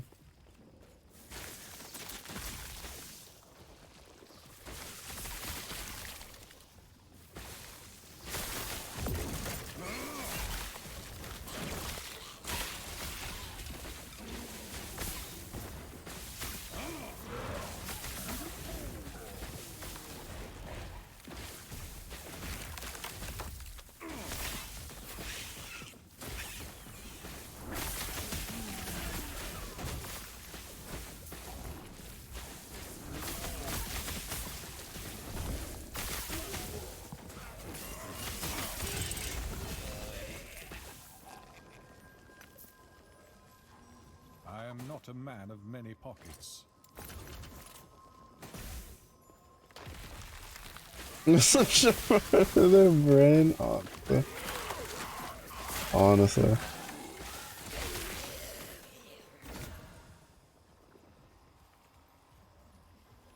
I'm so confused on what they're doing.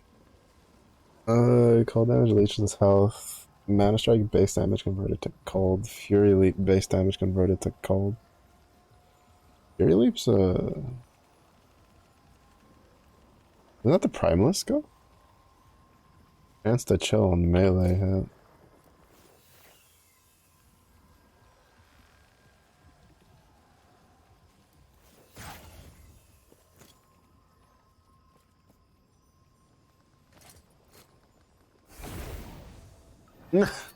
Four hours in. Biggest bear, Zephyr. He's like, you know what? I need one. I need one for the road. Alright. We're gonna do no. Alright, we're gonna do this one and we're gonna do that one, then we're gonna call it for the night. This build just feels nice for farming because it's like so few things I need to keep track of. I firebrand shit and just all in good.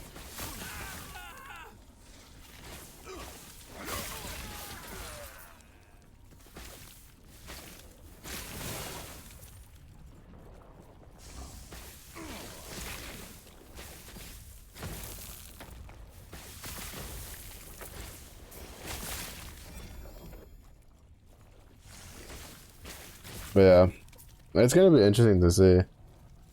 I know a couple people that says they're not gonna play Apex anymore. At the very least, they're gonna take the next like season off. I was planning on taking the next one off anyway if the reactive skin for it I didn't care about. I still might peek at it because I still remember reading something about like being able to get the next season VP for free, but the premium one at least. But I probably won't care because I'll probably have to play it more than I want to. I just want to take a break from Apex. I just don't really give a shit right now.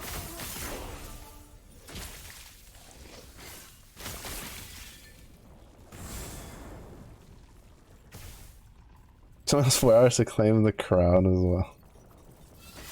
well. It's always funny to me when someone like pops in, they stick around, and then they like, out of curiosity at some point, like click the thing, and they're like, oh, nobody took that. Like, you always check. You never know.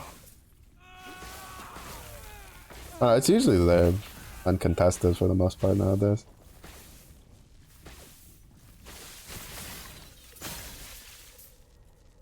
Actually, no, it kind of depends. Ellie's been taking it a lot recently. For a while, it was really only Slinkster who was taking it.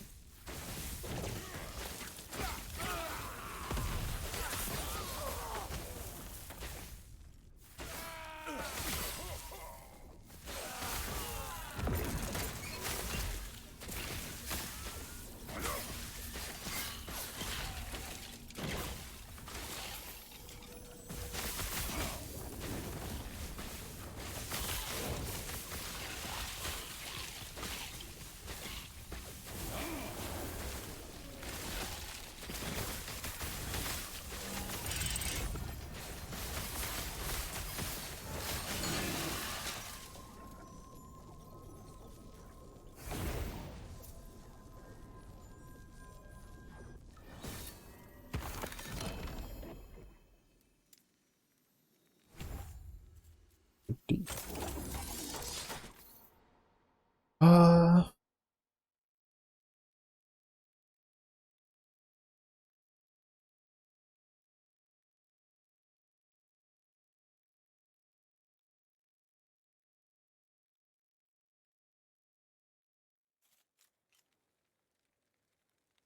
Needed more box cut. But more jazzy music stuff. Good enough. I was thinking of, well, I mean, I don't know. So far, I think like the only people that have used the extra channels have been like you and Zilla. I was thinking of putting like a suggestions channel in the Discord.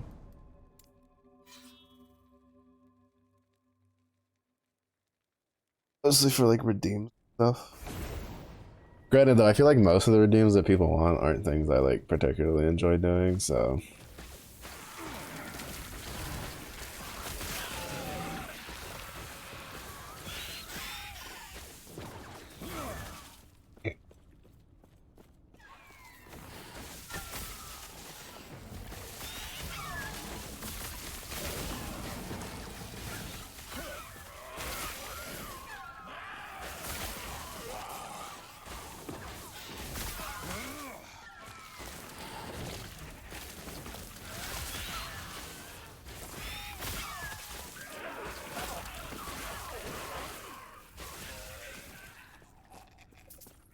I don't know, it's been kind of weird to come to terms with that. I don't think I'm particularly of the type of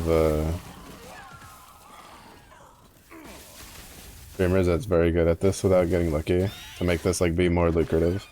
Like I'm not very good at doing like the content thing. Well, alright, that's not completely true. My YouTube was doing pretty good when I was like putting out guides and stuff for yo, that looks so fucking cool. That looks sick. Holy. The day they add like in-game transmog stuff to it is the day I get this and I use it on a fucking shield throw build. But like I'm not very good at like making the content stuff. But I'm gonna banish it. I need it to roll something nice. And well, kind of lazy more than anything. Cause like when I did Lost Ark, I used to do like patch note readings and all that kind of stuff. I technically like I could have done it for Path of Exile. It's just that like I play so little with Path of Exile.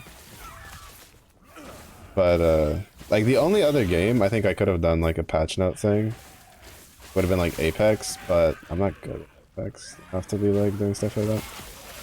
And like Lost Ark, like I used to do like patch notes. I used to like, what is it? I would go and I would translate.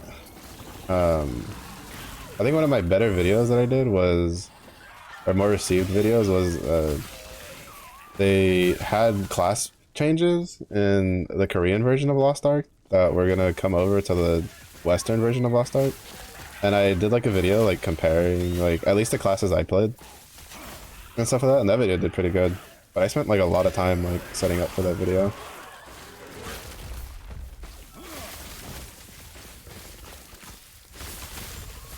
The only like real saving grace was that like I mained Destroyer and not a lot of people did. But that was definitely one of the videos I did like better on. But like I haven't really had a chance of like doing content like that on YouTube again. I don't know, like I like streaming for me, but I also liked how, you know, I could see like decent progress with what I was doing. But it's like heavily been plateaued for the last like probably I'd say almost probably like fall of last year. Like I kind of really noticed it stagnated pretty hard. Like basically once I got past 500. Like it's been really weird because I don't know if it's just a case of just like bots getting cleaned out or something, but like we're like 500. We got to 500 I'd say like pretty decently growth through like last year, but then it slowed down, which was fine. But then it's like we haven't been able to go very far past like 523, or like I haven't. And it's like it'll go up like a couple days, and then like I'll come back and I don't know if it's just like bot accounts getting like deleted or something, or people actually just being like sucks and leaving, which is fine too. But it's just like I think we were at like 520 for a while. We went up to like 525. We went back down to like 520, and then like recently we went up to like 526. And then now we back down to like 523. Like that's like really one of the only metrics I have for growth at the moment, or like how well I'm doing. Because like to be honest, like the streaming is mostly for me. It's mostly to keep my sanity. It's really bad for me if I don't have some sort of social interaction and something to kind of like schedule my day around. And so that's why that's like one of the main reasons I do streaming. But it was nice to see a little, you know, the number go up. It was kind of cool. And then, but you know, at this point, it's like I just want to. I just hope people find it interesting enough. I'd like to do like shorts and stuff. It's just that I don't know. I think part of it is also just the case of like there's probably clips I could have made into shorts that might have done like decently enough on YouTube shorts and stuff, but I don't know. I see stuff where I'm like, oh, that's kind of cool, and then I'm like, I don't really think like it's worth like anybody would really be curious about it or like find it entertaining enough. But then again, I mean, to be fair, like the only way I would have known is if I'd actually like done it, because I didn't think anybody would watch the videos I made for Lost Ark, and I think like the 2 Lost Ark videos that I spent a lot of time working on, I got like 100 views on each of them, something like that. I got a decent amount. I was pleasantly surprised. It's just that like it's Those are actually really the flat HP and HP percent ones. It's just that like I have a hard time like not just getting bored of a game I play. Like I wish like I really wish that when I was in my big like swing of playing like MMOs, I had like taken up streaming. I had a couple friends once who had been like, you should try it. Especially while I was doing like World of Warcraft and like Final Fantasy 14. I was like, nah. But I kind of wish I had because like the MMOs are kind of, oh, there's another idle one. Are kind of like good and bad games to like do it on because you're kind of like pigeonholed into it.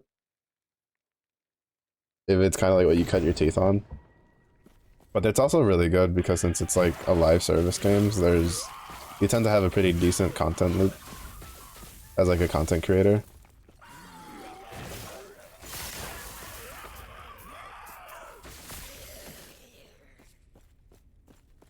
It's just that like the years of like wanting to be good at a video game are like kind of behind me. But then the problem is that like I say this, but then half of the reason I get so mad in Apex is because I'm like annoyed with myself for not being better.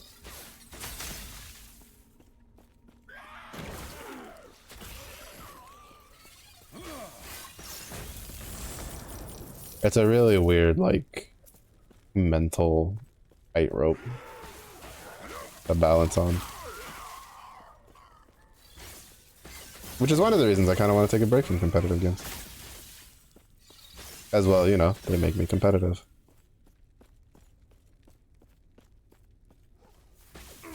Like, to be honest, I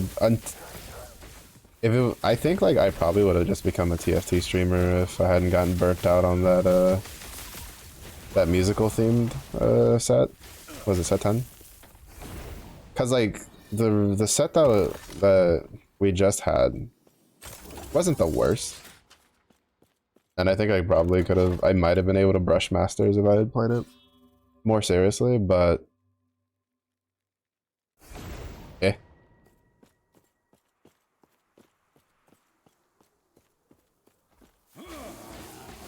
And now like set 12 is on PvE.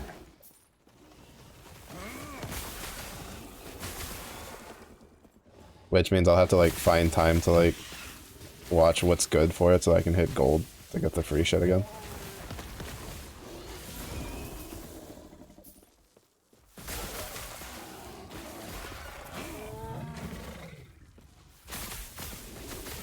To be honest, part of it was also just because I was trying to do things that were more complicated than I needed to do. Because when I got to Diamond in set 10, was literally just being like, alright, here's the two like reroll comps that are meta right now, and they share like enough items that I can like flex between them, depending on if I get contested or not. And then I went from like Emerald 2 to like Diamond 4 in like a day of playing. It was kind of dumb.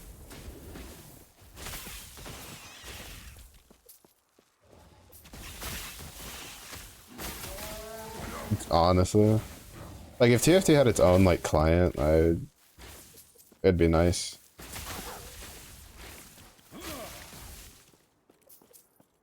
The problem though is it's so intrinsically linked with League of Legends that it kind of doesn't make sense for it to have its own client. Like the chibi you have in TFT, you can put on your like, you know, put an ARAM and it'll like be there instead of the Poro.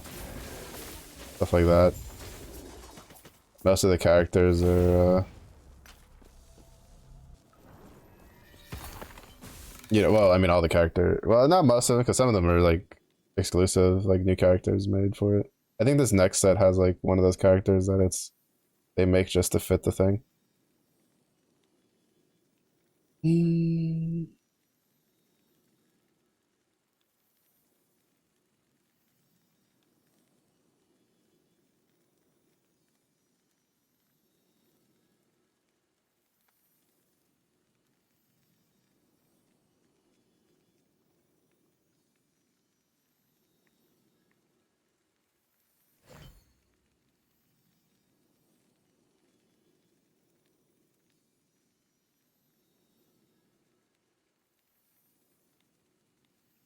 Idols drop.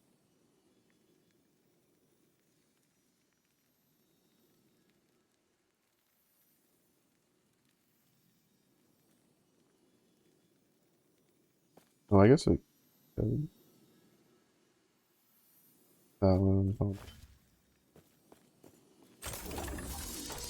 just in case my Void Knight shield throw build doesn't work, I can turn it into like a Void Warpath build, I guess.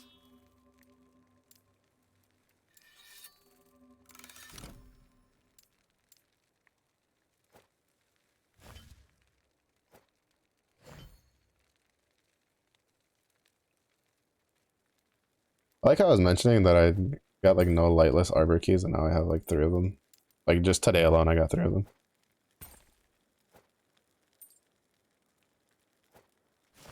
Telling you, every time you call out the game's like, oh really, bitch? Here you go then. Have all of them.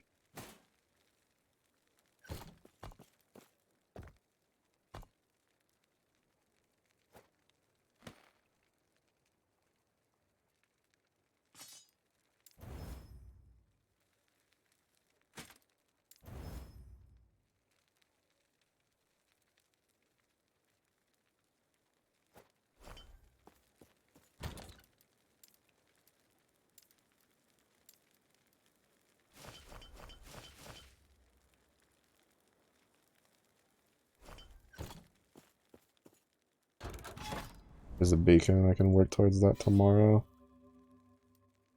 I haven't seen any of the corruption stuff.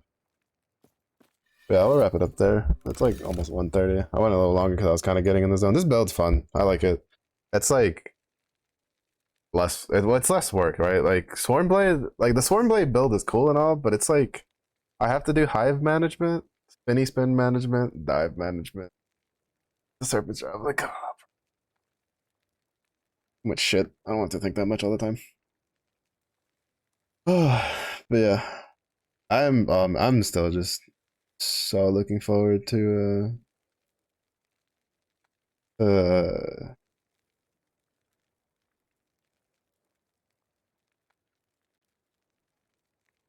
whatchamacallit, of Friday. Looking forward to it.